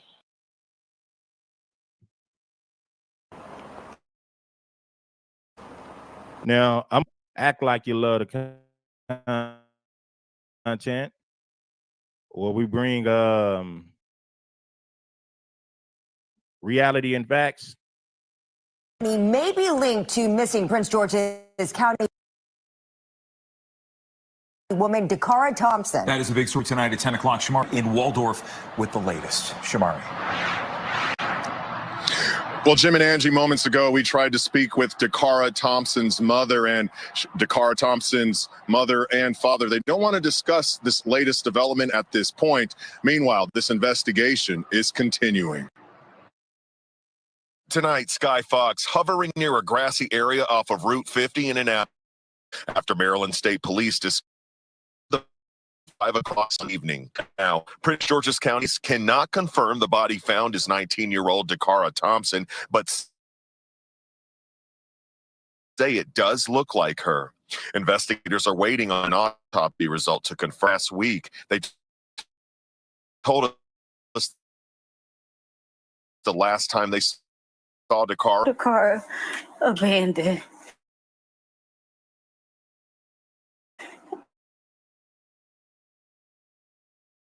And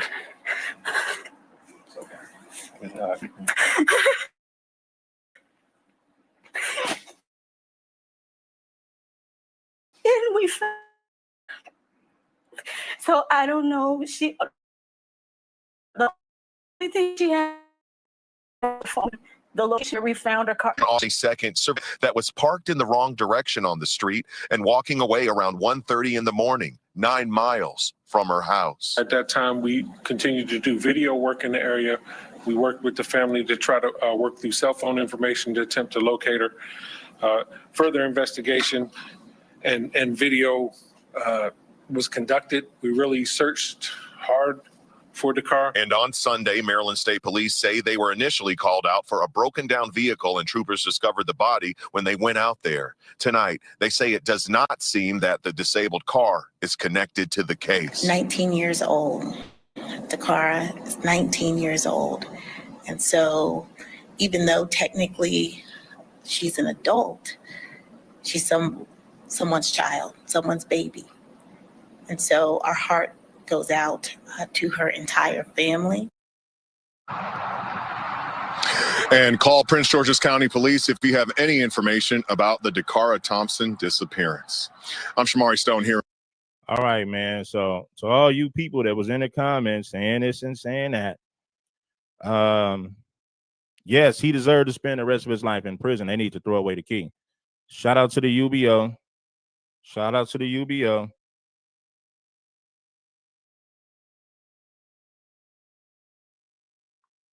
You know, shout out to Vernon 85. It is what it is. Hit the like button. It ain't nothing. Hit the like button.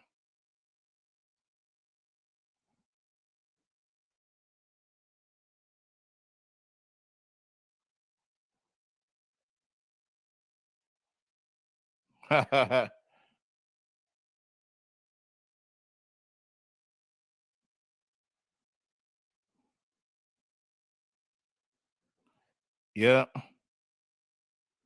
Hit the like button. It ain't nothing. Where y'all at, man? So if you guys want to, if you feel like you want to add something to the show, add something to the show. Don't hesitate. Don't wait. Get up in here. That we're at this point where the search is over and justice begins. I want to thank our superintendent. I want to thank also Chief Preston, the men and women of the Prince George's County Police Department and its homicide unit. As I have repeated numerous, I want to thank for closing this case quickly. And now we will hand this case over to our state's attorney, Tara Jackson, to seek justice. But I did want to reflect on DACARA Thompson, young 19-year-old graduate of St. Shout out to Tracy for the Cash App. How come we only got 3 people supporting the show? How long we been talking? We've been speaking for 40 minutes and we only got 3 supporters. Now, out of 400 something people, we should have way more than 3 supporters. Now, I'm ready to drop the link. I want to hear from y'all, but we got to do better with that support. 3 people out of 400, 3 people out of 400. That ain't even 5% of the audience. That ain't even 5% of the audience. Charles High School in Charles County. She was living with her father. And part of the reason she lived here is because she was working for nonprofit Prince George's. As part of her service year option that she decided to participate in, and that this activity dedicated part of her young life to serving others, And I want that to bring home to all of you that this is a good woman who, her community, will stand behind her family as we seek justice for her. I will now turn the mic over to our Superintendent Butler. Good morning. On behalf of Governor Westmore and the entire Maryland Department of State Police family, I'd like to extend my deepest condolences to the family and friends of Ms. DACARA Thompson, a young life that was taken far too soon.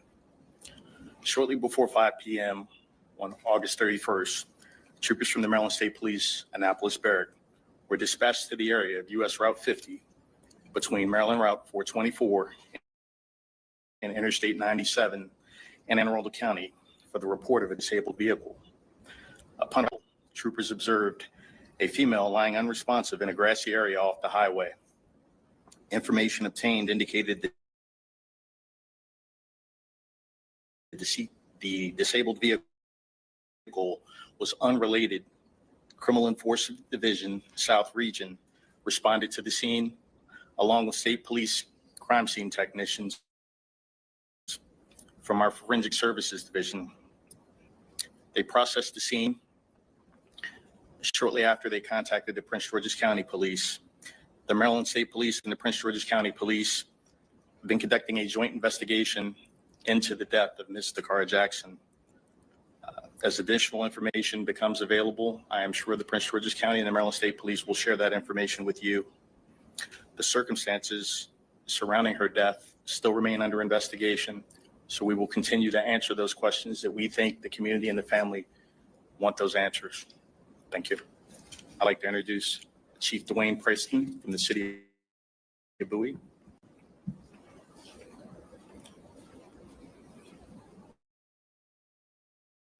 Good morning. On behalf of I want to express my condolences to the family of DACARA Thompson. Members of the Bowie Police Department have worked in great collaboration with Prince George's County Police Department and the Maryland State Police. And unfortunately, the evidence led to this incident culminating in the city of Bowie. We continue to work in partnership without that as this case matriculates through the justice system, the justice will be served for the family. Thank you.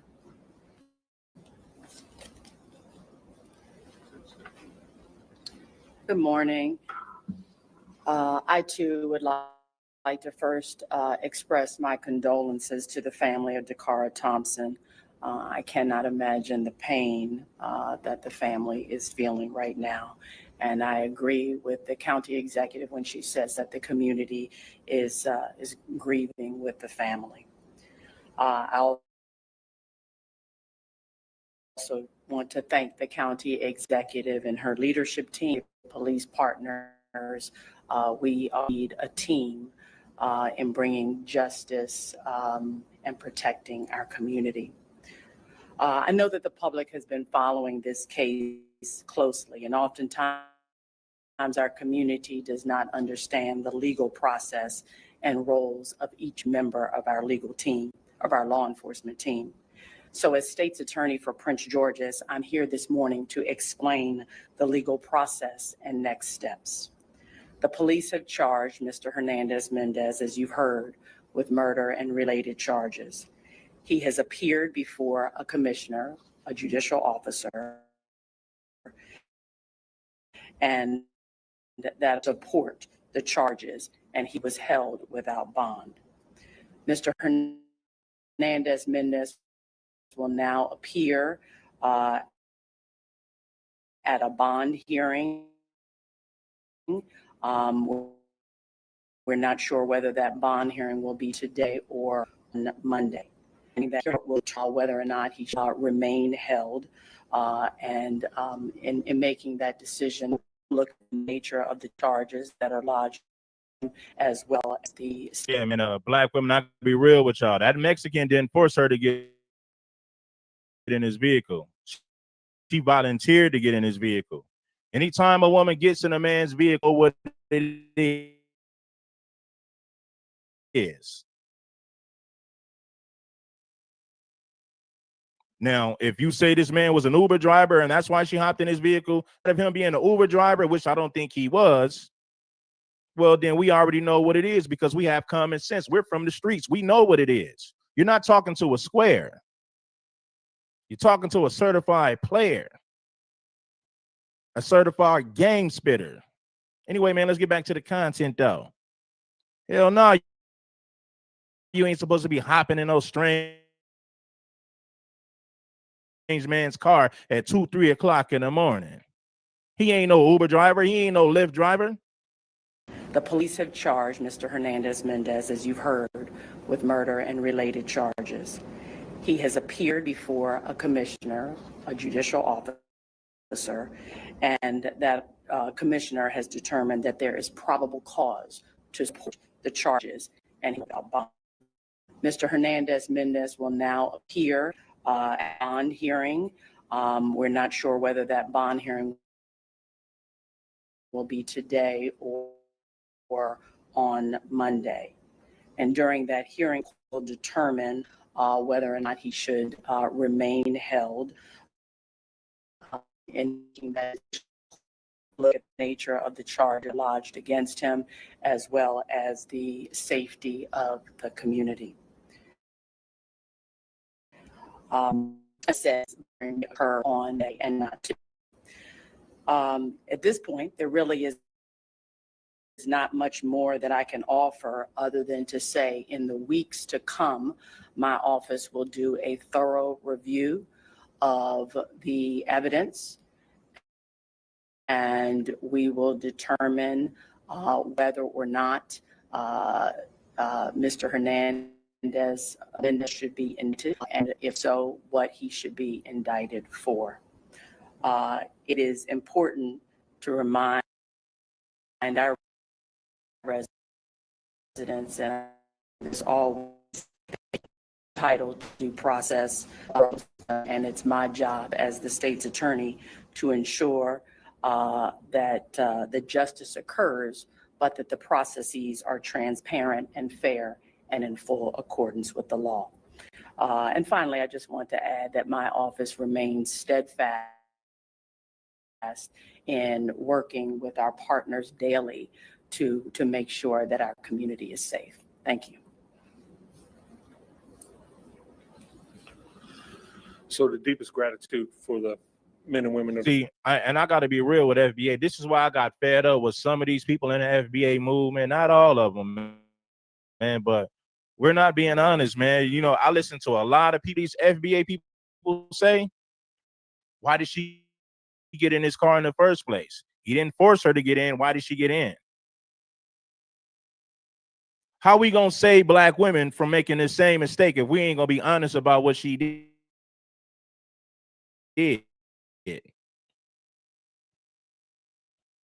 How could we stop this from happening to other black women if we're not going to be honest about it? Had no business unaliving her. And had no business harm in prison.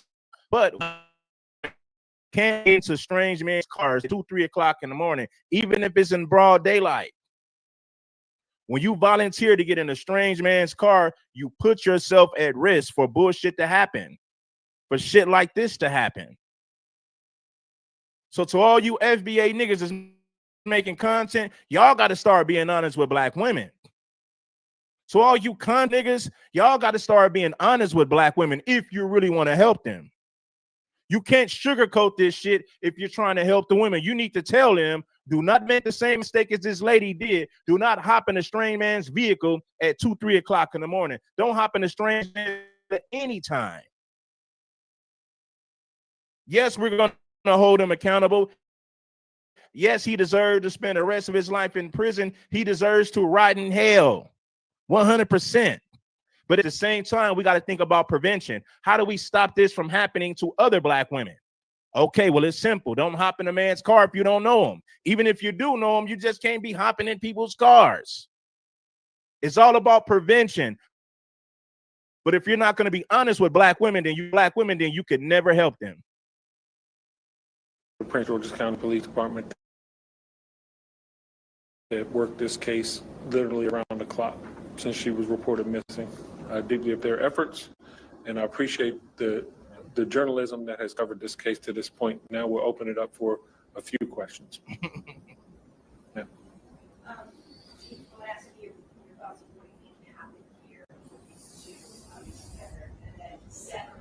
Nah, I'm sick of a lot of these niggas in the conscious community who are not honest with black women. They're just pandering to them. They're not being honest with black women about the mistakes they're making. If you niggas really care about black women, the first thing you should have said was, ladies, we love this sister. Rest in peace to her. We hope the man serves life in prison. We hope that he rots in hell. But at the same time,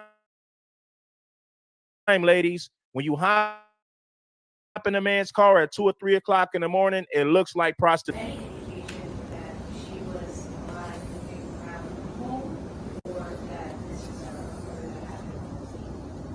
We don't believe she was moving around the home. We believe everything transpired in the bedroom.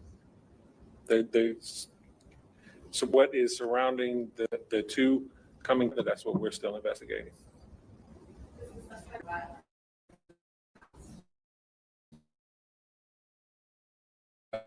Not aware that States Park Police in April. If it wasn't for that disabled car, would that area have been searched? Was that on your radar? That area is probably about 7 miles away from the murder location, but a good distance away from where she went missing. So we are thankful that the Maryland State Police had the ability to locate that body based on that call for service. Chief, was this suspect subject to an ICE detainer from that spring arrest? He was not at that. He was not subject to an ICE detainer based on that spring arrest. Any other? We believe the one was issued yesterday. County executive, or whoever wants to handle this, that's going to be an aspect of this case given our time today. Yes, in April of this year on a DUI charge. He was then released pending his trial. I don't believe his trial date has come up yet. And listen, since we're talking about prevention, another way that we can prevent shit like this from happening, you got to deport these people, get rid of these damn illegals. We've seen way too many illegal immigrants sexually assault women. So women, stop hopping in cars with guys that you don't know. But then again, a prostitute will hop in a strange man's car because she's trying to get fast money. But ultimately, you must listen to this.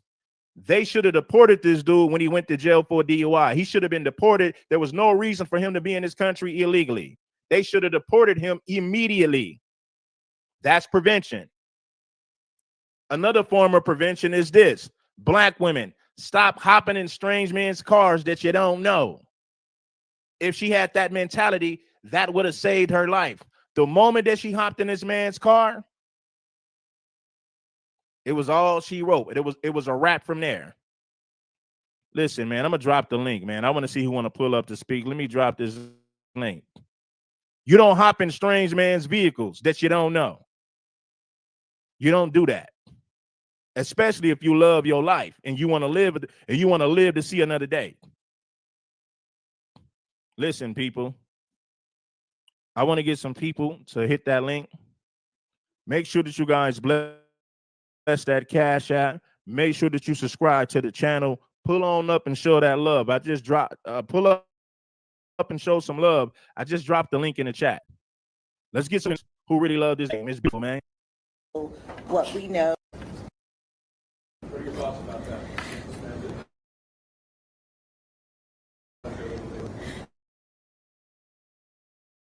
So, as was indicated, he was arrested by the federal government. So the federal government on a DUI charge. He was then released pending his trial. I don't believe his trial date has come up yet. So what we know is that he did not, according to our records, have any contact at the state level, but he was arrested by federal authorities. He's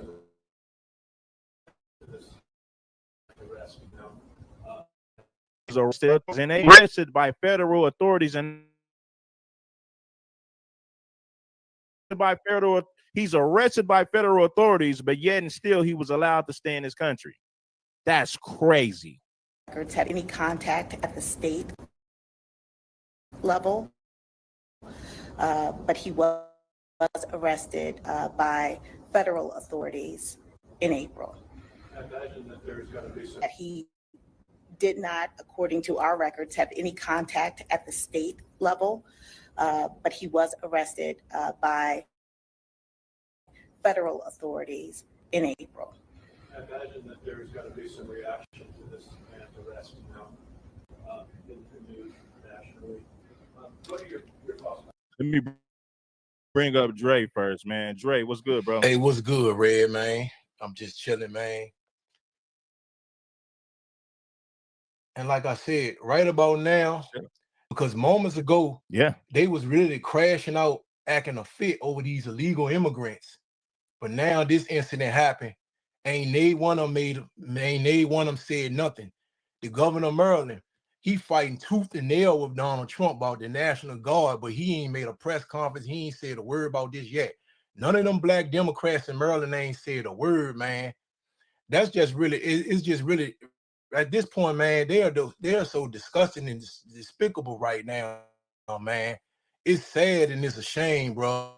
And then they want to talk about Dr. Martin Luther King and all. No, Dr. Martin Luther King and these people turn over in their grave right now because y'all ain't doing, y'all a disgrace to us.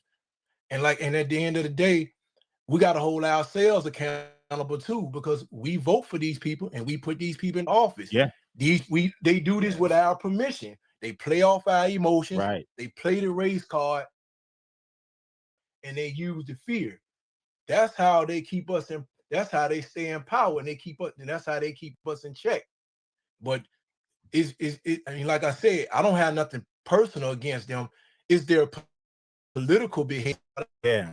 Is their political behavior and our political behavior as the masses as well. We have to do better than that. Hey, bro, I'm glad you mentioned that because I put that in the title, man. You don't see Democrats saying anything now. They've been fighting to keep these people here. They're hardworking and this and that. You notice they never cover the stories when these women get unalived by these illegals. You never hear these Democrats say nothing. It is, you can hear a rat piss on cotton. It's so damn quiet. They ain't said nothing about this black woman. Now they claim to care about women's rights and the safety of women, but when women get alive, when they get unalived by these illegal immigrants, the Democrats never say nothing. Yep, exactly. And you covered this. You covered another incident about this, like in May, what happened in South Carolina. They ain't said a word. Ain't no black Ain't said a word. Creator. None of them didn't. Probably you, the TV. I think y'all probably the only three that really covered about this. Nobody else said nothing or spoken about this. That is sad, man. Yeah. It's like what has we have come to? Shout out to my boy Street Media TV, man. Yeah, he made I'm right here. I'm right here. Oh, what's up, bro? Go ahead, Street Media. You got it, bro. Go ahead, Street Media. Hey, I was just telling my wife, man. Listen, turn it down. I don't condone what happened to her, but come on, man. We from the streets, man. When I just don't understand when logic, pointing out simple logic, is like victim blaming, and they got her on video getting out of her car, voluntarily walking behind what's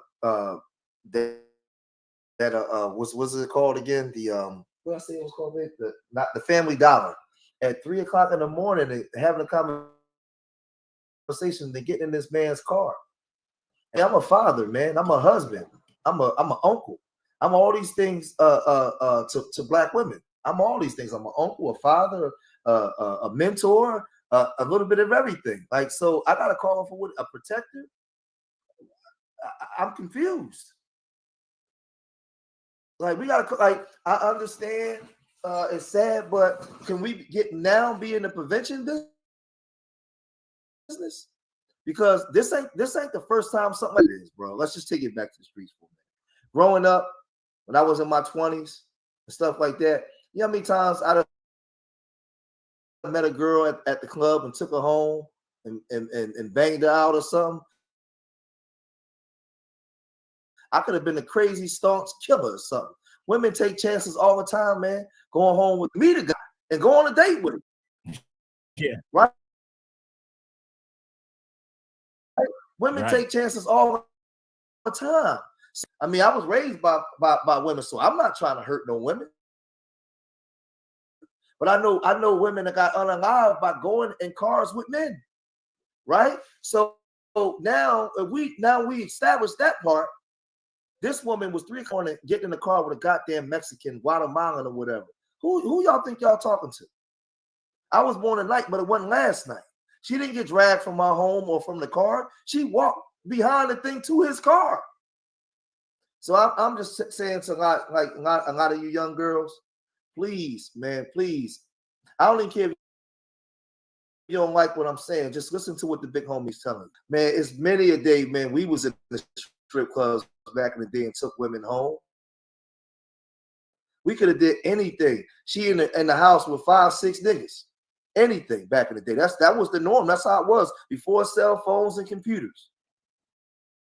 It's what it is. And we got to get to this place online where we can be honest and just tell the truth about shit. Stop shit. Outside in the real world, women take a lot of chances, man. And she took a chance and she lost her life, man. I'm fucked up about it, Red. I don't like to see something like this happen. I don't even care if she was selling coochie. She still should be dead. Right. It didn't give him the right. Like, see, we're thinking about prevention. We're telling Black women, stop selling cats, stop hopping in strange cars. Come on, sister, make a better life for yourself. But it doesn't excuse the fact that he unalived her. He deserved to spend the rest of his life in prison. He deserves to rot in hell. But we're trying to teach sisters prevention because, like you said, street media, they take chances all the time dealing with strange guys that they don't know. But go ahead, my brother. Look, Red, just think about it, man. Just on the block. Before we was on social media, we outside. Mercy of you. It happens all the time. Yep. So I see a brother in the chat said, well, let's be real, it's just her fault. Listen, we know that, but we ain't, see, this is what I'm saying. I ain't dealing in the gender shit that y'all do online. And what I'm saying is I love my people. Y'all want to deal in that white supremacist gender war shit where you can't tell the woman nothing and then you can't tell the man nothing. And when something bad happens, I told you so. Nah, man, listen, man. We have to be more caring. If we say we FBA, and we have to be stern and tell the truth. But this ain't the time where we just want to just beat up on each other and say, I told you so shit. This ain't the time for that. This is actually the time when we can actually do more teaching. Because it happens every day. It's happening right now. There's a young girl getting in a man's car somewhere. And it may be your niece. It could be your daughter. It could be your aunt. It could be your mother getting in somebody's car right now as we speak. Shit, they getting Ubers. They don't know.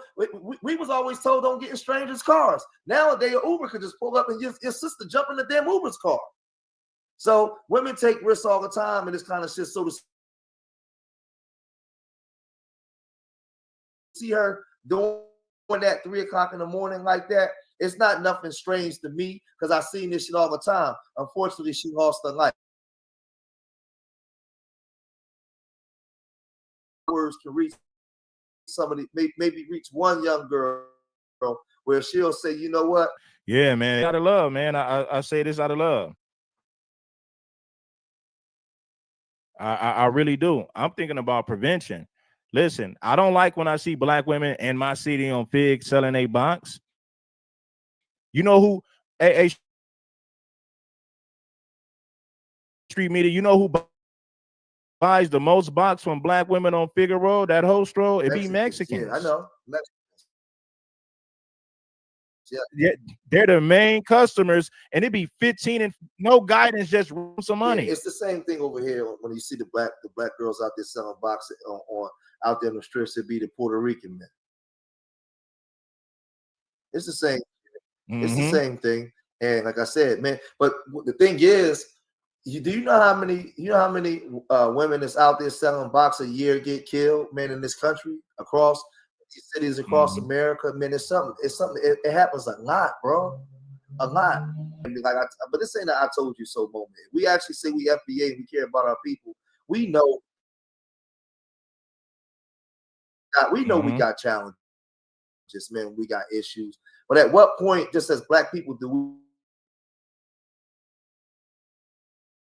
let everybody else deal in that wild, dumb shit? Like, we grown-ups, man.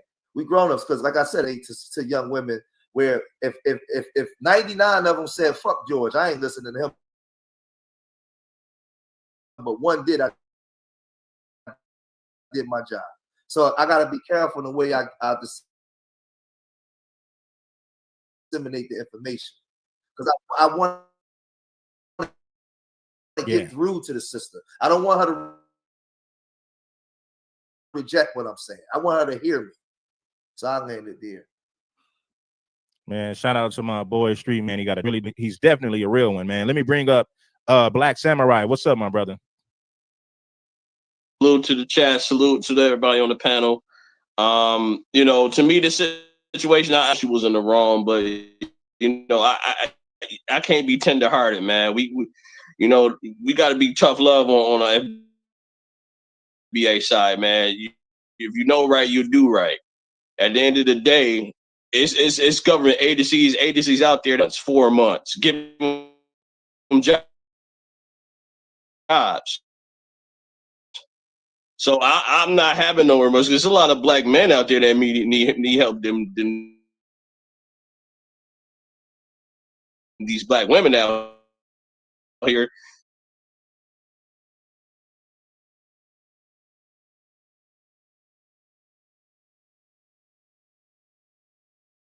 Ready here. We in the winter phase 2. It's about to be winter phase 3. And with Trump and these policies cutting Section 8 and these food stamps, what y'all think y'all gonna be doing in the next few years, man? I mean, seriously, these women out here, like, what are you gonna do? Because if you ain't had no contingency plans, you're gonna be, you know, it's gonna be harsh for these women, man. To me, I recall that immigrant that killed that white student, feeling going for herself. You know, she did everything right. Yeah, we'll fight hard for it. Matter of fact, we'll be get all that maximum years in prison, and he ain't gonna last in prison. I don't know if y'all. So you know, yeah. That Lincoln Riley, it was in Georgia, where she was jogging.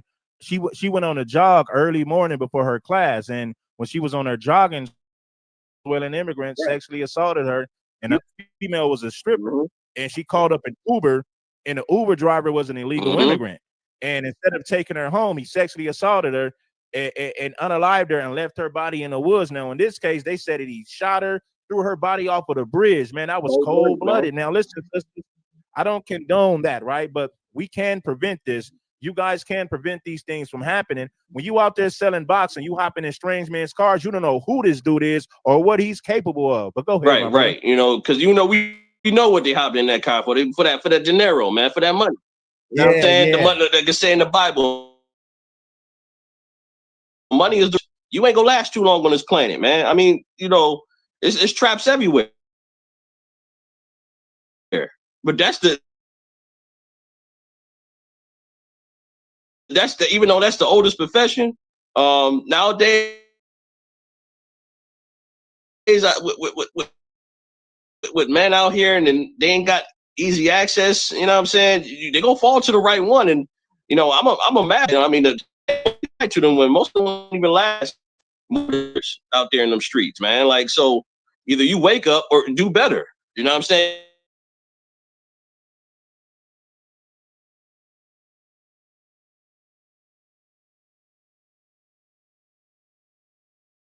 Positive. There's a lot Yeah, FBA's doing out there. There's a lot of FBA scientists out there inventing stuff right now. They ain't getting no airplay. It's a lot of FBA entertainers out there. They ain't getting no shine because of the media. Right. So I'm not hearing none of that. I'm not hearing none of that because I read the statistics every day, crime statistics, and even though okay, that be my one.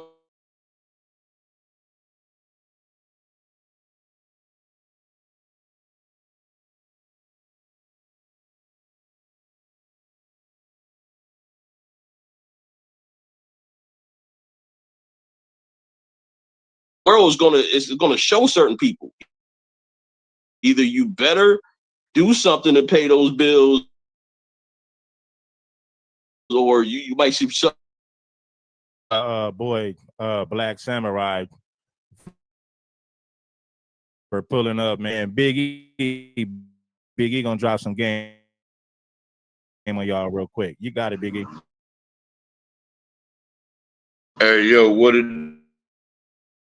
do, y'all? Hey, man, it really is up there. But ladies, real talk. Y'all need to stop thinking that y'all belong in the streets. A man with sense ain't gonna be in the streets at no 2, 3 in the morning. So what you out there do, and you selling box? It's a damn shame that it seems like these young girls can't think of nothing else to do but sell box. You know what I'm saying? It's like selling box is to women what selling dope. You know what I'm saying? It was lucrative. You couldn't tell us nothing. Okay. So it's the same thing today with the OnlyFans and the this to that. It's like y'all think that's the means to an end, and it's not. You know what I'm saying? Now again, with that being said, that don't give old boy the right to do that. You know what I'm saying? And the fact that we trying to clown, it's like this go back to what Red be saying. People be getting tired of Red doing these stories, but hell, they keep doing it. You know what I'm saying? I mean, real talk, but see, Red elected that had a whole criminal network that worked against y'all. All of them people y'all elected, let these people get fake IDs, jobs, and all this stuff. You see how they fought for Kilmore Abrego. Y'all see how they fought for all these illegals. They out there attacking ICE, et cetera, et cetera. But then when it comes to our black ass, they all quiet. Where's Jasmine? That was flying to El Salvador to try to free a woman beaten human trafficking.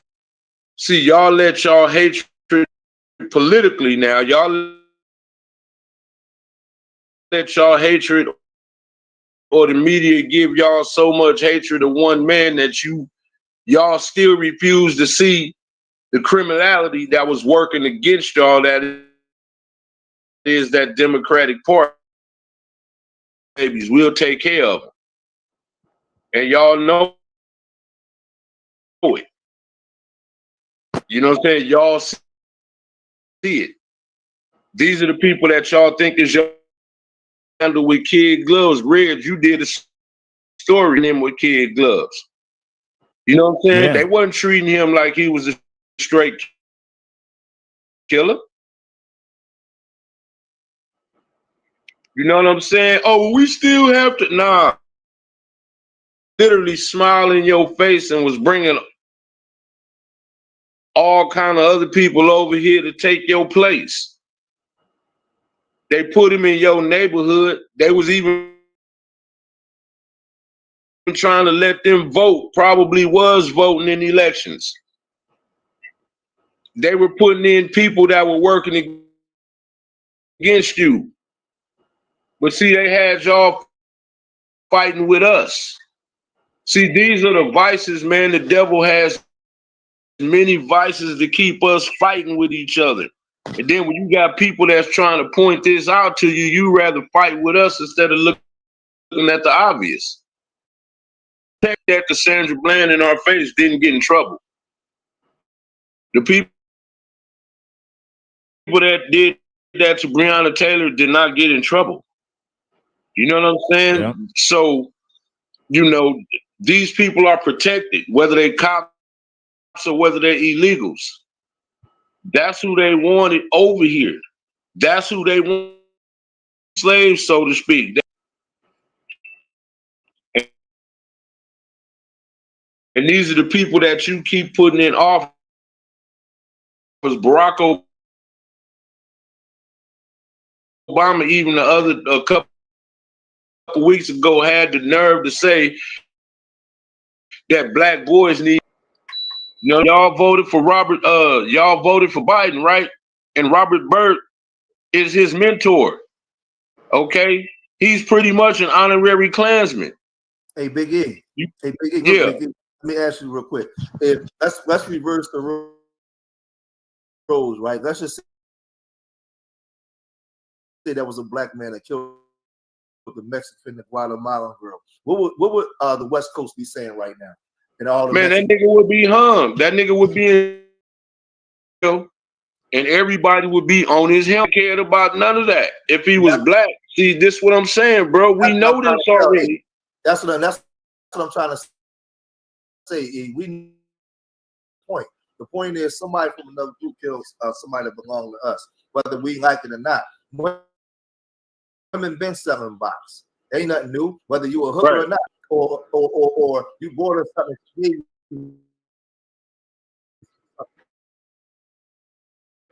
They don't understand how the streets work.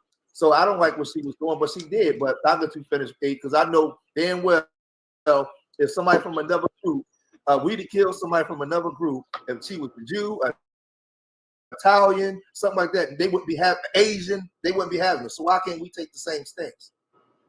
Man, and then look, I'm gonna just say this, bro. Again, all of them politicians is janky, so I'm gonna just say this. If Trump wasn't in office, you know how many more immigrants would be here?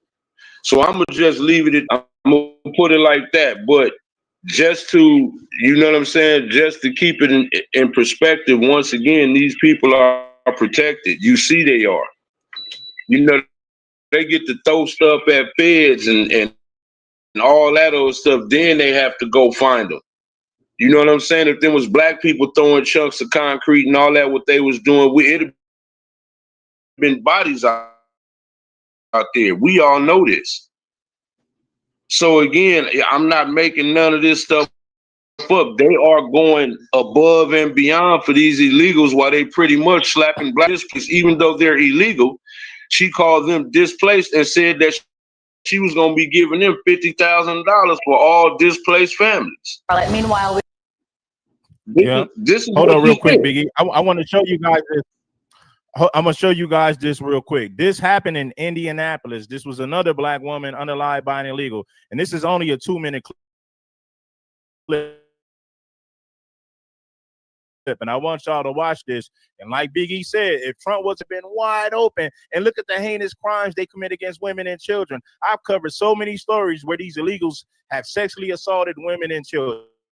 Come on, y'all, man. Check this out. Earlier this year. Go ahead, What was the Mexicans saying online right now? That was a black dude that killed the Mexican girl.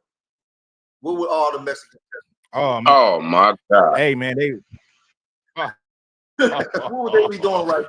They wouldn't care if she was a hooker. They wouldn't care if she was a hooker, right? So we should media. We should do the same to ours. Now I want you guys to watch. Now I don't know how this illegal immigrant became a Lyft or an Uber driver, and he was illegal. But check out this story. I covered this earlier this year. We are learning more tonight about a murder investigation here in Indianapolis. A rideshare driver admits to detectives he shot and killed a female customer. That woman's body was discovered on the near southeast side yesterday. CBS 4's Jesse Wells spoke to the woman's family and to police at the IMPD chief of the case. The victim family tells me they tracked her phone down to the suspect in custody and are now preaching a message of prevention. Just after 1 o'clock Monday afternoon, in these woods on Indy's near southeast side, a woman who had been reported missing hours earlier was found naked with a shirt pulled over her head and shot to death. This is just disgusting all around, and it did not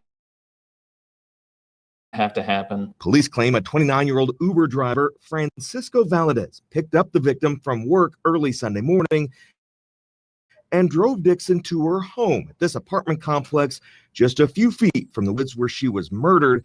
According to this affidavit, Valadez gave conflicting stories, but eventually admitted to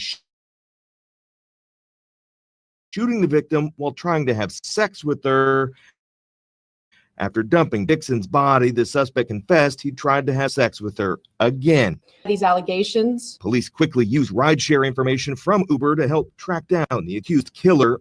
Ride shares continue to be an excellent and a safe option to use when you're out in a community. While they insist the murder in these woods is an isolated incident, IMPD says rideshare users can always share their location with their family and should trust their instincts if things feel dangerous. Women, you have a right to exist in this community safely, and you have a right to use these ride shares.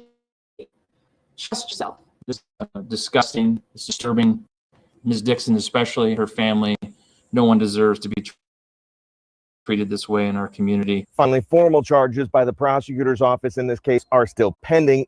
IMPD asks anyone who may have had a suspicious encounter with the suspect in recent statement. Jeff Wells, CBS 4 News. Now I got one more thing to show y'all before, and then I'm gonna let everybody just dialogue, man. I'm gonna let everybody speak at the same time.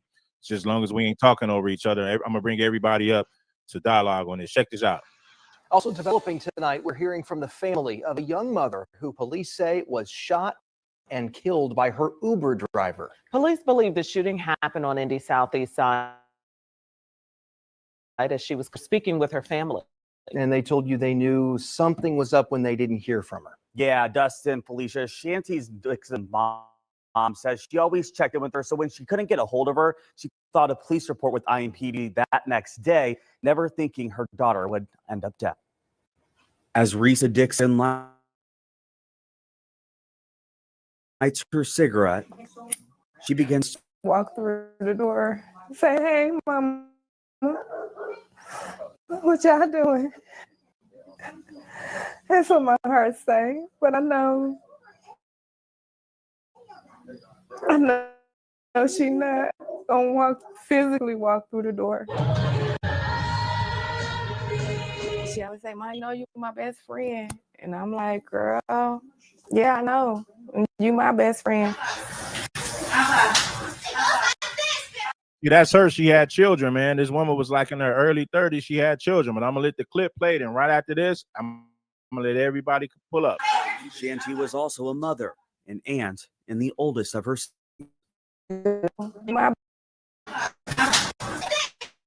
Shanty was also a mother, an aunt, and the oldest of her siblings. You could not miss her presence because she was gonna let you know when she come through the door. And when I say, "Hey y'all, hey y'all," and she made sure her nieces, her nephews, her sisters, her brother, they knew that she loved them. Dixon says Shanty not only left an imprint on those she met, but also left them feeling loved. She was so selfless, so selfless. She would put herself in dumb positions just to help. Remember how y'all get a heart and show the love, because that's what she would have wanted and that's what she would have did. Now, I was talking to Dixon off camera, and she told me Shanty was her oldest. And so I asked her, I'm like, what was it like when she was born? And she was So, you know, and that was an illegal immigrant. I covered that story, man, earlier this year. But listen, I'm gonna let Black Samurai and Big E, Street Media, and DW, everybody. Listen, I'm gonna let everybody just dialogue, man. As long as we just, you know, not talking over each other. But hey, man, go ahead first, Black Samurai, and then as you speaking, anybody who wants to chime in, y'all got it. But go ahead, bro. Yeah, man. To me, you know, these are one stories too much, man. And when is the FBA gonna wake up? You know what I'm saying? What individually, collectively, you know, to me, it's like you see these stories every day, and you know, at some pockets it's good, and some pockets is bad. But in the bad pockets, you know what I'm saying, they got outreach programs for certain things. But to me, it's like with this immigrant thing, you know, Trump is doing what he can. Agenda, man. They brought him these people here to make you a fifth-class citizen. Okay, if y'all don't have it read, Claude Anderson, I think y'all should go ahead and get that book, Palmonomics, because he predicted this. And, you know, FDA didn't want to listen. Y'all want to keep partying. Y'all want to, you know what I'm saying? And y'all just didn't care. Y'all getting y'all money. Get to the bag. But bags for you. You gonna have to invest. You got to invest in your own bag. Then Well, what? I say this. Yeah, I say this. I just want to one more chime in one more point, because we predicted this on last show, read a few shows ago. I told y'all it was after I think one of them young FBA women got alive by one of the white supremacists. When y'all gonna come together and try and do something and create? We got FBA towns already. Oh, you talking about that black woman in Connecticut who tried to hook up with that white man on a date, and he unliked and her. it was he said, you know what me? He said, he's such a great guy. I'm like, what? He's a great guy. So you don't want to. So he's not a suspect. You believe she died from a overdose, but he's such a great guy, and she hooked up with him on the date. Something. He met her at a hotel. When he left in the morning, they came to the hotel and found her dead body. Crazy. And this is another black woman, and that was a white supremacist who unalived Hey, it. but Red, real quick, let me just say this: when them white dudes be unaliving them black women, the question that I have is, okay, y'all called yourself divesting. Where are all of the white men to come to your aid? See, to me, we divested from black men, and then when those same white guys unalive y'all at the rate they have over the last few years, then you come say, well, that's because black men. No. You can't have that both ways. If you divested, you need to be over there, and you need to have them white men come speak out against their own, since you, like Kayla Nicole, you see how she all heartbroken about, okay, stay over there with that shit. Yeah, right. Divested, and they get to doing that to y'all. You cannot come back to us. It's our fault that you divested in the first place. No. See, this is what we need to start doing, Red. We have to purge this ourselves. Like, you remember how I think it was you that did a video or that was speaking on when they was talking about peace in LA, and you had certain dudes that was hollering, ain't no peace. See, or create certain taste that's admirable, that's positive toward FBA, and make that fashionable. Because but you can't be so peace and you out here letting them blowers go though. Right. See, these was LA cats. These was LA cats when they was talking about, man, we need to cut this out. We need to stop this and that. And you know what I'm saying? There was a few dudes that was like, nigga, it ain't finna be no peace. But them niggas that's out in the street with them blowers, bro. Well, y'all. Hey, Street Media. Remember, hold on one second, Samurai. Hold on one second, Samurai. When Street Media pulled up there today, and I spoke, and Street Media had reminded me of that, because he was saying when you try to create peace, they want to harm you for creating a peace. Like, hold on, nigga, it was niggas in LA. Oh no, it ain't gonna be no F you niggas just creating, but you niggas ain't there. Like, damn, now I'm a target for one piece. But you gotta remember, like we dealing with our dysfunction. We got years and years and years of social engineering and dysfunction. So we got to look at this thing from a practical perspective. Out in California, when the black boy gets up and he puts on his clothes, from the time he gets up in the morning and puts on his clothes, go outside to his job or his block, where do he see anything that's essential to his growth and development? That has anything to do with capitalism? Nothing. So he doesn't see the relevance of his brother because his lifestyle ain't predicated on his brother. He got to go outside and see the relevance in ourselves. So then you transpose that into the way we operate and deal with each other, right? So this thing is a psychological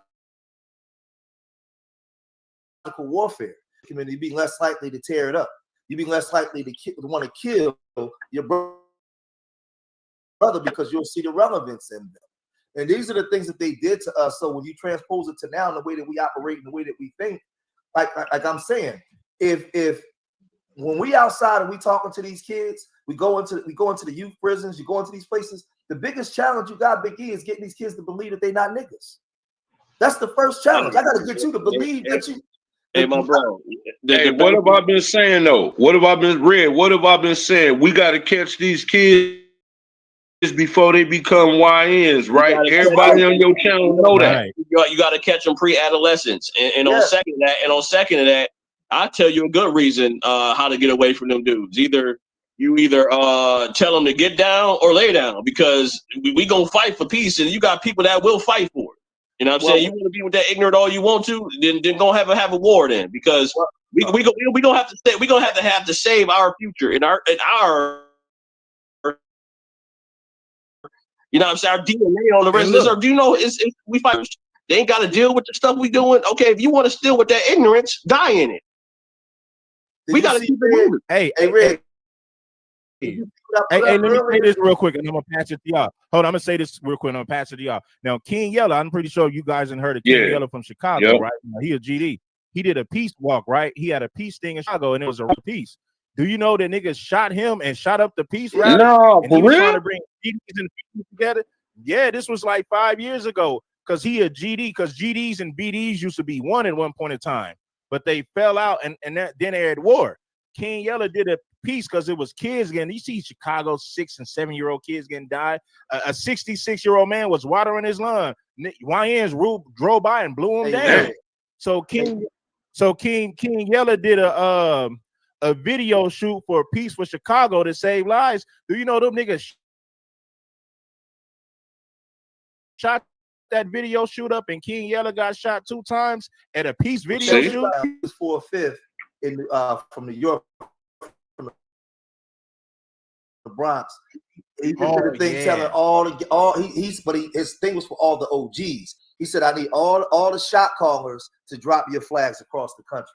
He said he got the drop your flag challenge. And did you see what Adam 22 did, right? He started mocking him. He said he won LA, Memphis, right? He said like at some point he said, and like he said, you know it's not gonna happen overnight, but we gotta start it. You gotta start now. And he said, drop your flags. Fucking Adam 22 went and started mocking him, saying, well, we don't really drop flags out here in LA. You'll lose his bag. You'll lose his bag. Styles P checked him and said something, but Styles P said, whack 100 and all you Bloods and Crips out there that go to this show, y'all on the clock now. Because you heard the brother make the call, right? And it's on TikTokers everywhere now. And then the dude that y'all support is coming on here mocking him. You know how many? And so I said in my video, Bloods and Crips, GDs, BDs, Stones, Vice Lords, the blocks and hoods here in Philly since let's just go back to 1990 to today. How many black men, black bodies, black blood has roamed the streets of LA from AC to KC, Nebraska to Alaska? How much of the bloods of black men have roamed the streets because of gangs? So how can fucking Adam 22 even mock that when the brother got on there and he's asking the brothers to drop their flag? How is something like that funny? Right. I know.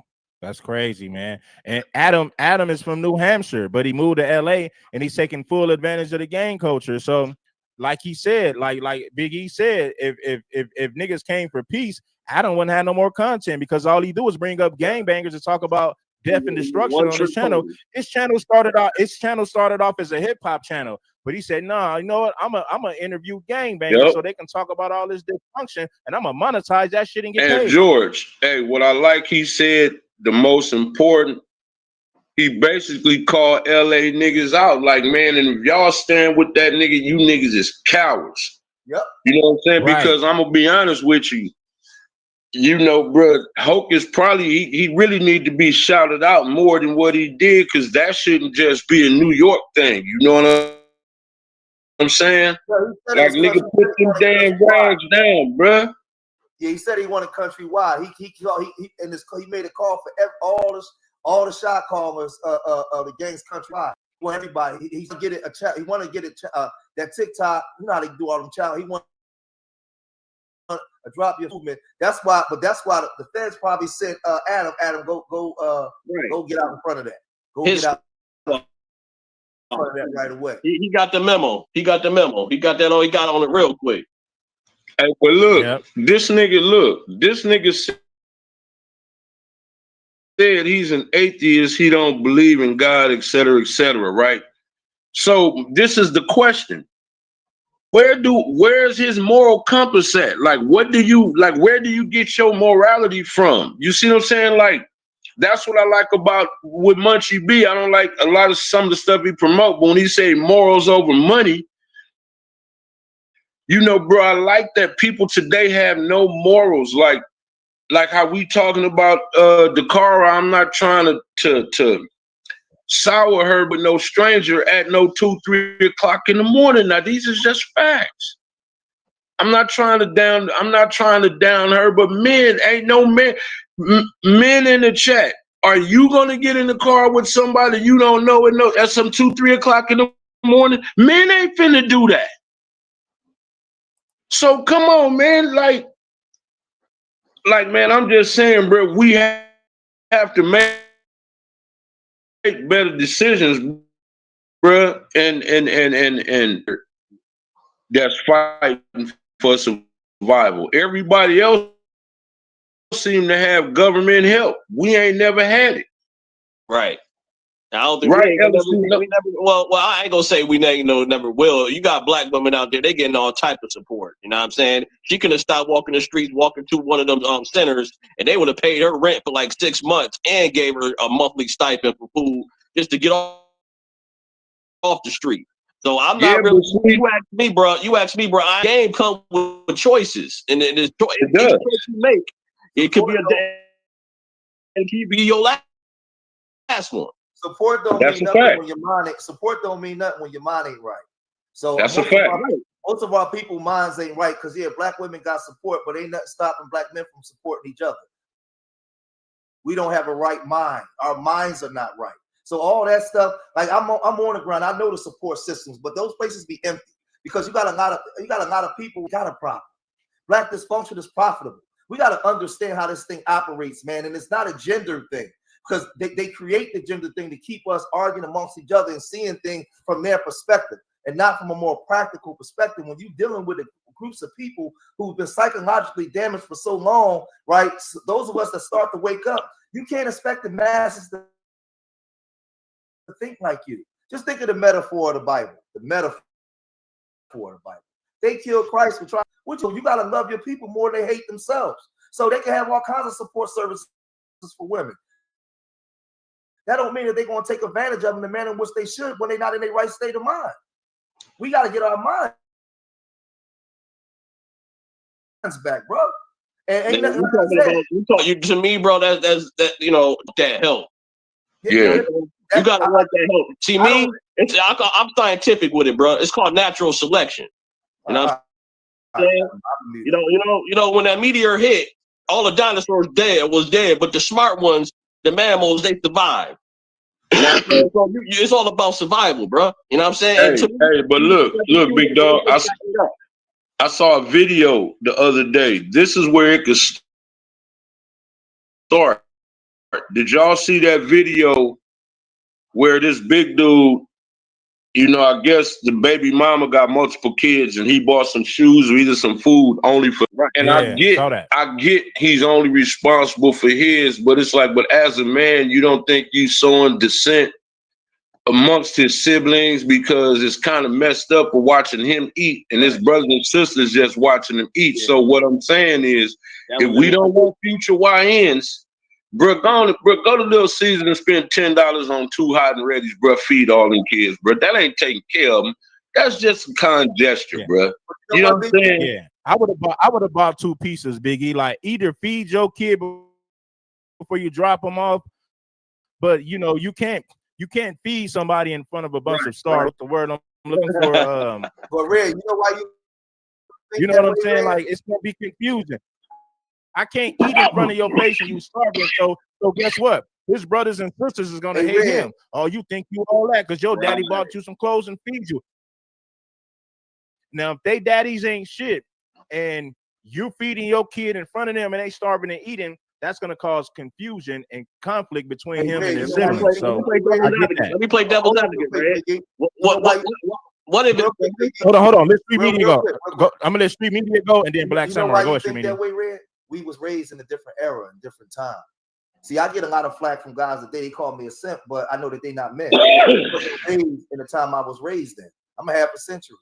All kids in the community belong to me. I was raised by Big Mom and Big Daddy and them. I take care of everything. I take care of everybody that I can. That's where my blessings and my submission come from. So I see the world differently, right? I don't got to go out of my. I'm not doing something for a woman in order to get boxed. It's doing something in order to each one teach one, to teach young boys that we got to take care of each other. We came from a different time where a homie on the block, when I got it, we all got it. That's the mentality we had. If I can't get, if I'm the only one can get in, then we ain't coming. Then it was I am because we all are. We had a togetherness vibe. Everything down was selfish and it's about the me and that nigga ain't. We didn't have that mentality. Back in the day, grandma took care of the whole block, all the grandmoms.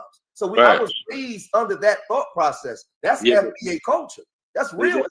Now you know, and you look and listen. You know how I feel about a lot of these women who bring this shit on themselves. But one thing I'm not gonna do, like if I feed my son and his friends are with him, I'm not gonna feed my son and not offer food to the kids who are with him. I don't do that. You know what I mean? That's just the right thing to do. It's not that I'm trying to save everybody and make the single mothers unaccountable. But if I feed my kid and there's other kids there, I'm gonna feed all the kids, man. That's just how. That's just, you know, my parents are old school. It's like, once again,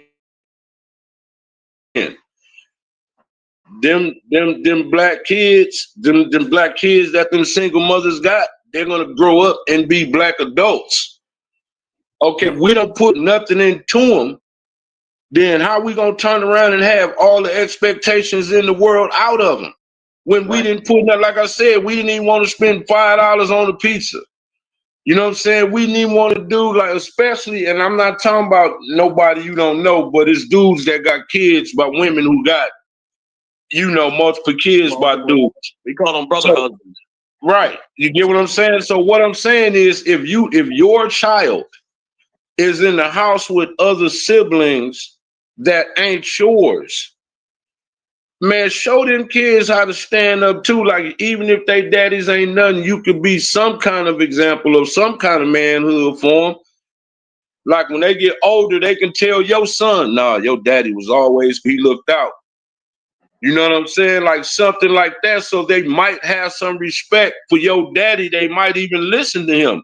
But nah, them little niggas ain't my responsibility. Then the niggas that them women laid up with, nah, them little niggas ain't my responsibility. Then once the streets get a hold to them, well, then that's it. They're gonna be the ones shooting your son. That's what I'm saying.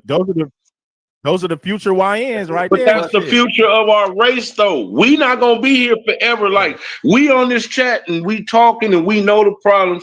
We're not immortal. Right now, at the way they doing, bruh, 50 years from now, is it gonna be enough of us to do anything? Probably not. Probably not. That's their game plan, Big E. And I think people that smart FBAs are doing it, because I see some FBAs buying up land, developing that land. You know, if you live in a city setting, you could buy land, wall it up. You know what I'm saying? Any way you got to do to get away from these people, because, you know, let them savages, like, to me, I'm not going to dehumanize these people, but if that's the way you think, go ahead and be separated, because we got to raise this future generation up, and we ain't going to be raising them up in that. You Hey, got I hope people. that's Akiel. I'm not trying to butcher your name, Akiel. If that's your name, I hope I said it right. Bro, that's not simping, bro. But look, you be done so much dissension amongst him and his siblings, or her and her siblings, bro. Your siblings be done took, Nick, be the reason that your child is no longer here, bro, because they hate you. They hate him. Right. They hate him because you didn't want to look out for them. Not saying that it's your job, but a kid don't know that. Right. You know what I'm saying? That's not a simp, bro. Looking out for your future, I don't think is being a simp. Now, if that's not you, I get it. I have never told no man Biggie that he can do that. Hey, Biggie. Let me say this real quick. I'm gonna pass you the Black Samurai. A simp is the man. Hold on, let me say this, but I'm gonna pass you the sound. A simp who don't hold the women accountable. We're not talking about the women. We know some of them are trifling. We're just looking out for our future generation. Like, if I got my kid with me and I'm feeding him, and there's a bunch of kids out there, hey man, I'll spend $15, $20 and feed all the kids for a pizza. That ain't nothing. Now, it's not my responsibility, but I'm not gonna feed my kid in front of. Now, if anything, I feed him before I bring him, but I'm not gonna feed him in front of a bunch of people that's not eating. I'm gonna show love to the kids, because they are the future generation. So it's, you gotta understand. But listen, when it comes to food, hold on. A simp is not somebody who looks out for kids because he genuinely cares about the future of young Black boys. A simp is somebody who allows a woman to get away with shit who don't hold them accountable. If you have genuine love for Black boys and kids, even if you're not their father, when you feed your kids and it's a community kids out there, you're gonna look out for the kids because you care about their well-being. So that ain't got nothing to do with being no simp. Boyce is a simp. Boyce is a simp. You know what I'm saying? Hey, let me say this real quick. Listen, on my block is probably 35 houses going this way, 35 houses going the next way. There's only 3 fathers on this block, and I'm one of them. Right. And it's 3 married couples. Me, I'm one of them. Right. With my wife for 25 years. Right. I found myself in the community because a lot of times my son would have like all the latest stuff. He's spoiled. He would have everything, but a lot of boys on the block didn't have. They don't have no father in the house. When my son would be outside, guess where all the kids would be? On my porch, over here with me. I took my son to the movies. It started with me and my son. Next thing you know, I'm taking 4 or 5 other kids. It's not. That's not a simp. It's just that I'm looking around as a father. Here I am working my program in the community, and these boys don't have no type of structure or nothing. They call me Mr. Joy. They gravitate towards me. I'm honored to do that. That's because you're let me say something real quick. Let me ask Akiel a question. Hey, Akiel, let me ask you something. Real question. Let's say your son on the baseball team, right? And the coach by everybody, you know, I say y'all won the game, and he took the team out for pizza.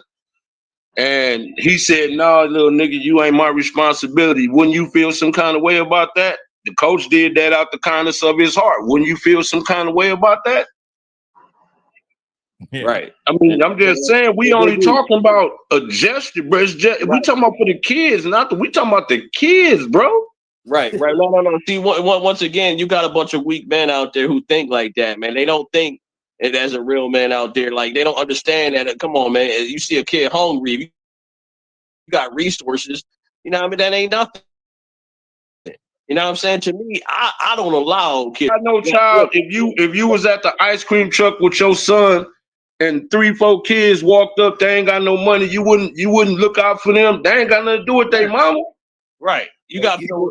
They just trolling, Biggie. They just trolling. Yeah.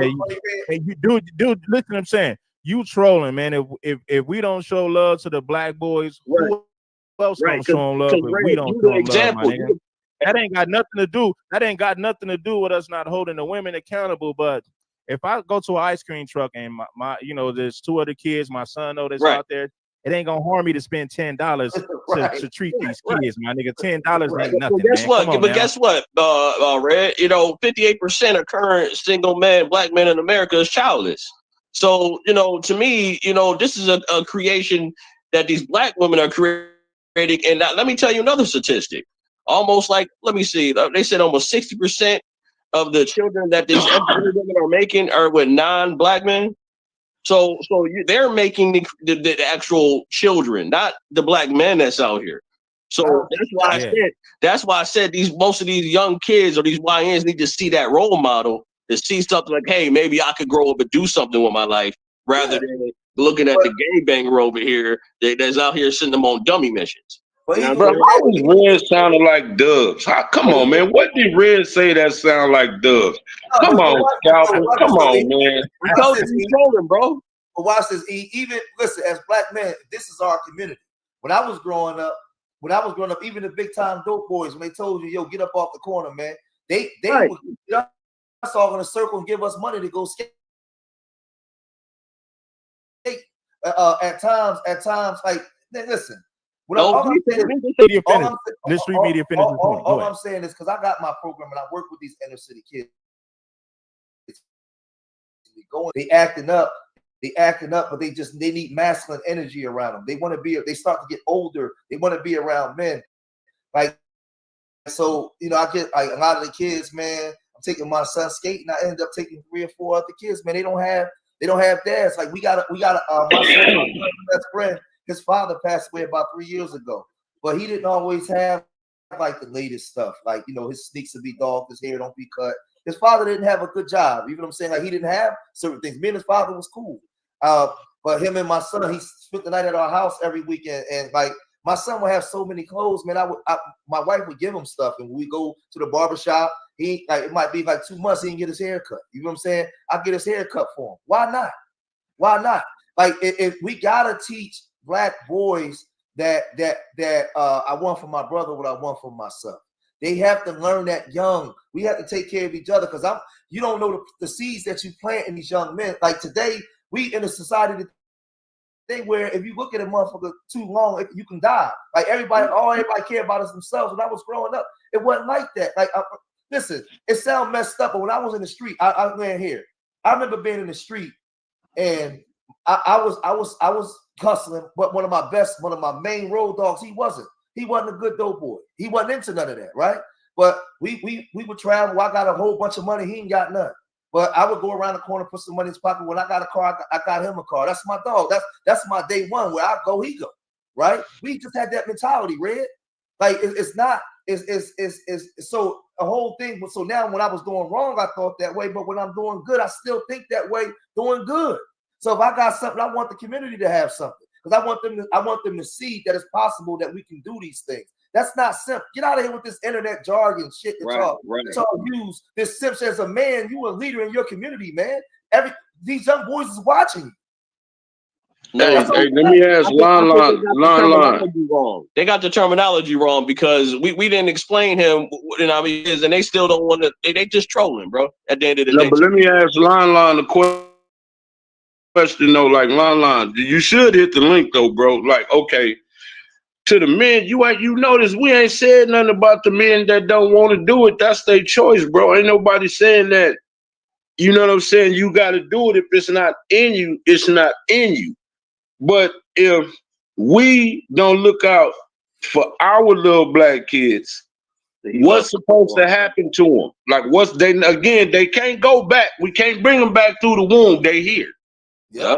So now what? Them is little boys that's gonna grow up to be black men that look like us. So what do? Just let them be out like in the ocean with no rudder, no direction, just wherever the tide takes them, or what? Old heads that they Big E. That's why this generation, like our generation, we respected the OGs because they was real OGs. The way these niggas talk, that's why the YNs don't respect y'all. Because y'all don't got no love. Listen, I was once one of them YNs too, man. I was at that age, like, at that rebellious stage, but I was lucky to have that support system. But mainly my family on my mom's side, man, they full of gangsters. So they told you if they really love you in the street, they will tell you the truth. And then once the truth, they'll tell you that you don't want to be out here, bro. You don't want to be. No, come on, Lala, answer the question, bro. You come on, man. You don't answer the question with a question. If you're not doing it, if you ain't with it, that's cool. We get it. But I'm saying once them same young dudes get 14, 15, 16, 17 and got switches, right? And we're gonna be like, oh man, them niggas. I mean, you know what I'm saying? Like, come on, man, we can't keep having that both ways, man. And they see your whip and they decide they want to take a joyride. I bet you better make a decision there. I bet you would have wished you would have helped them lions then. Hey, Big E. Hey, Big E. Look, we around the same age. Am I wrong, Big E? When we was growing up back in the early 90s in the street, didn't we take care of each other? Yeah, but see, we had money though. You know the way we got it. I was 17 years old with a 79 Monte Carlo on Dayton's. And what the man of day one that wasn't hustling like you, but that was your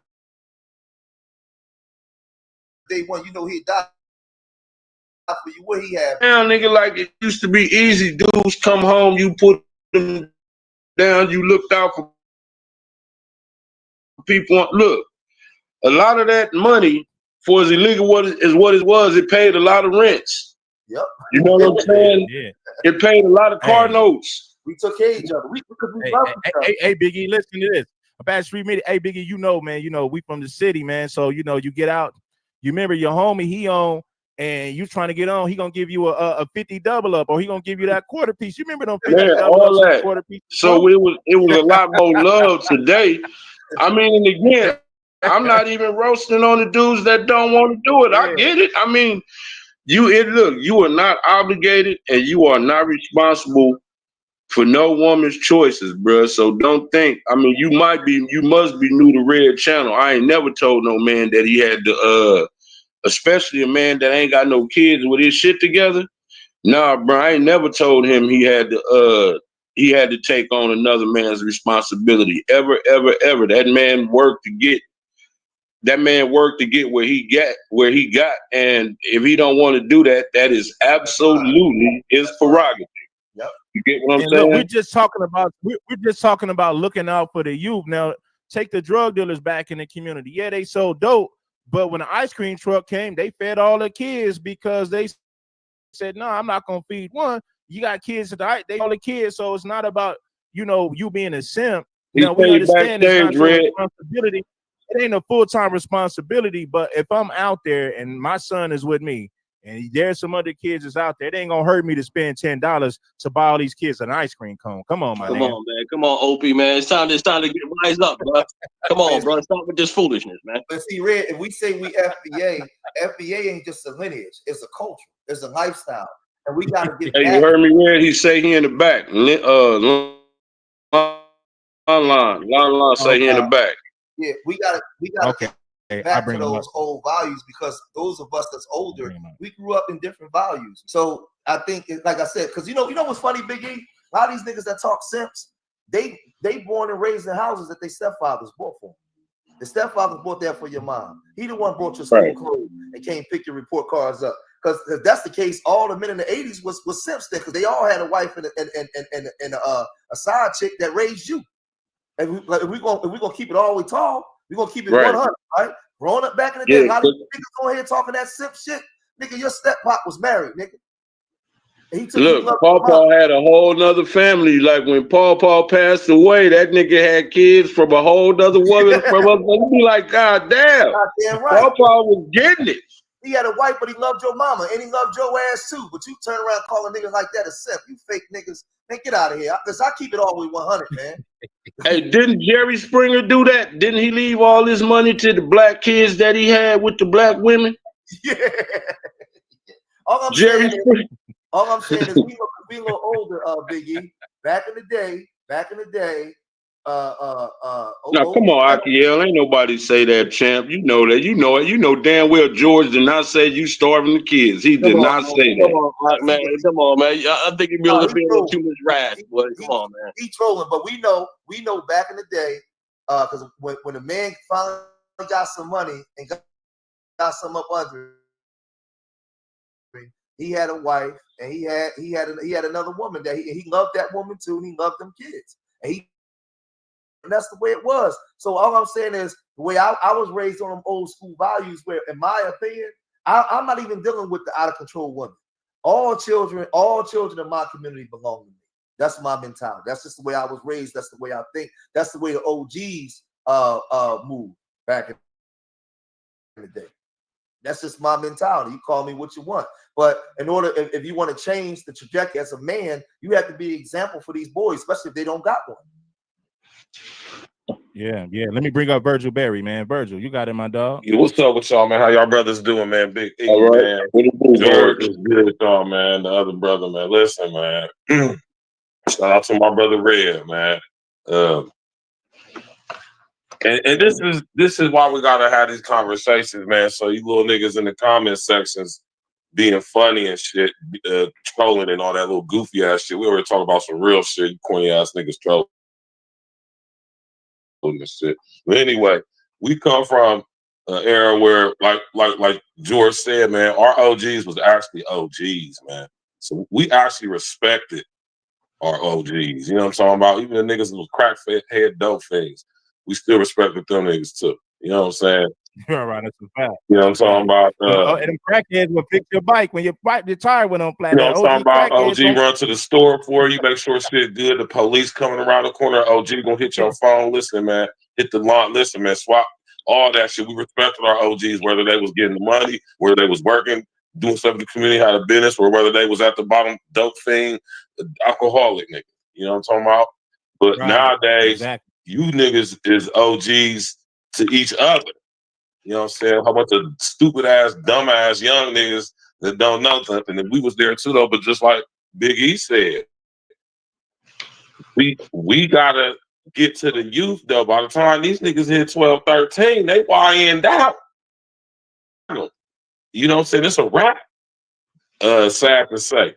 So when I think, and I agree with Big E on this, we really gotta focus on the young one, talking about like prepubescent, pre-adolescent stage, like from like 6 to like 12, 10, something like that. You know what I mean? Yeah, that's a fact, bro. But yeah, man. When it comes, I just want to address this simping stuff though, for real. Just in relation to everything I just said. And this is what I noticed about a lot of you internet niggas, man. You internet niggas grew up online or living vicarious through online if you like niggas our age. You know what I'm saying? You know, them niggas corny ass niggas wasn't never like getting no money, never had no motion coming up, nothing to do with no bras, and was probably lame as hell or corny as hell back in the day. So they living vicariously through the internet anonymously. Assumingly anonymously. So they come on here and they come into where it's popping out with real ones talking about real shit, so they can be on some goofy shit. But when it comes to this word simp, I see a lot of y'all misuse that word terribly, right? And my thing is, when it comes to that word simp, it's thrown around loosely like friends and other words that will have come internet colloquialisms. We'll just say that, right? But when y'all be using this word simp, y'all be using it way out of context, man. You ain't no simp because you look out for some little homies in the hood, man. Matter of fact, just like I seen somebody say, that's showing leadership.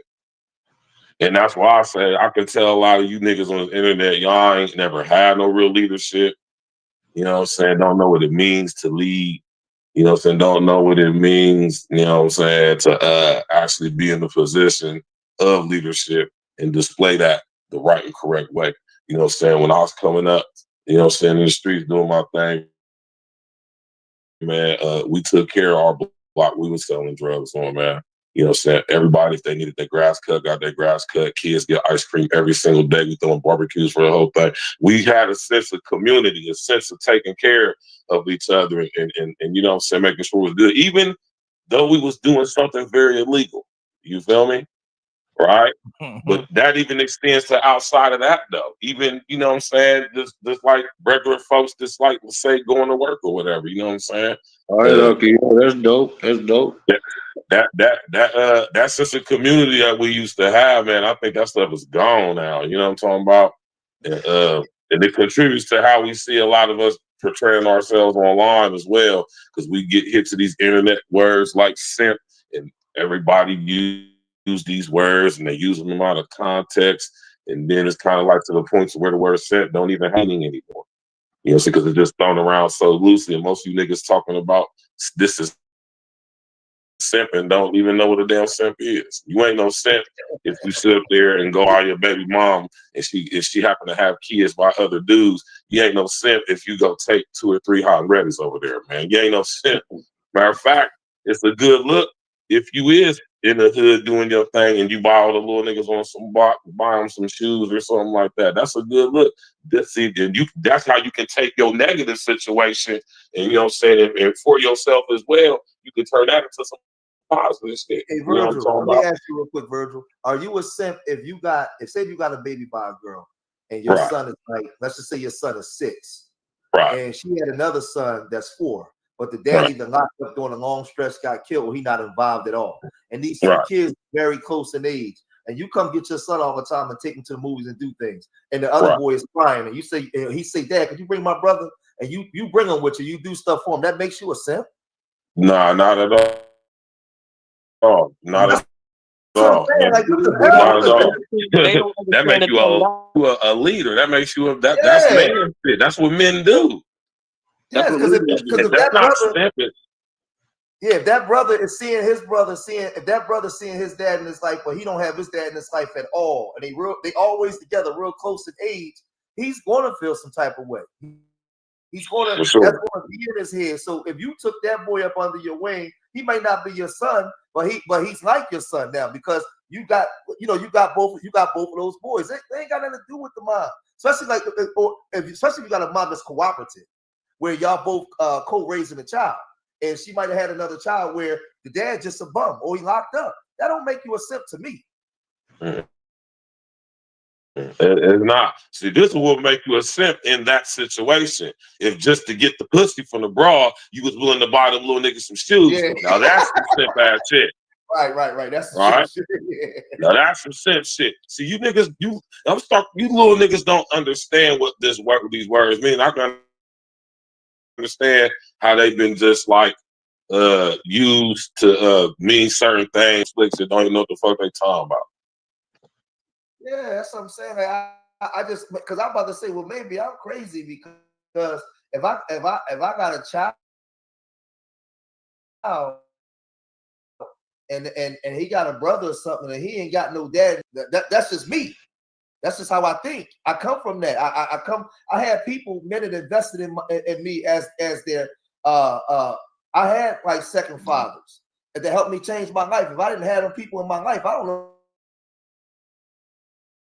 where I would be. It depends if you got the parents that abandon their children, then you don't know the next man stand up. But at the first things first, you got to be an example. Of course, this is psychology, man. Because at the end of the day, if they don't see that, they're going to be turning into degenerates out there doing all this stuff that you see YNs doing now. And it's not going to be a good, I will say, community for the NBA. It's going to be a horrible future for you if you don't start setting examples for these young bucks out here. But it starts like Sherzad Ali said with the women, man, because she harps on the women. If the women stop opening their legs so easy, you know what I'm saying, they won't have all these babies out here. If they take But that's you right. You 100% right, but that is highly unlikely. No. You know what I'm saying? Hey, it's certain things that can happen, but I'm not going to go. That's for another show. It's certain things they can do if they were submissive. They will only have one man to have one of them babies with rather than 10, 15 and all that. You know what I'm saying? So at the end of the day, man, come on, man. Y'all, they know what's up. If they do right, if they know right, they'll do right. You can't be but D, we ain't saying, let me say this, George, because I got to bounce. Hey, D, nobody is saying that. That's all we saying. Like, if you as a man, especially if you're decent, ain't nothing wrong with you looking out under like the situations that George outlined. Like, I don't really see no harm in that. You get what I'm saying? Like, to me, that's just being a man. So, I mean, again, it got to start somewhere, bro. Ain't nobody else gonna mentor these kids. Again, we ain't talking about once they get the YNs. So, Unless we take our future in our hands, and the youth really is the future, whether we want to, you can't take your money with you, you can't do none of that. You know what I'm saying? So I'm saying we got to get them when they're young,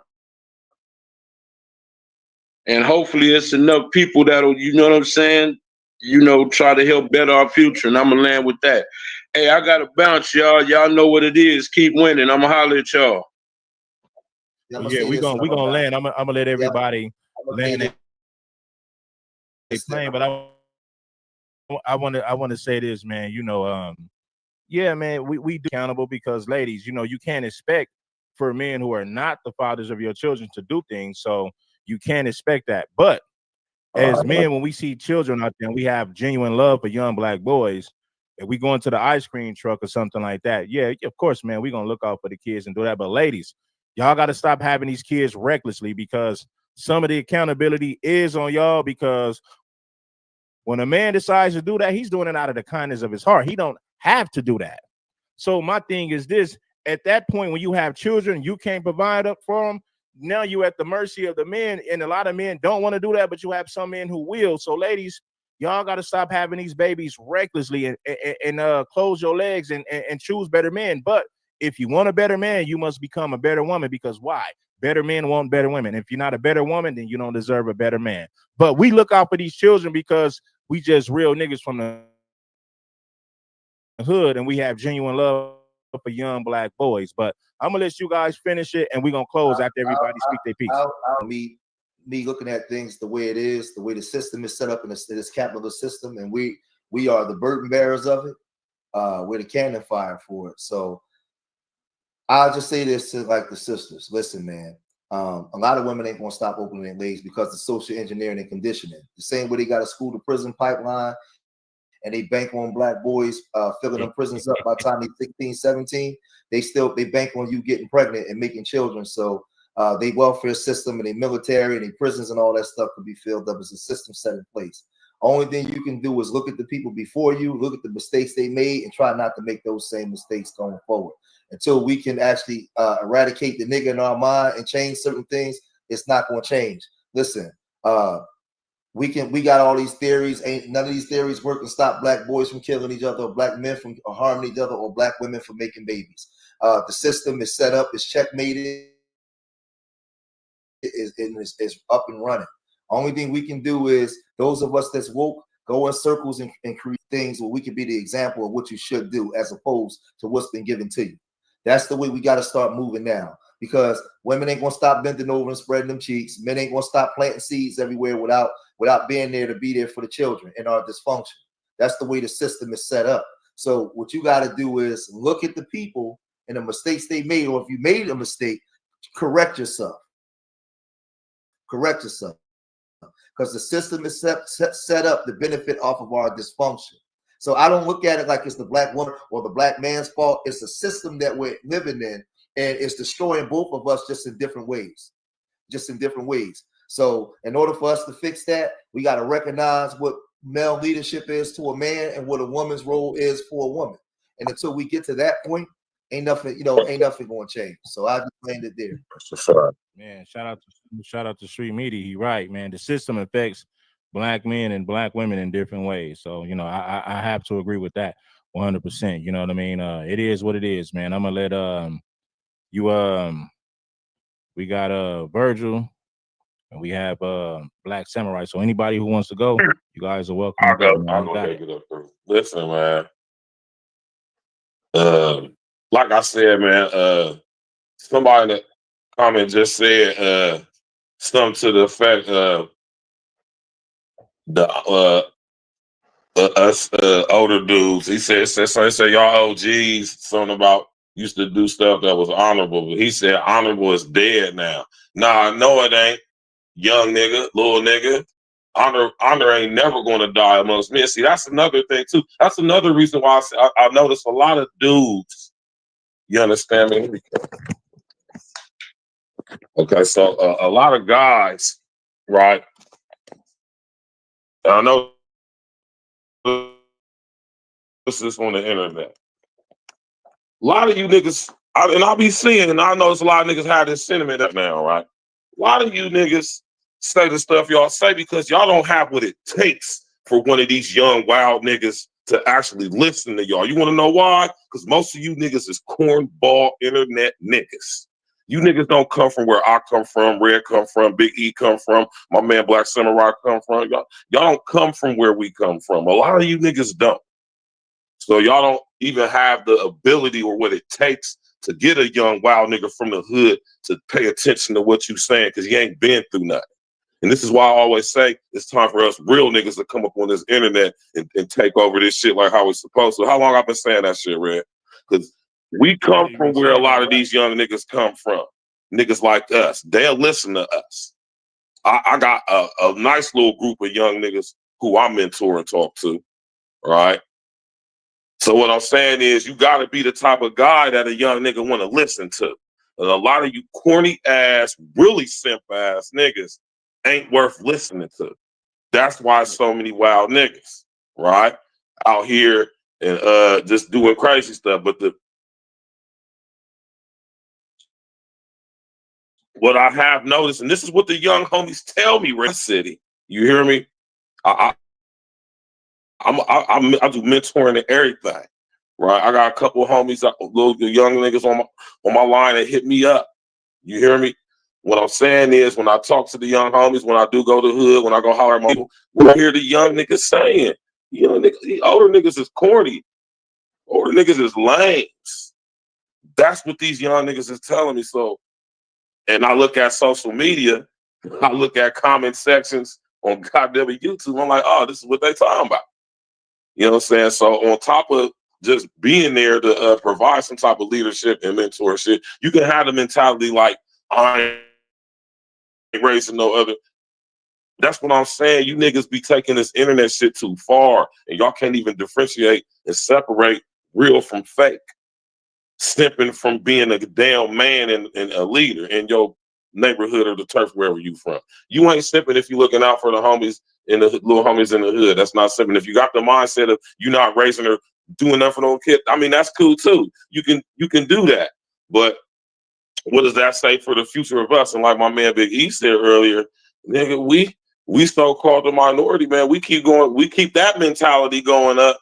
We ain't gonna be around in the next 30, 40 years, man, with that mentality.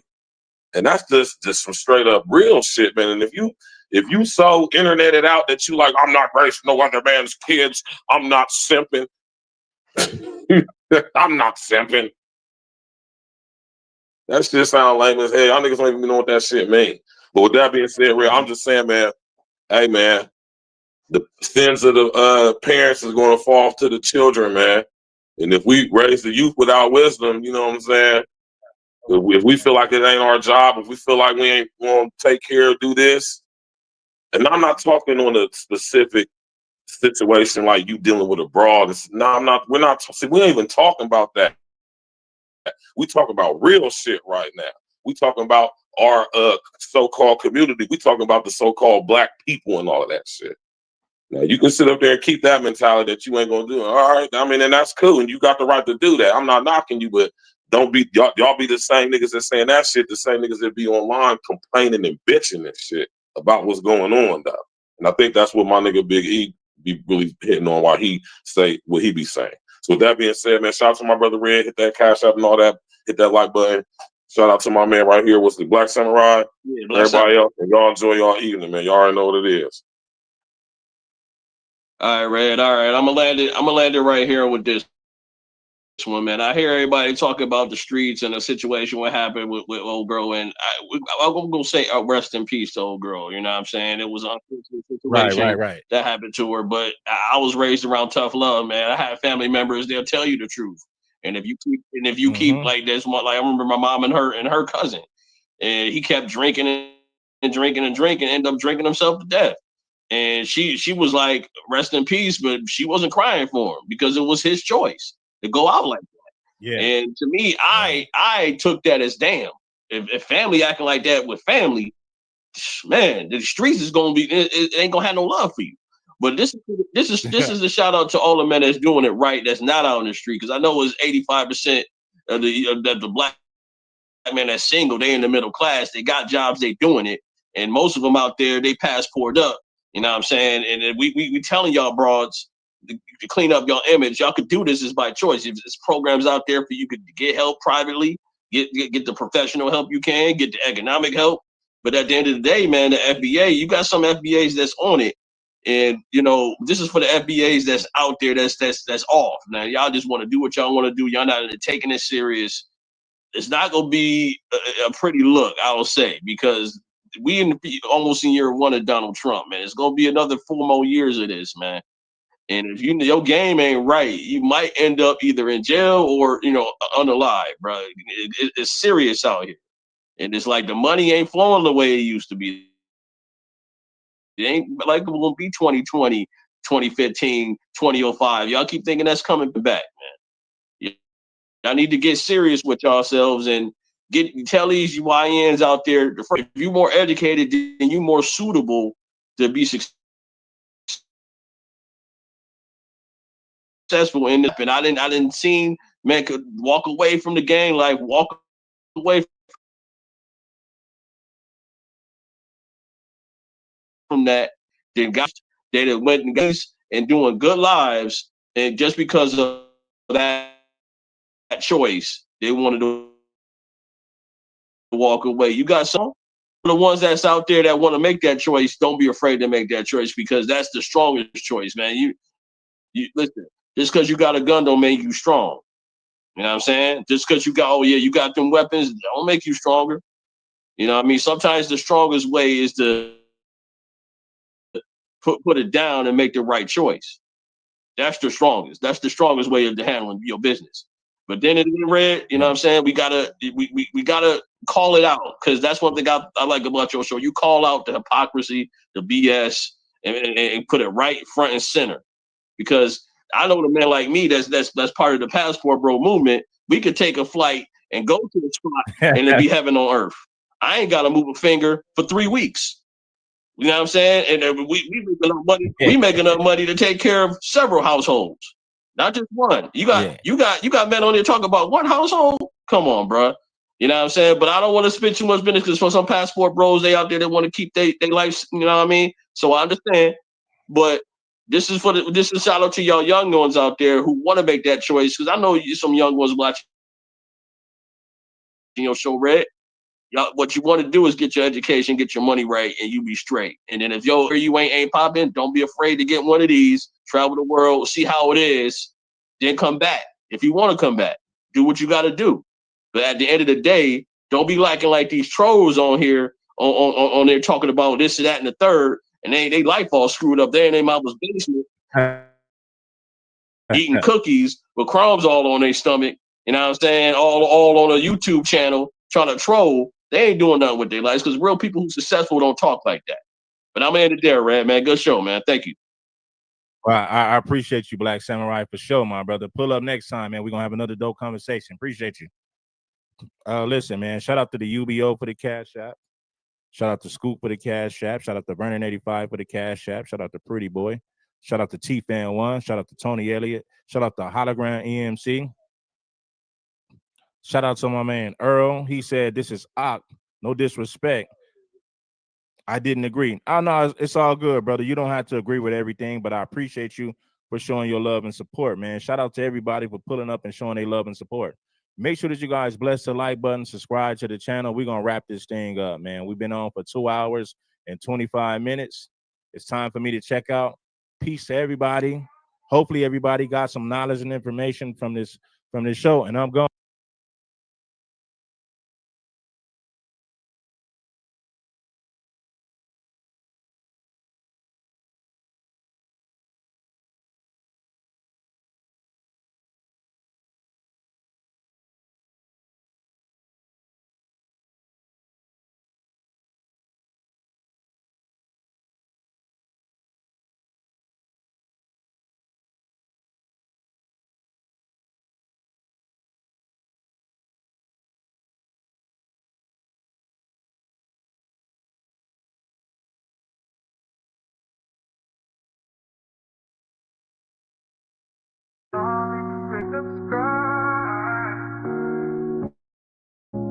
Darling, radio, like and subscribe.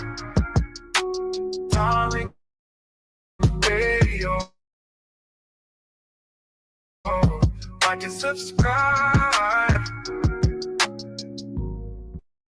Everybody, it's me, Crispy. Rolly the Bully Bird. Hey, what?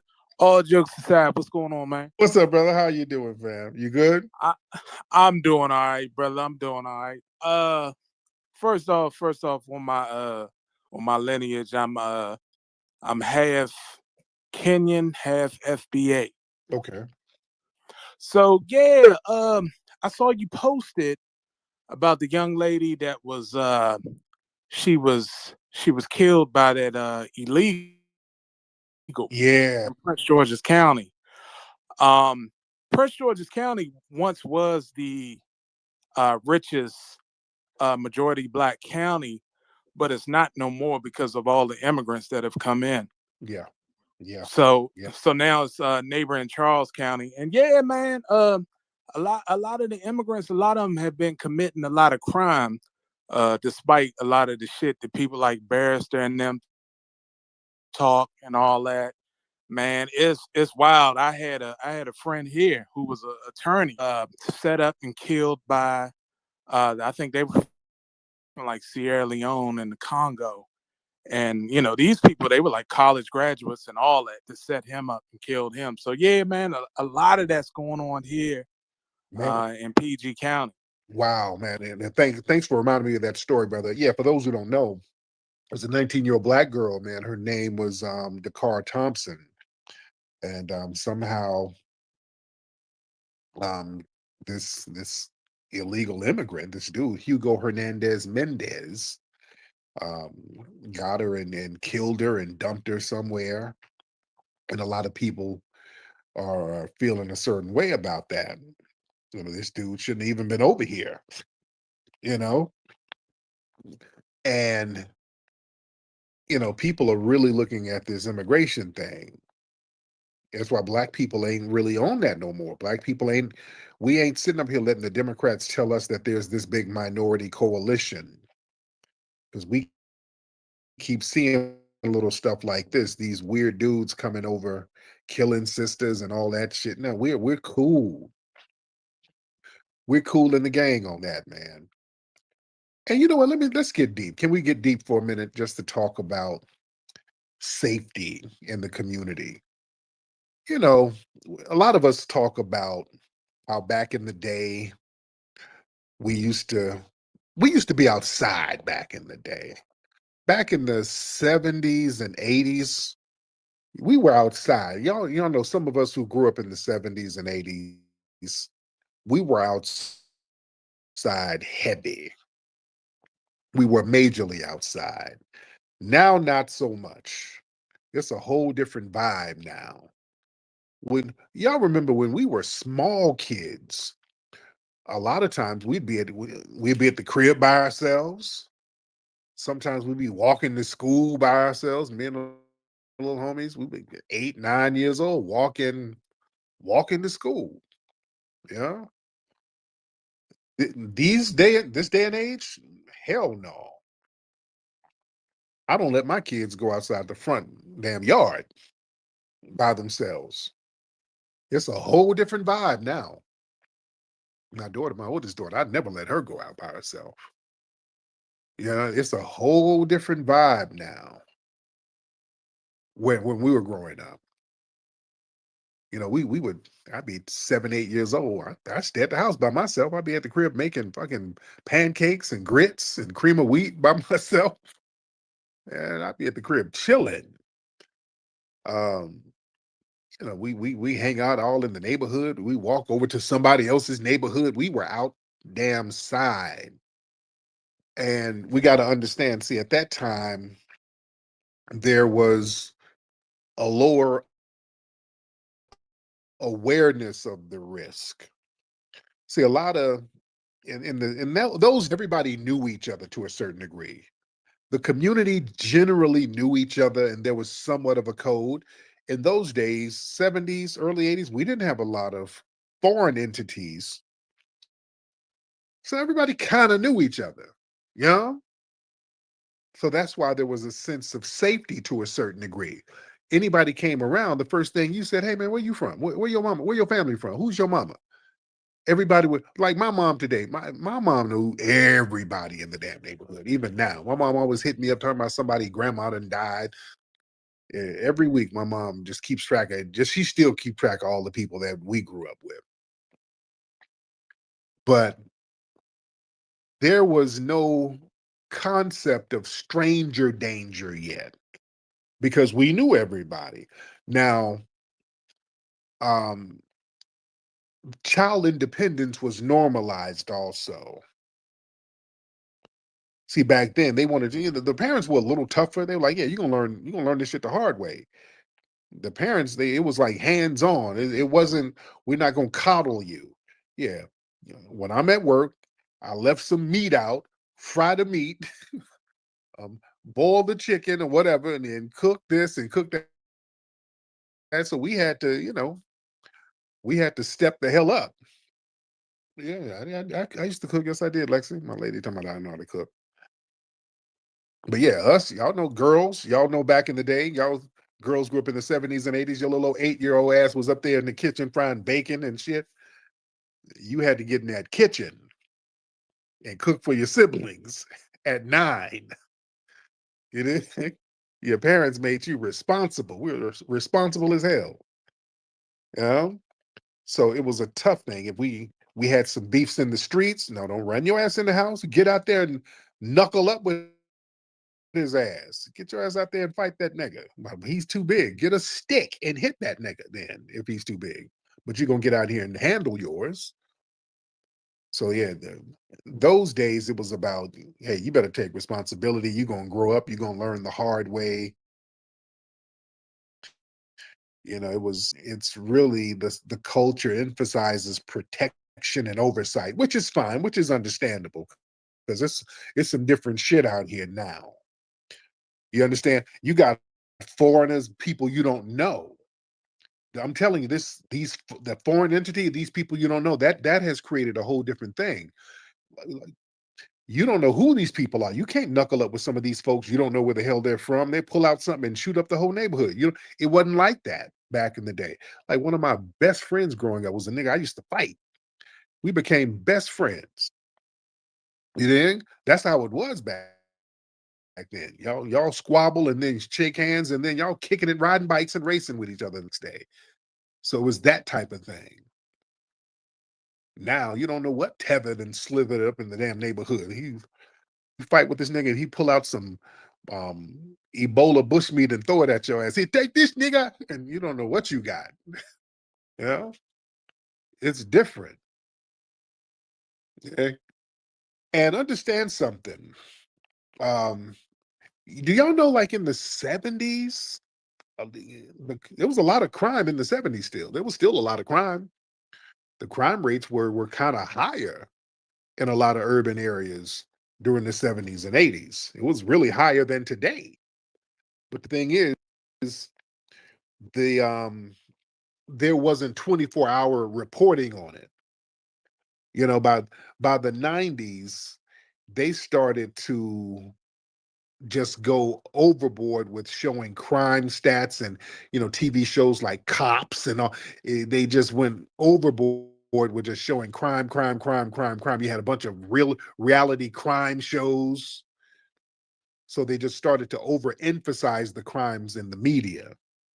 So that changed a lot of people's disposition as far as letting kids out and walking around and letting kids be out and about.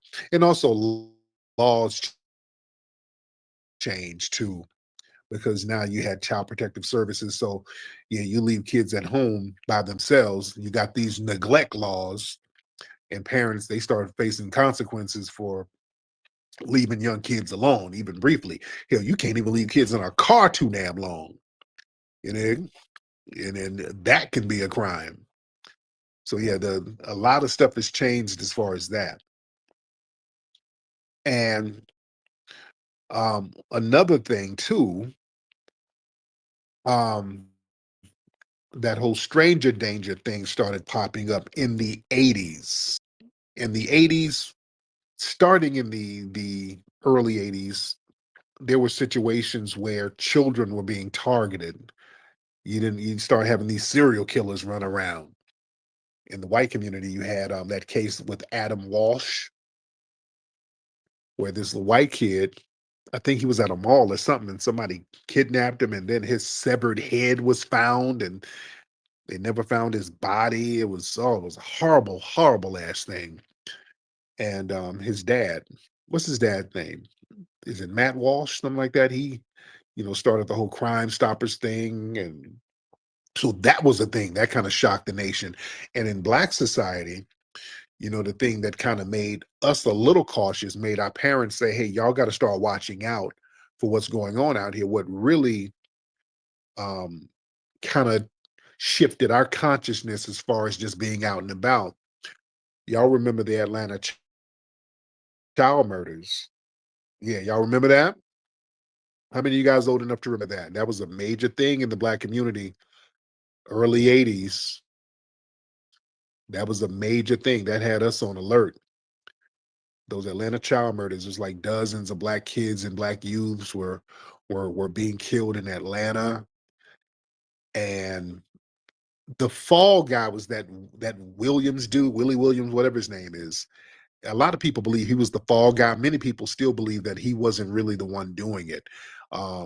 There were rumors, and even today there's still rumors about it was some white supremacist shit. The Klan were involved with the police. There's still rumors about that to this day. There's still a lot of rumors about those Atlanta child murders to this day, because even when the Willie Williams dude went to jail, some of the murders were still happening. A lot of folks don't know that. So yeah, they just picked the fall guy. So that kind of changed our consciousness to a certain degree. And what really changed the consciousness, where we couldn't really be outside like we used to, we started, the crack thing.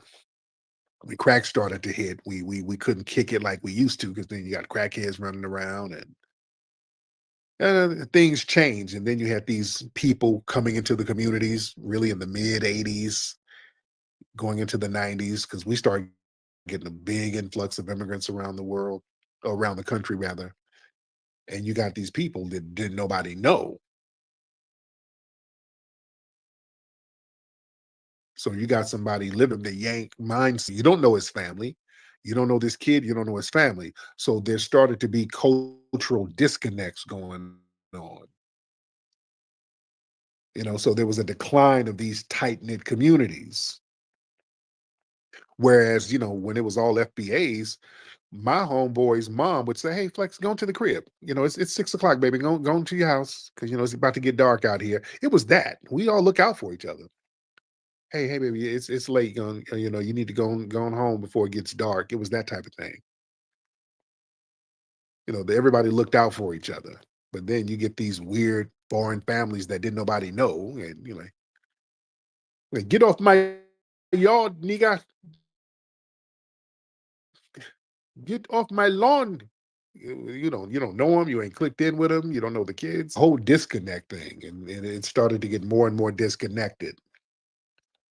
And then we started getting little bitch niggas like Revenue, people like him moving into the neighborhood, little old musty fuck niggas that, nobody wanted to kick it with.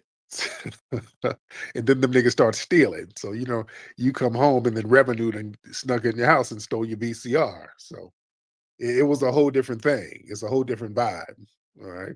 You come in the house and it smells like must and jerk chicken, and Revenue's fingerprints all on shit. So yeah, it was a whole different vibe. So yeah, the game changed. It was a game changer. All right.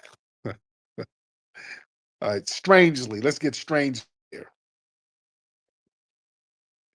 Strange. Can you hear me? I can hear you. How are you? I'm good, Tariq. Going back to the sister that was killed in Maryland, the crazy thing about it, like, this has happened in Texas too. A 7-year-old got killed by an illegal. Some illegals on a jet ski killed a Black National Guardsman. And every time we get killed, You never see Crockett coming out explaining, and all these Democrats, they never talk. Because every time it's about Trump, even on your timeline with your comments, I did not see one anti-Trump Democrat in your comments. Like I said, they always silent when the FBA gets killed by an illegal. And I was also, yeah, it's like they're like, oh, Democrats and Republicans are right, both trash if they are, but at least the Republican media has posted about the girl in Maryland. I've seen not one Democrat. Mhm. That's absolutely true.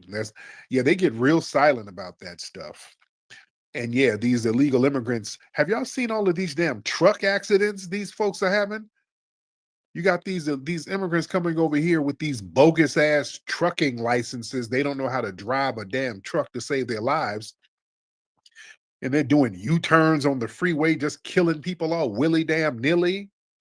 There's a couple of situations like that where they clearly got some kind of scam ass permit or some kind of certificate, and they don't know what the hell they're doing. They're doing some stupid ass shit. You know? Yeah, it was a couple of situations where these dudes and killed a whole bunch of people in traffic. Trying to be selective with what they report on. JD Elliott, what's happening? JD? All right, JD ain't saying.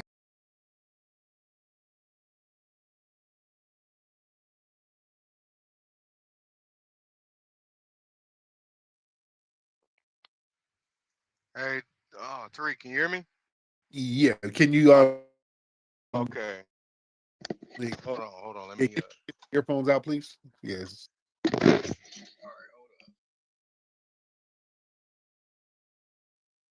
Yes. So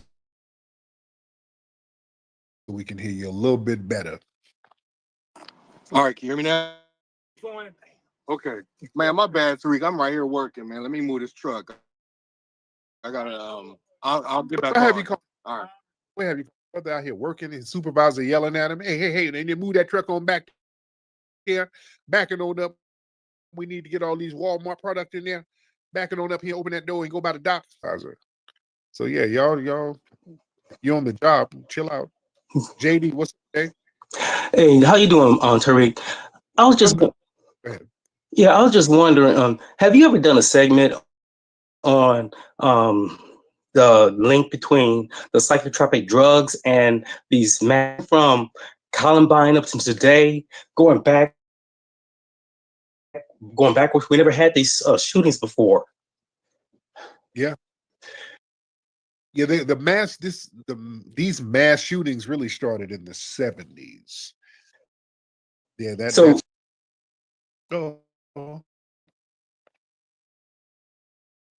Jay? Yeah. Go ahead. Now, what were you saying? Oh, I was from Andrea Yates, the mother that drowned her 5 kids. She was on psychotropic drugs. I mean, all of these people that going crazy.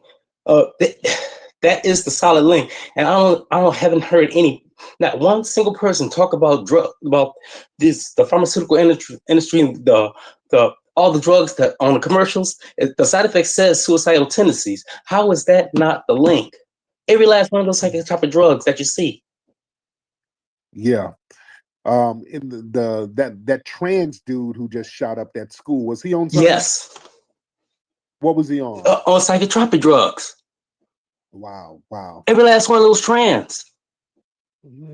Oh yeah, he was on like some hormonal drugs or something, right? Yes.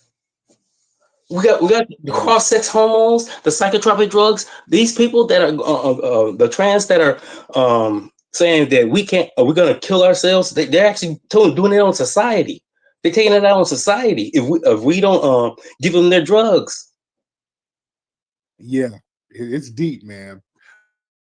Wait, let me touch on that because yeah, these mass shootings really started in major secession around 70. I want to say 79 and late 70s. Was a girl out here who shot up a school that was across the street from her house down in San Diego. This little white girl, she shot up a school, and they're like, "Why the hell you do that?" She was like, "Well, I did it because I hate Mondays." And then some white rock group made a song about "I hate Mondays," and they took this white girl to Burger King. A lot of folks know that. Y'all look that up, just like they did with Dylan Roof. Before they took her to jail, they took her to Burger King. There's some real weird shit going on with these white supremacists and law enforcement and coddling these killers. But yeah, a lot of it does have a lot to do with in the 70s. There were a lot of psychotropic drugs put out there that was coming out of the 60s, but the 70s, yeah, you had all of these new psychotropic drugs that were introduced to the public. And and a lot of these folks realized they can get the media attention by doing this stuff. And yeah, but a lot of these drugs, that does have a lot to do with this stuff. That has a lot to do with it. Pro man, how are you? I'm good, man. I'm good. Yeah, I wanted to touch on that real quick and how you're saying with the shooters with mental issues, and they've been doing shootings for a while. So they actually been testing on people since the 60s. So the CIA, if you look up Operation Midnight Climax, and what they did was the CIA would literally hire hookers, then create these safe houses all around the U.S. And then what happens is they'll coerce men into these safe houses, and then they drug them with LSD to see the effects of LSD. Yeah. So they did all kind of stuff like that for years. So we're seeing all these people now starting to flip out, in the 60s, 70s, 80s. These are a lot of the effects that, they've been testing on people for a long time. And another funny thing, too, with these mass shooters, don't you notice, besides them being trans, their hair colors are always some weird color? Yeah. Yeah. So I noticed that, too. So that could be a part of, like, whatever mental connection that is, too. Because, like, the guy who shot up, remember Batman Begins? I think that was in Colorado. Yeah. His hair was like orange and purple. This last shooter, same thing. I remember one kid shot up a school. I believe that was last year. His hair was a weird color. So I find that pretty odd how all these people are either trans and or have that hair color. Yeah, it's deep, man. It's real deep, brother. Thank you so much, man. Yeah, man. But yeah, a lot of these folks, man, they realize they can get a lot of attention doing this. They can be significant because they had these 24-hour news cycles that started in the 70s and 80s. And they realized that these news agencies will give nonstop coverage to these shootings. So they're like, well, shit, I can be significant if I go out here and blow somebody off. But it's some deep stuff, man. Let's get let me see. We got a lot of folks in here. Shout out to everybody in here, ladies and gentlemen. Shout out to everybody in here. Let's get Political Hood. Political Hood. What's up, Political Hood in the building? Political Hood. What's up, brother? I'm good, sir. How are you? I'm all right. I'm all right. Now, my comment to the last person that called and the caller before that may be true with these drugs, yes, but I don't understand why is it just white men that's doing it. It's not like it ain't no women that's on these psychotic drugs. It's not like it's Hispanics on these psychotic drugs. It's not like it's Black Americans on these psychotic drugs. Why is it just them? See, that's just an excuse. The drug says called suicidal tendencies. They're not committing suicide. They killing people. Yeah. So What I'm seeing is that whites got an excuse now to say, oh, look, it's the psychotic drugs. It was never me. It was never my upbringing. It was never how my father treated me. It was never none of that. It was the psychotic drugs. Absolutely not. Yeah, it might be a quote unquote link, but what about your upbringing as well? Mm-hmm. You know what, brother? And that's some very good points right there. And a very good point. I'm glad you brought that up because look, we don't, black people, if we shoot somebody, it's usually over some damn street beef. It's not, I'm about to pull up to a damn daycare center or a Christian school and just start busting on kids. We don't do that type of shit. So it's also, we can talk about the psychotropic drugs and all of that stuff, but also there's a cultural entitlement there. You see, the white supremacy, because usually, you notice another thing, because my brother Maverick brought up, they be having these weird hair colors, but one thing we almost always see with these shooters, the common denominator, and damn near all of them, they be having some type of white supremacist ideology. Just like this trans shooter, he was on some white supremacist shit. You understand? Every time they go shoot up something, they have a manifesto. It's all the black people are hating the blacks and the goddamn Jews. All weird white supremacist shit. And these white supremacist males, they've held this structural dominance in American society. And when that perceived entitlement feels threatened, if it's job loss, some type of social rejection, changing of demographics, they start reacting violently because there's like a perceived loss of power, loss of status. Yeah. They feel like they're owed respect, they're owed power, they're owed privilege.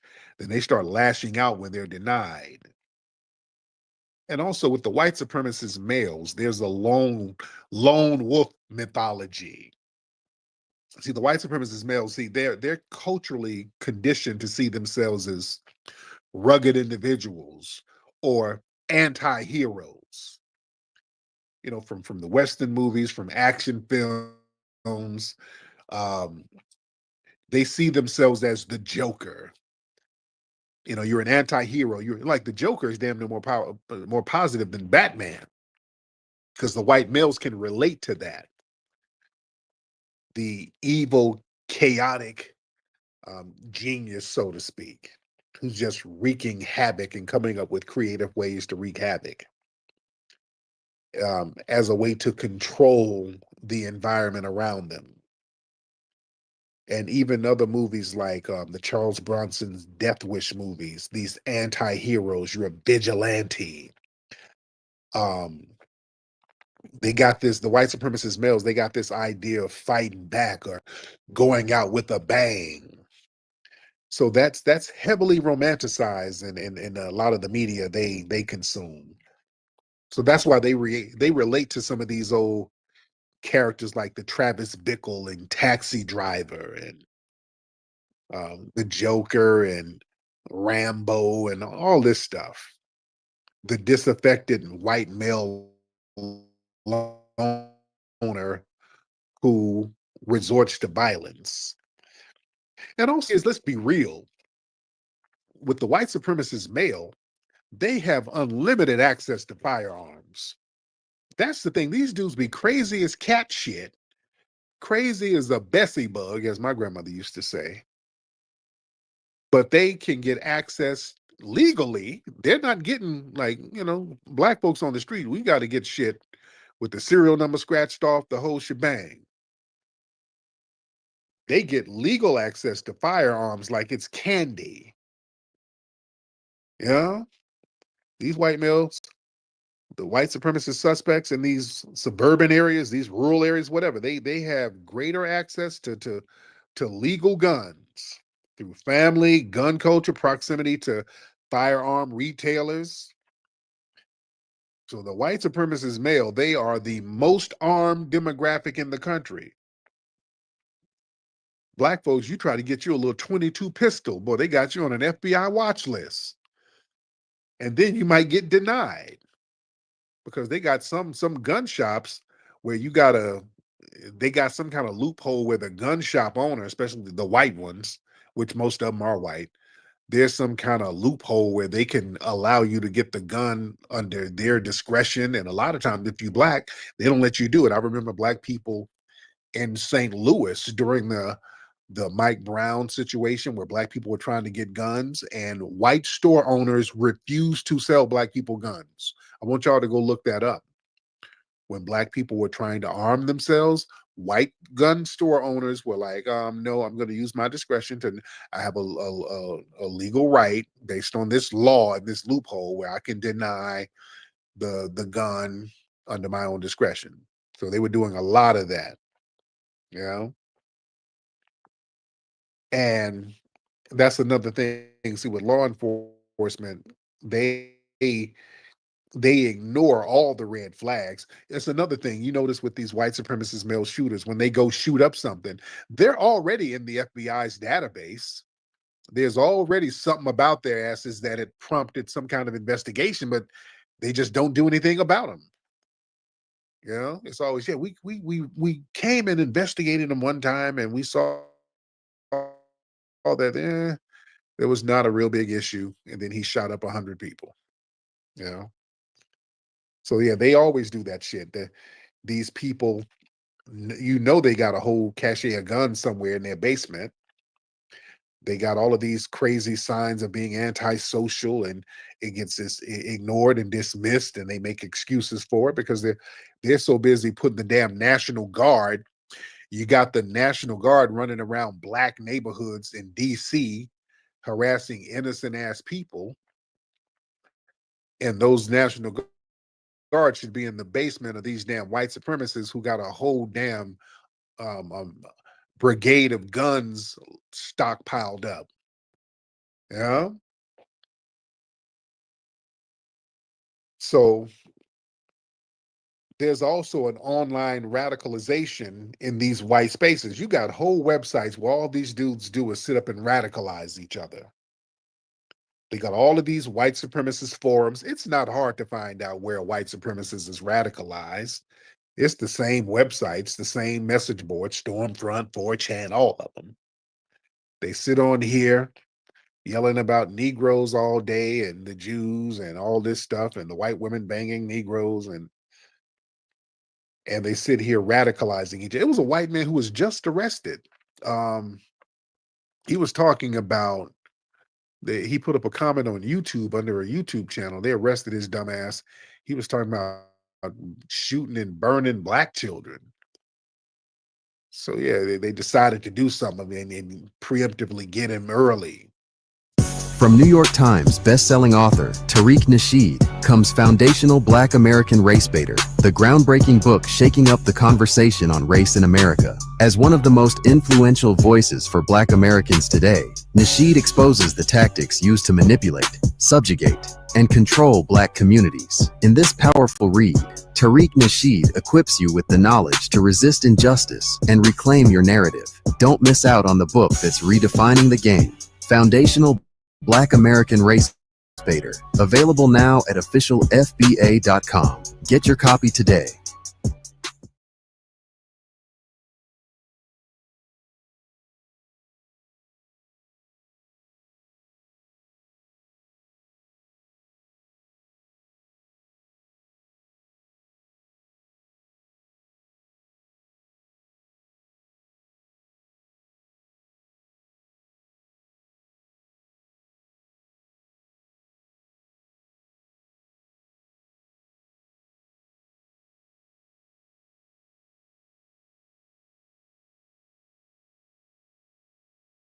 An international weapons ring busted by the FBI right here in Southern California. At the center of the case, a Chinese national accused of and from Ontario, where the suspect was taken into custody. Angela. Here, they say that The man was fairly normal, fairly calm. They say the house behind me that the man lived in was a revolving door, people in and out. But the one thing that remained a constant was this van used to transport all those weapons authorities say was going to be used for a surprise attack on South Korea.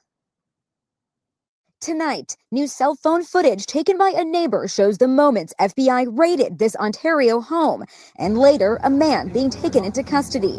The conduct alleged in this complaint is chilling. One man living inside the main suspect, 41-year-old Shenghua Wen, a Chinese national who was arrested Tuesday morning and charged with shipping weapons and ammunition to North Korea in exchange for money.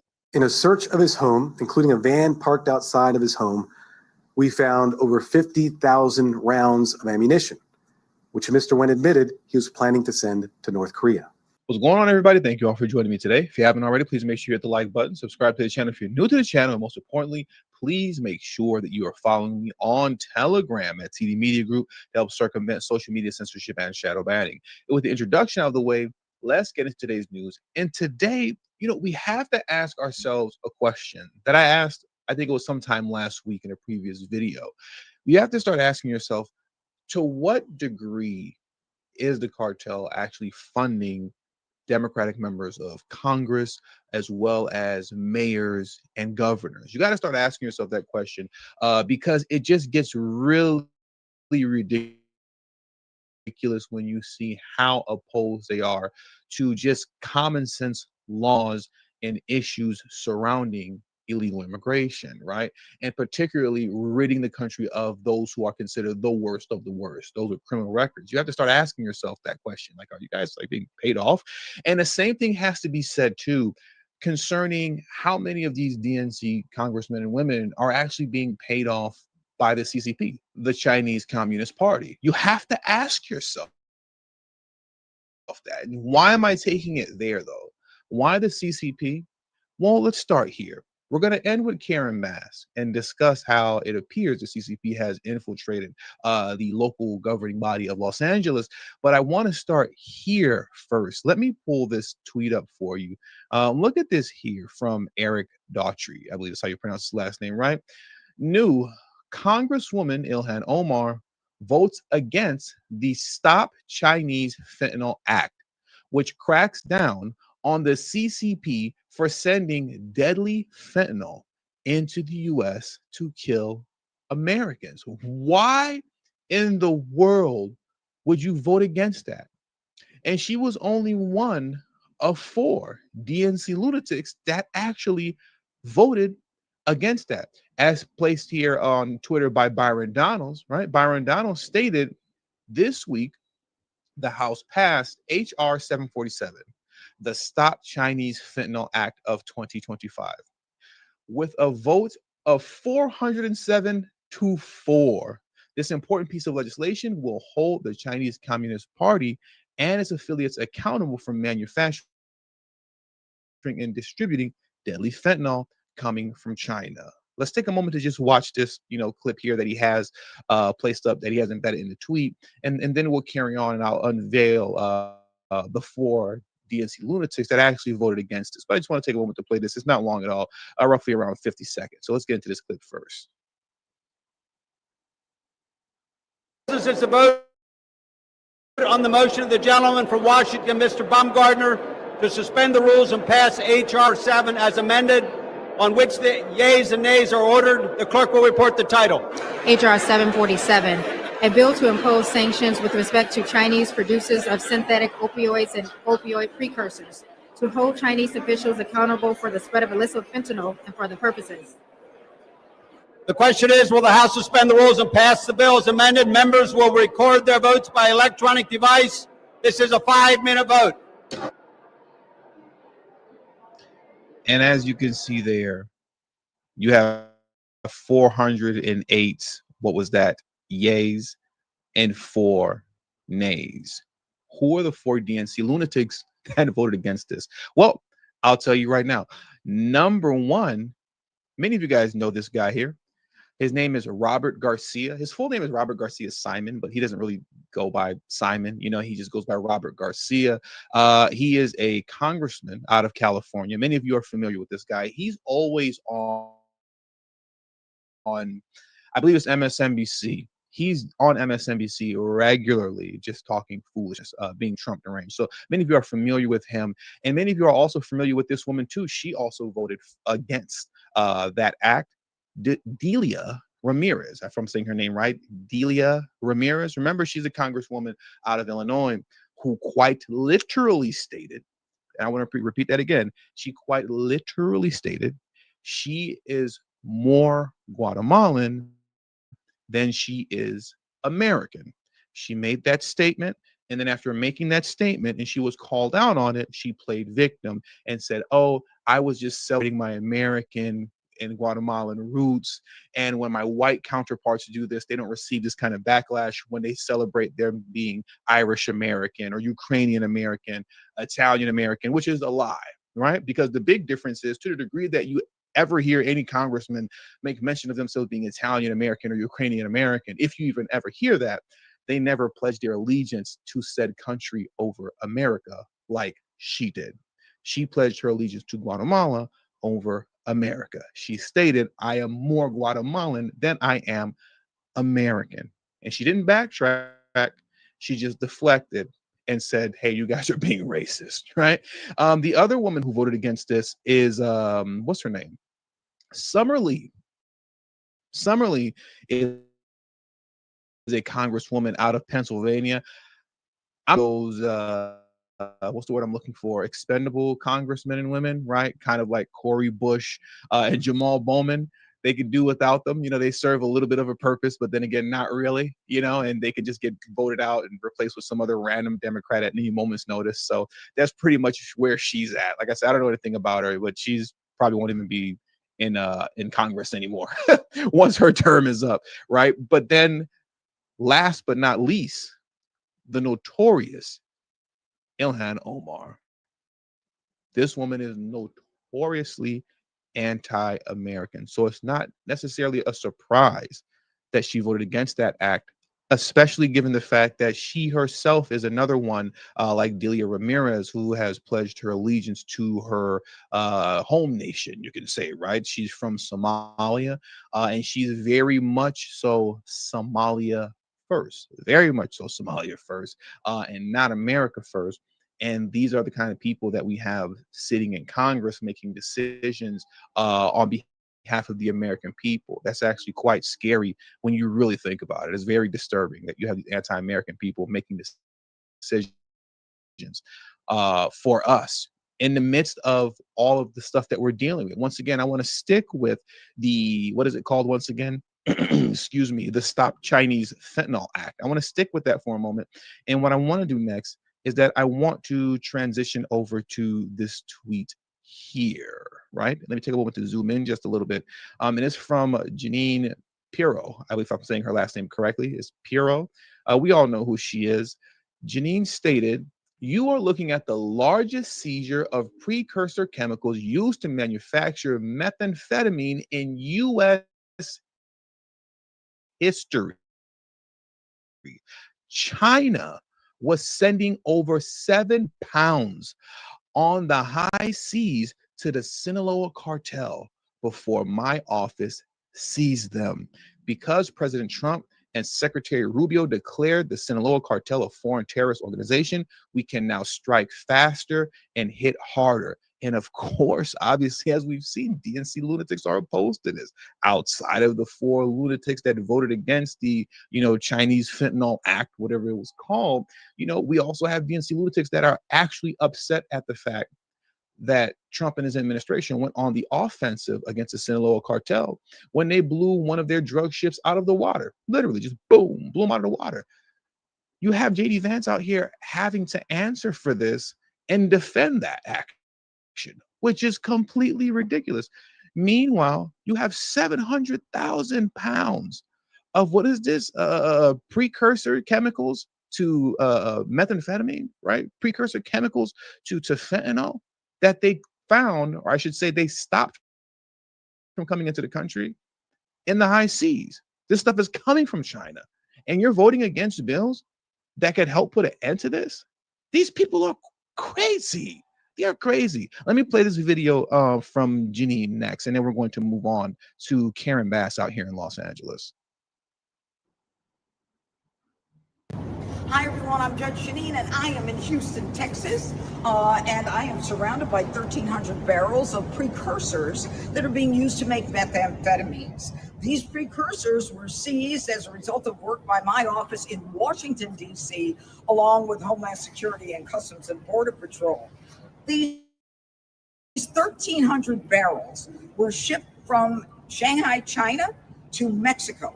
We intercepted these precursors on the high seas, and now the Sinaloa cartel will not be able to use them to make methamphetamines. And the bottom line is this: whenever there is an effort on the part of foreign terrorist organizations to create on the high seas, or whether it's in the country or a foreign country, and by the way, it's going to take 24 18-wheelers to take all of these containers and put them in a secure storage facility. And that's what we're doing in DC, but we're doing it in Houston today. And you never know where we're going to be tomorrow. And Democrats are opposed to this. I said it before, I'm gonna say it again. It is going to be a scary and sad day the moment Democrats get back into office, because the Trump administration, they take pride in actually keeping this country safe, preventing drugs from coming into the country, going on the offensive to fight against, the cartels in Mexico, as well as, the CCP, the Chinese Communist Party. And this is something that Democrats don't take pride in. Some way, somehow, they view all of that as being racist, right? Some way, somehow, not keeping us safe. But it starts to make a lot of sense that they view things like that when you start investigating, right, where they get their money from. And that's where we come into next, talking about Karen Bass and those who are a part of the CCP that have seemingly, I can't say infiltrated LA city government, but, paid their way in. This is what I mean by that. Let's jump into this article over here next. Take a look at this here. Exclusive. Karen Bass raked in cash from Chinese intel-tied bankers before appointing them as advisors. Now, what I'm going to do is that I'm going to leave the link to this article in the description box below, and I strongly recommend that you read this for yourself, because we're not going to go through the entire article. I'm just going to give you more of a brief summary of what this is about. But please, please, please make it a point to read this for yourself, because it is so detailed concerning who these folks are, how much money they do, and essentially seemingly how this all works as it pertains to, being able to pay to play. Even as foreign nationals, you can pay to play to get in government here in the United States. Look at this. They have the photos up here. Look at this here. Look at this. They got, the pictures of the guys that she's been dealing with, and those that are, apparently, dealing in Los Angeles politics after being able to pay to play. You see Karen Bass here taking pictures with these guys, Simon Pang, as you can see here. So like I said, there's a lot of info in this article that's worth checking out, and I strongly advise you to do that. Please do that. Please. What I'm going to do next is just get into the summary that I have here, just for time's sake, concerning this video, to give you a brief breakdown of what this is all about. So let's jump into that summary next. So as it states here, Los Angeles Mayor Karen Bass's transition advisory team included 2 bankers with ties to the Chinese intelligence network, according to a Daily Caller News Foundation investigation. In December of 2022, Bass appointed Dominique Ng, CEO of East West Bank, and Simon Pang, co-founder of Royal Business Bank, to her mayoral transition advisory team. Together, Ng, East West Bank, and Pang have contributed over $1 million to Bass's mayoral campaign and to the mayor's fund for Los Angeles, a nonprofit where Bass serves as an advisor to the board. get this, both Ng and Peng have been connected to the Chinese Communist Party's United Front Work Department, UFWD, an influence and intelligence arm of Beijing. Once again, they are connected to the influence and intelligence arm of Beijing. Although it remains unclear what specific role the two played on Bass's advisory team, their ties raise concerns among China experts. A spokesperson for East West Bank acknowledged Ng's past participation in the two Chinese government organizations, but denied his involvement in the third, despite multiple listings of him as a member. Peng and Royal Business Bank did not provide a comment. That's not too surprising, though, right? Check this out. Investigative reporter Sam Cooper described their involvement as a huge red flag, suggesting that individuals with United Front connections often gain access to political circles as a reward for channeling significant donations. He emphasized that such donors usually appear around politicians for strategic reasons. They pay to play to get into government and to get in close here in America. And everybody knows this, but they take the money and allow these guys in anyway. This is diabolical. And you wonder why people like Ilhan Omar and the like are so against any and everything concerning immigration laws, concerning tariffs, and penalizing countries like China for sending coming to the United States. You wonder why. Because in my opinion, a lot of these guys are getting paid off, man. They're getting paid off. That's just my opinion. I assume, but it seems pretty obvious to me when they're so against common sense issues, common sense laws, common sense solutions surrounding this type of activity. But I digress. Let's carry on. This development adds to existing scrutiny of Bass's ties to China. Earlier in 2025, another DCNF report revealed Bass had appointed the son of a Democratic fundraiser and CCP intelligence arm official as the city's liaison for Asian Americans and director of communication appointments. Golly. China expert Gordon Chang argued that Bass's actions have left Los Angeles wide open to CCP influence, going so far to call her a CCP sympathizer in chief who resists federal oversight while embracing Beijing-linked figures. Can you believe that? Think about the truth behind what's being stated there. Karen Bass resists federal oversight. I don't want to hear anything that's coming from the Trump administration, but embraces Beijing-linked figures. You embrace those and bring into the fold of what we have going on here in Los Angeles, those that are connected with the CCP, open enemies to the United States. I just find that rather interesting, to say the very least. And to me, it speaks volumes. It says a lot as it pertains to these DNC politicians being against any and everything that puts a stop to the foolishness that comes from these countries. I want to play this for you in closing, because this is truly bizarre. Truly bizarre. You remember when President Trump had his military parade, right? And it just so happened to land on his birthday, the military parade. Everybody was so mad.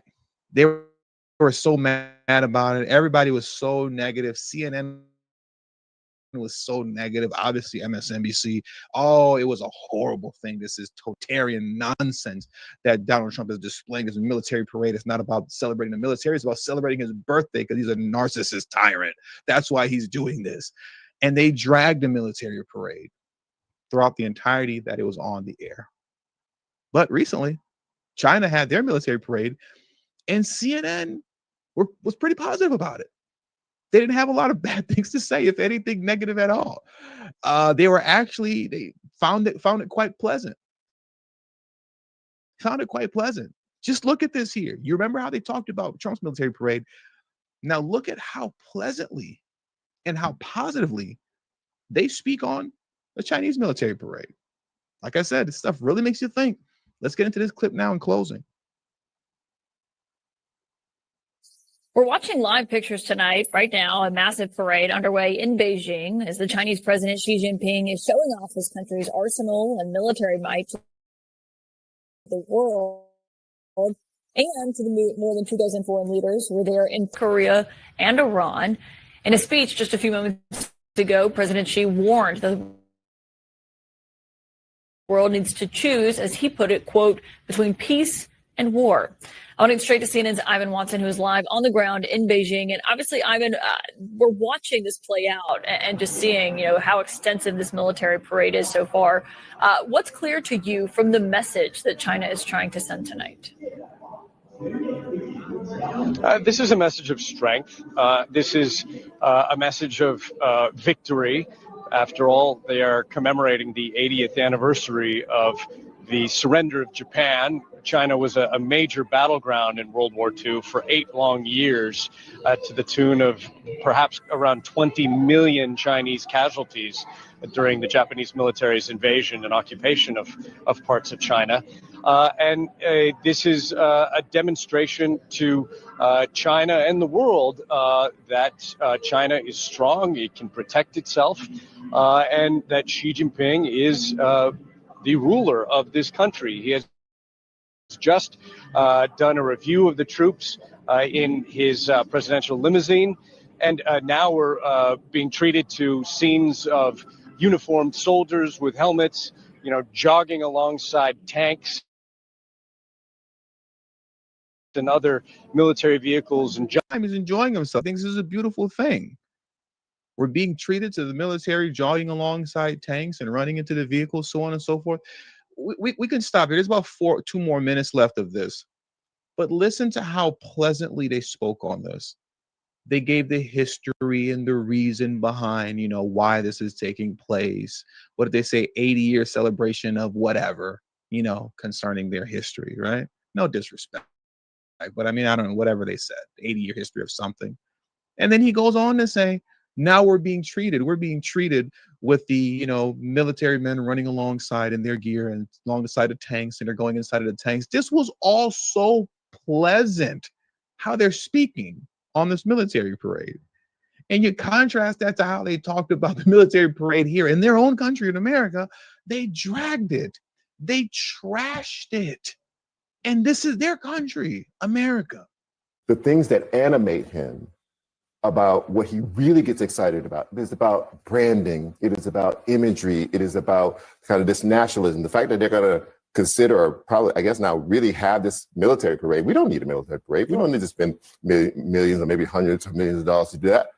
But we want to do it because he has to feed his he said it inner himself. image monster. Well, he said it himself. He wants, himself as a movie maker. You cannot be cutting tens of thousands of federal workers at the same time you say we're going to waste money on a military parade. Why is it wasteful? It is wasteful. Why? It is what do we need to show off our military for? But that's strongmen do that. Has nothing to do with pride in the military. Strong men do that because they want to make the citizens cower. They want to say, we are strong. I am here. I have all these weapons. Aren't you proud of me? But when you speak on a foreign nation's military parade, very pleasant, positive, just giving you the facts, just giving you a little history. It's a beautiful thing. I find that very interesting, man. It makes you wonder who's really paying these people. And with all that being said, that does it for today's news. So I want to thank you guys for joining me today. Please hit the like button on your way out. Subscribe to the channel if you're new to the channel. Share this video on your social media platform. And also do not forget to follow me on Telegram. That is extremely important. Please follow me on Telegram at TD Media Group. Link to my Telegram is in the description box below and pinned in the comment section as well. Thank you all for your time. Until the next video, peace and have a great afternoon.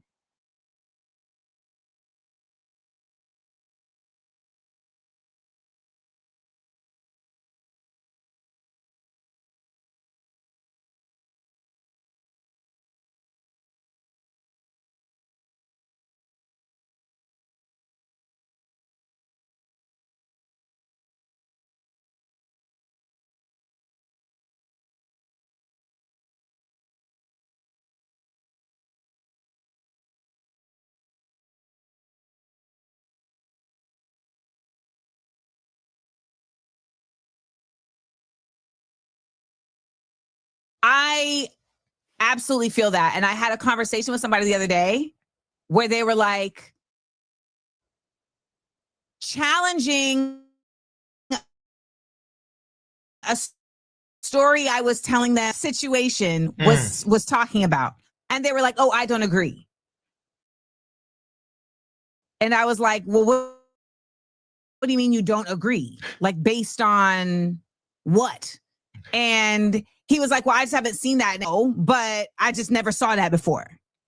And I was like, yeah, but it seems as if you are comparing your cursory knowledge, which knowledge is a strong word, right? Yeah. Your cursory information gathering that you've done on this to someone's lived experience. And he was like, yeah, but that's just not my reality. I said, but you don't have a reality in this. Like, they actually have a reality. And he genuinely found fault with the concept that there was a difference between someone who was an expert and him. And I had to really keep up from getting up and leaving the table because that's what I really wanted to do. But his wife was there and I knew she would have been like, no. But I was like, yeah, this is not the same. You can still have a valid opinion as someone who is not necessarily a lettered person in a subject. However, been validly you having it. That's what that is. And so this is interesting because everyone there feels that way. They all feel like they have a valid opinion because they are being given a platform to give it, right? And so that's why it's imperative that the undermining or the challenging, I should say, opinion isn't with facts and just. So that's why when I'm putting debate in quote because there was no rules and it was just mayhem. Yeah. But that's why when I was countering their points, so to speak, I tried my best to not do so from their same point of view, which is, well, I this and I that and I this. And it's like, well, no, I'm going to counter your individual experience that you are basing, by the way, your entire view of the Black experience on. I'm going to counter that with something that is not about my individual experience, but about like an actual legislation or an actual studied research experience, et cetera, has been had by multiple people over a semblance of time. So, this is the struggle of anything, though, when there's a shift. I mean, I think it's just kind of the reality of a pendulum swinging. And when a pendulum swings, it dips into the water deeper until it gets to the other side. So we're in the deep waters of the pendulum swing right now. We are definitely in the deep waters. And I'm glad you actually brought up that exact point because the one that just really stuck with me was the guy who's like, well, can you tell me what like racism exists in America? Like what structural racism is there? Like, I feel like I've never experienced repairing a little bit, and he was smiling too. Like he was really saying something. And I hate to offend someone I don't know, but I'm just thinking like, I mean, one is sort of shocking. You've moved through like America, a Black person, you've never experienced any racism. So it kind of makes me wonder how you're even defining that. But it's like this idea of knowledge that realities, because obviously there's so many things we can point to, but that one just really stuck with me because I'm just thinking like, what are you talking about right now? Like there's so many different examples to even pose the question. But again, it was so rooted in that kind of personal anecdote. And I hate to say it like this, but was Byron Donalds, who sadly is going to be the next governor of Florida. And like everything he says, what he said at the RNC, which is like, this has been such a land of opportunity and promise for me. And, I've done so much and I've never experienced this, that, and the third. And it's like, it just feels so dangerous because when it's coming from someone who has a level of authenticity, they are a Black person in the United States, for those who consume it. And by the way, I saw that clip because Tommy Lahren like pinned it on her thing and said this was making her weak, is I said like, wow, this is dangerous, because I think most Black people would probably see that and be like, come on, dog, like really? But maybe not everybody. And a lot of non-Black people can say, well, that's just a valid perspective because it's two people. So the thing about it that I had to really remember is that a very key fascism, just disinformation. And I think only guys with like white people and them like giving disinformation to other white people or giving disinformation to Black people, it is far more difficult to kind of discern like, oh, this is a Black fascist giving disinformation to everybody and not a Black person who's had an individual who's experienced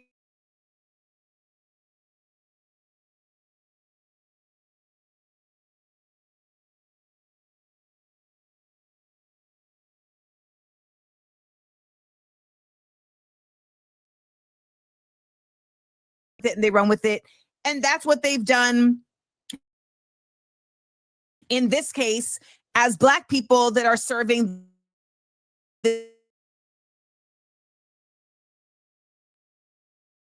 where they are weaponizing their Black experience to undermine the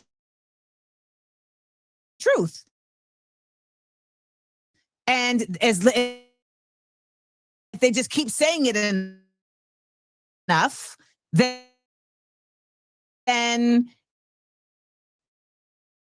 grew up version of that. I mean, I remember going to park my car at Macy's in Orlando and got called the N-word with a horse. Yes, I did, because you move too slow. But to like when I was in middle school, I was in school with the same people that I went to elementary school with. We grew up, then we went to high school. The summer between sophomore year and junior year, all these white boys that I'd known since they were 8 started flying like it was like they let's brand that. Like, I don't know, ceremony took place, but them boys came back as good old boys. And it was like, oh, this is a real thing that's culturally rooted here in Florida. So there's no version of Byron Donaldson where he didn't experience racism. It's just that Byron Donalds is trying to, and he was like, oh, it's like that. And I was like, yeah. It's like that. And I'm not shaking your hand because I don't want none of who you are on me. By the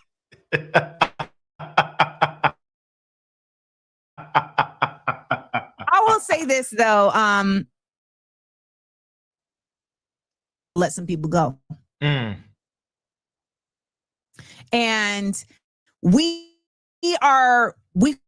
find it a lot easier to let folks in our community go for just who they are versus folks who make choices to me. Like the willingness to let trans folks and gay folks go just because of who they are under some guise of religion, et cetera, is really preposterous considering the way we will hold on to politicians choosing to not do anything for our communities except just be Black.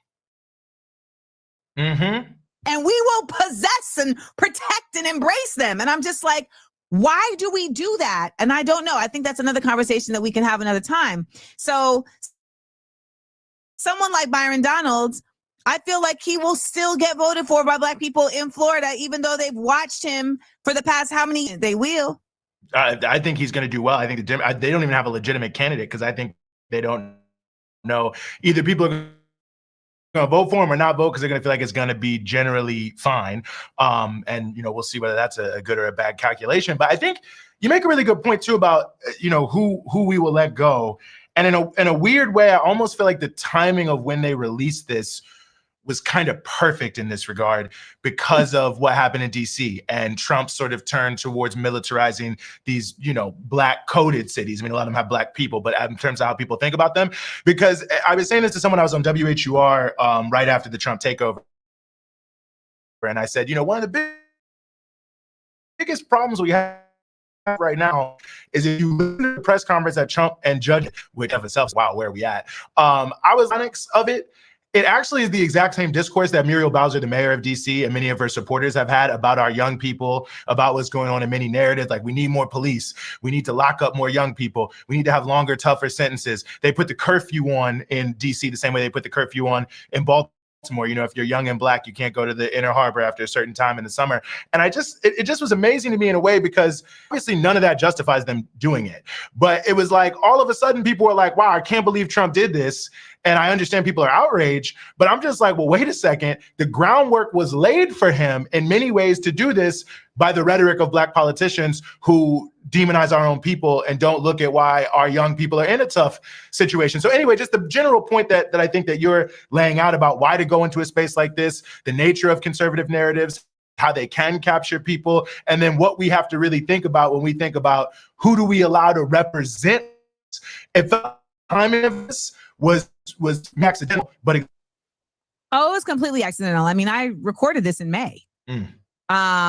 And then it just aired. And by the way, I want to say I forgot that it had to air. So, I had done the thing and I texted you and was like, I did it. I'm not sure how I did, but I did it. And I kind of was like, I had let it go. And I was like, oh, it has to come out. That's going to be a whole other thing. And so it was not intentional. Ultimately, though, we are in such a real time of just constant melee and nonsense that it feels like anything that can kind of disrupt the chokehold that the nuke has on us is a positive when it can divert. Like, I really love seeing just so much coverage on my phone of the global flotilla, right? And that it's coming from all different sides. Like, we on this boat, we on that boat, we over here. We gonna stand down we're gonna stand up if they take the boats, And as somebody who doesn't consume mainstream media anymore, like, the internet is where I'm gonna get my information, and the internet has its own algorithm of how information gets dispersed. So, like, my mom was telling me yesterday, she was like, I'm still seeing videos from this debate. People still making videos and people still responding and thing. And I'm like, yeah, I guess it's still a part of the zeitgeist, which is rare for 3 weeks in the internets. I definitely thought it was going to be a week. Yeah. I thought it was going to be a week. I did not think it was going to be a week. I thought there was a good month. When I started seeing the, different platforms, different family group chats, because you get the 17-year-old in the family group chat gets it, but grandma doesn't see it 2 weeks later. Then she posts about it. You got to respond. So I thought it was a good month in there.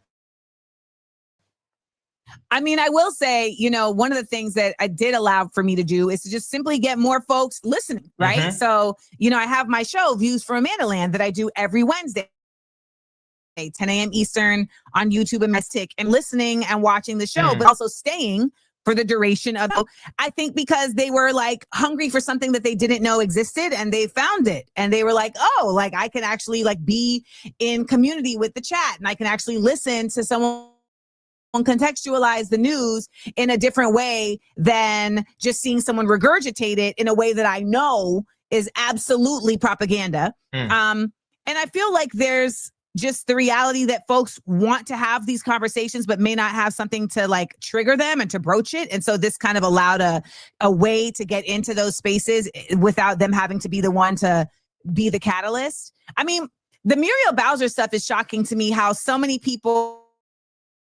No, it's not. Stop. It's not shocking, because it's the same with Kamala. Right. Nobody like Kamala, then Kamala ran, and all of a sudden, you're the best. And I was like, well, y'all don't like her. And they same with Muriel Bowser. And now I see people being like, she has no choice in the matter. She has no power. What can she do? And I made a video the other day where I said, DC, you deserve better. Because if she has no power, then why ain't she out there with y'all? Why ain't she in there with y'all? Where is she at? Because if she has no power, what is she doing? Except using y'all's money because she's getting paid to do a job by y'all. Good question. And, as I said to somebody actually on that same DR show, I said, and Sharon Pratt Kelly was the mayor. And I can say many negative things about Sharon Pratt Kelly as the mayor in the 90s, but she used to shut down the DC government to protest for statehood. And they would have 100,000 DC government workers. So you could do that if you wanted to. You could shut down 395 with 50,000 Black DC government workers and say, we're not moving until Trump does something. But then you have to put yourself into a different modality than the one that you have aligned with, which is to align yourself with power, as if going back to Booker T. Washington, we haven't shown that never really gets us anywhere. And it brings me to another point. I'm glad you brought the global mood for People's Palestine in Detroit recently. And just to connect 2 points here, On surrounded the same guy, and I'll keep picking on this guy, but he was like, well, a lot of bad things are happening to Chinese people and they're not crying for reparations and so on and so forth. And my first thought is well, maybe they should be, given all the negative things you just listed. But that being said, and the tree obviously is, and I think this is good. I'm for it, becoming and has become significantly more diverse. And when I think about Palestine, when I think about sort of Black-Asian relations, I hate to use that broad thing, it feels like a major aspect of white supremacy in so many ways, no matter who it's flowing through, including flowing through Black people, is now trying to pit different groups of people of color against each other. Y'all should be more like Chinese people, or Palestinians don't care about us. And I wonder, how concerned are you about that? What do you think about that? How do you respond to that? Because that's one of those anecdotal narratives I feel carries a long way. Black people and Korean people don't like each other. And I'm well, have you asked every Korean person, every Black person how they feel? But, it just carries because of certain things that have happened. But it does feel like there's a big pitfall there, big trap door there.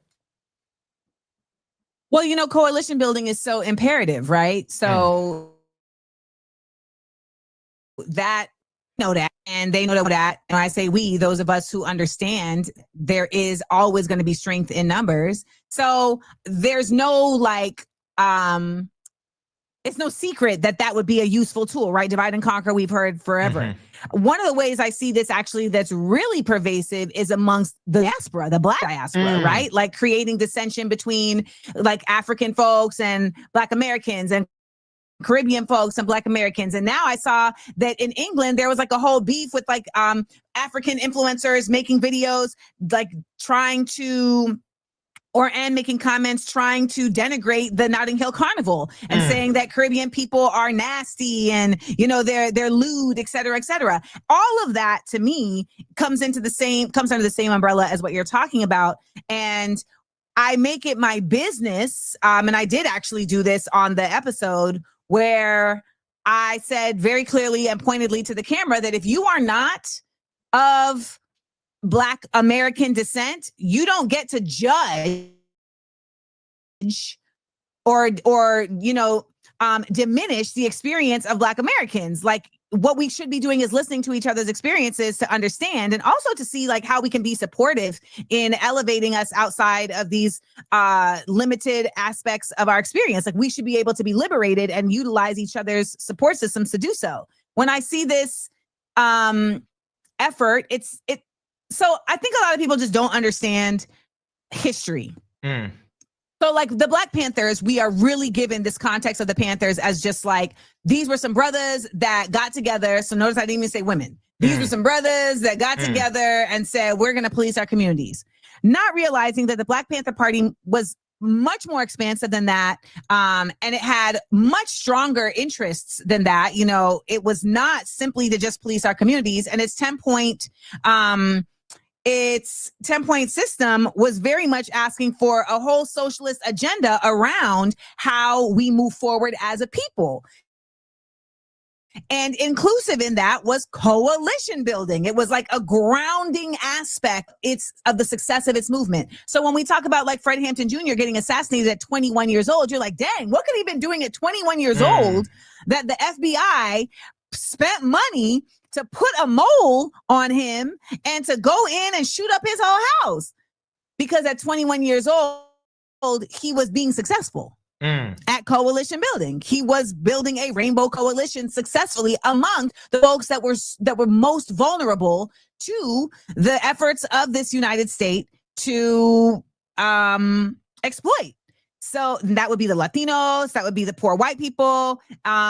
And so he was absolutely effective in doing that. And they saw that and said, oh, let's get him out of here. But Dr. Martin Luther King was about to do the same thing, right? Like he got murked when he stopped caring just about Black people, which was no problem. But when he started expanding his ideology and being like, now, hold on now, this ain't just about the Blacks. It's also about the workers.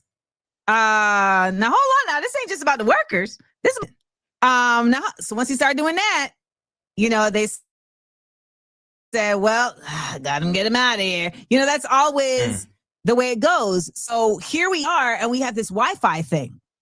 This internet is a bigger issue for them than we use as a tool for us. I really believe we undermine and we are very unaware of how different things are in that we have this connectivity.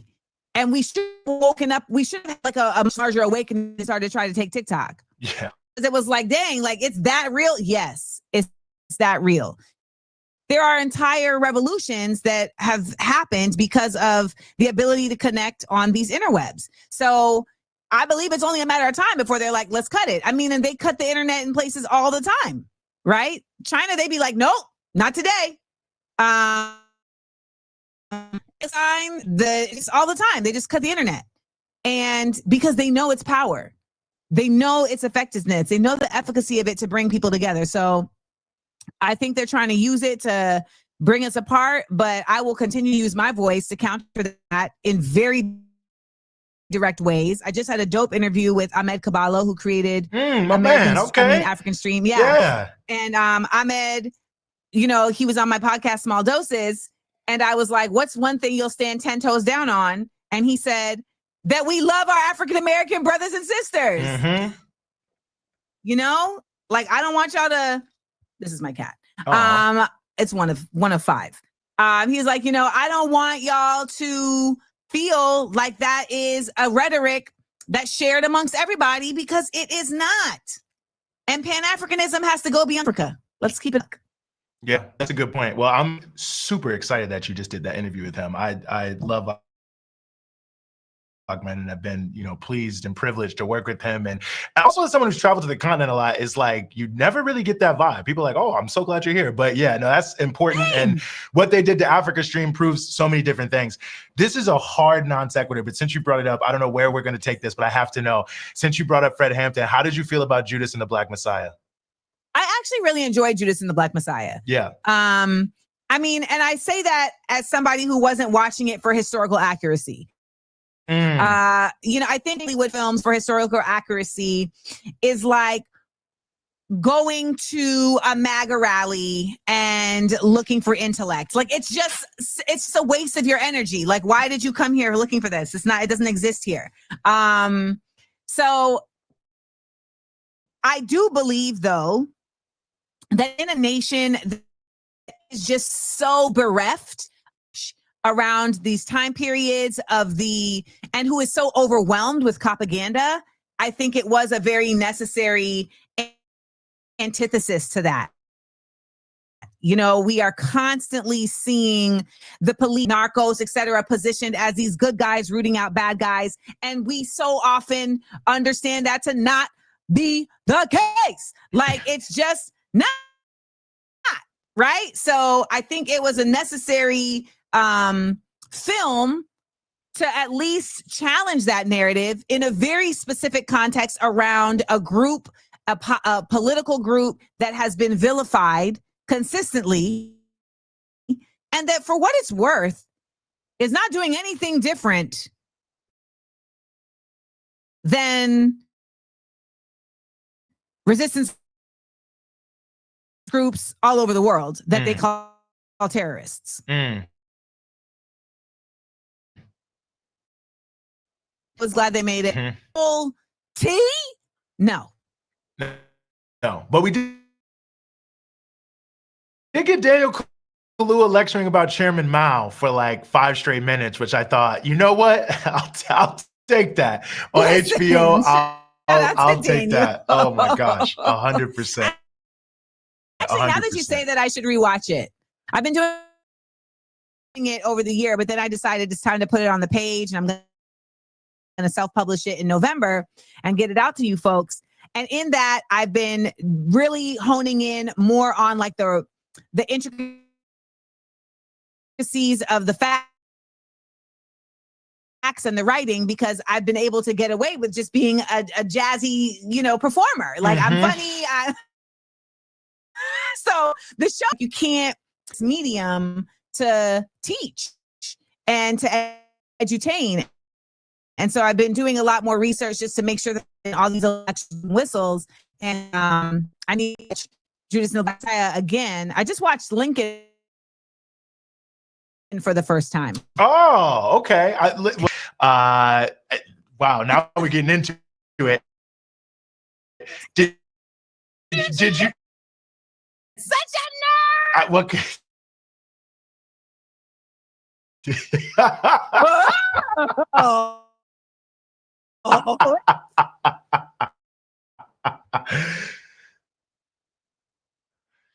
Review.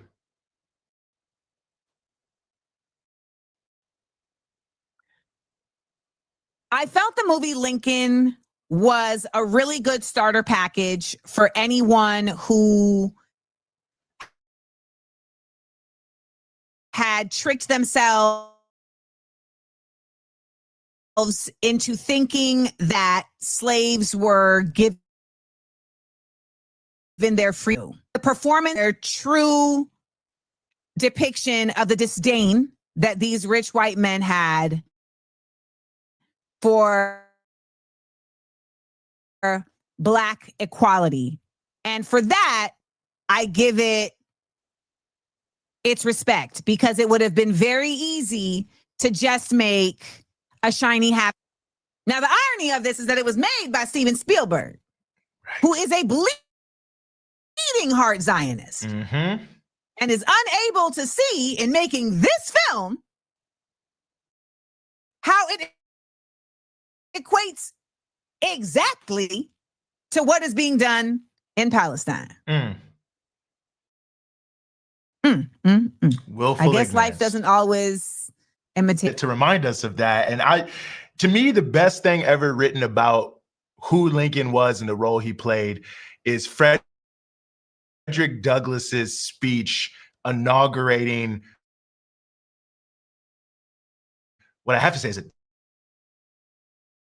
terrible statue, but the Lincoln statue in Lincoln Park, but he said at all the key moments where we needed him to take a certain position to move us to the next level, he took the right position to help us free ourselves. And it's an interesting dichotomy.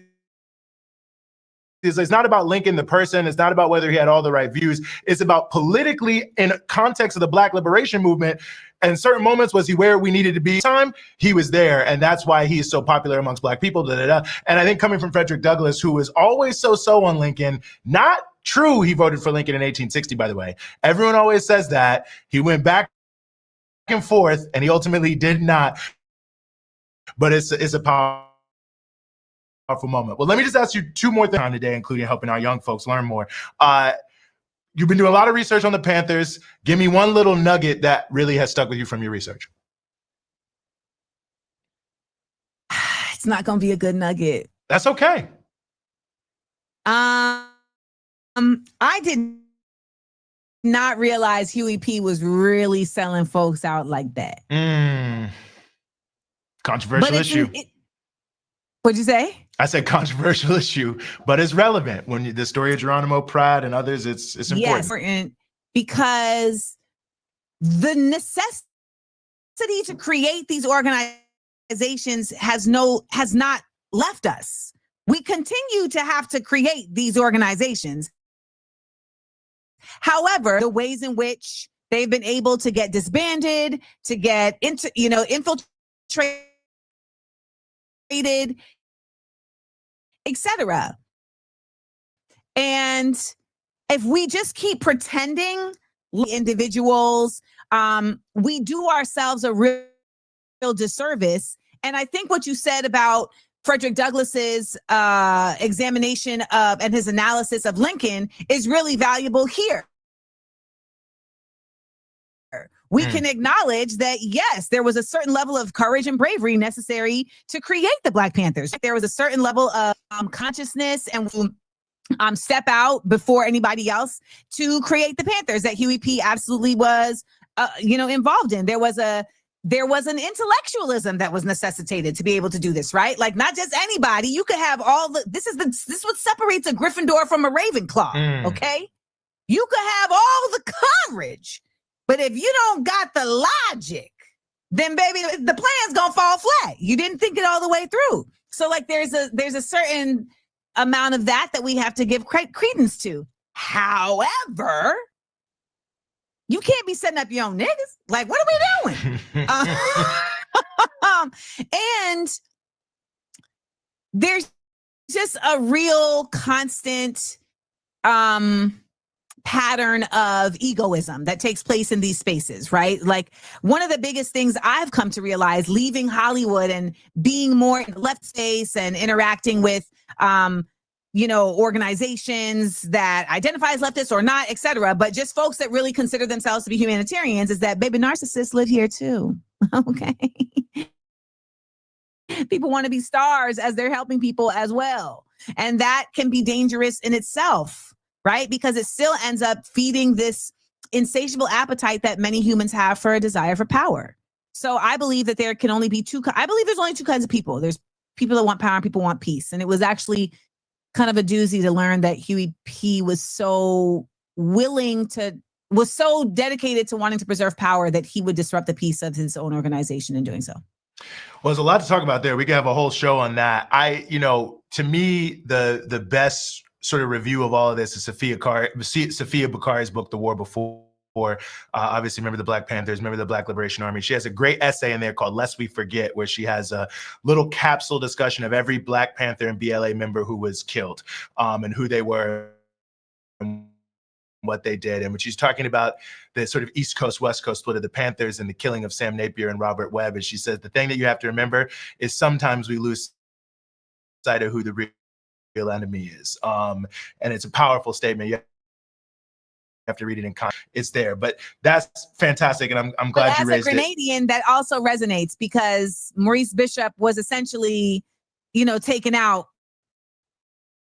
by Bernard Cord, who had been infiltrated by the CIA and was like, they was like, yo, you want to do this? You could really do things your way.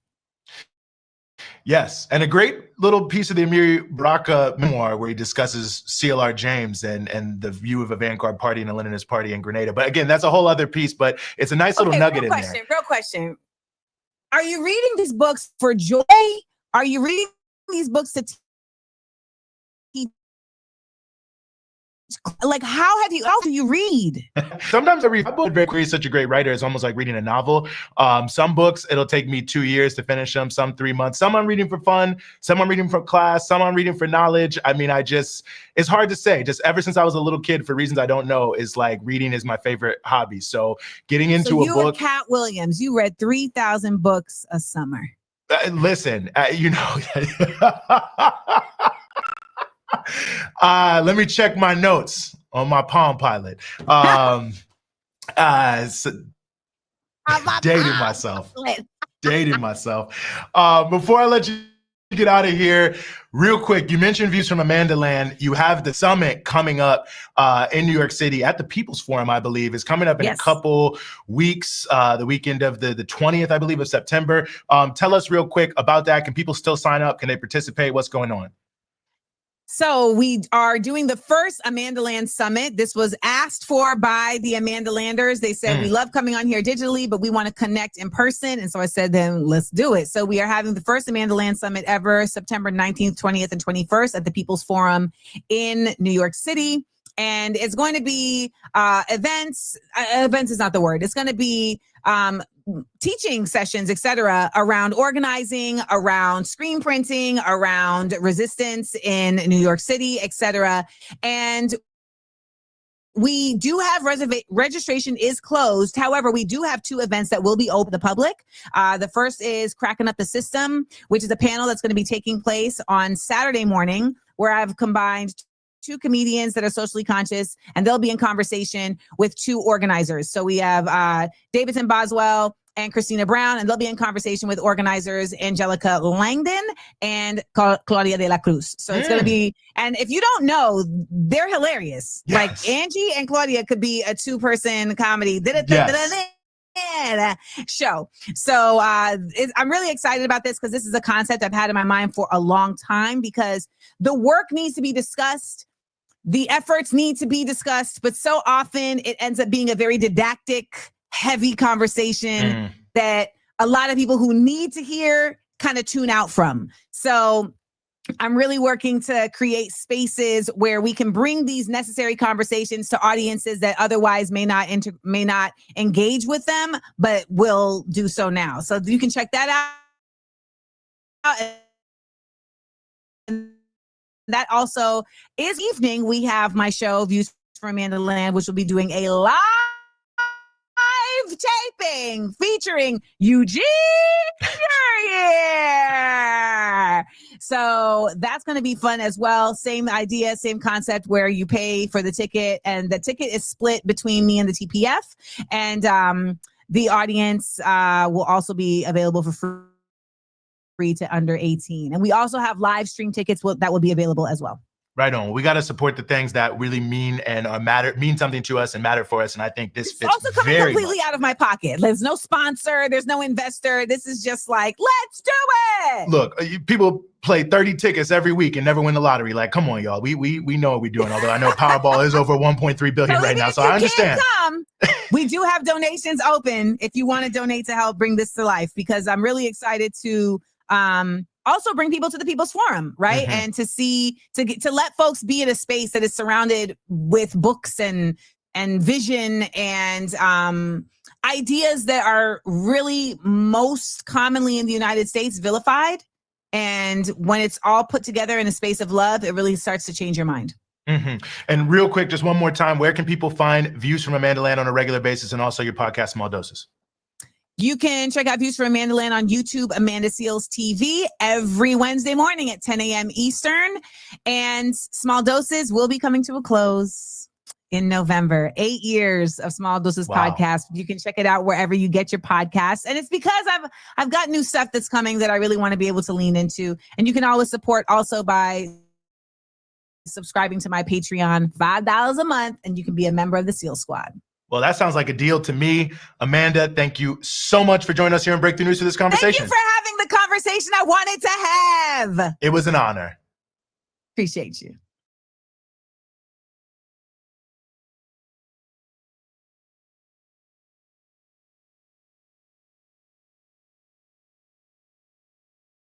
Oh my God. Shout out to Cracknetter for coming through. Shout out to FBA Combo. I do apologize, y'all. I really fell asleep. But I appreciate y'all tapping in. We'll have to replay some of this stuff later on, but thank y'all for tapping in. Make sure y'all like and subscribe to Frontline Black News. I did not know that, Cracknetter. Thank you for sharing that information. No wonder the homie don't like that food. Okay. That makes a lot of sense. Yep.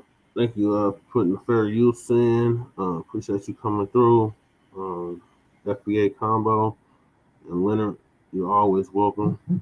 So peace, love, light, reparations, and separations, and Black empowerment. Oh yeah, appreciate Crew for coming through earlier as well. Appreciate Jay Militant for coming through, Twin, Mac, everybody that came through.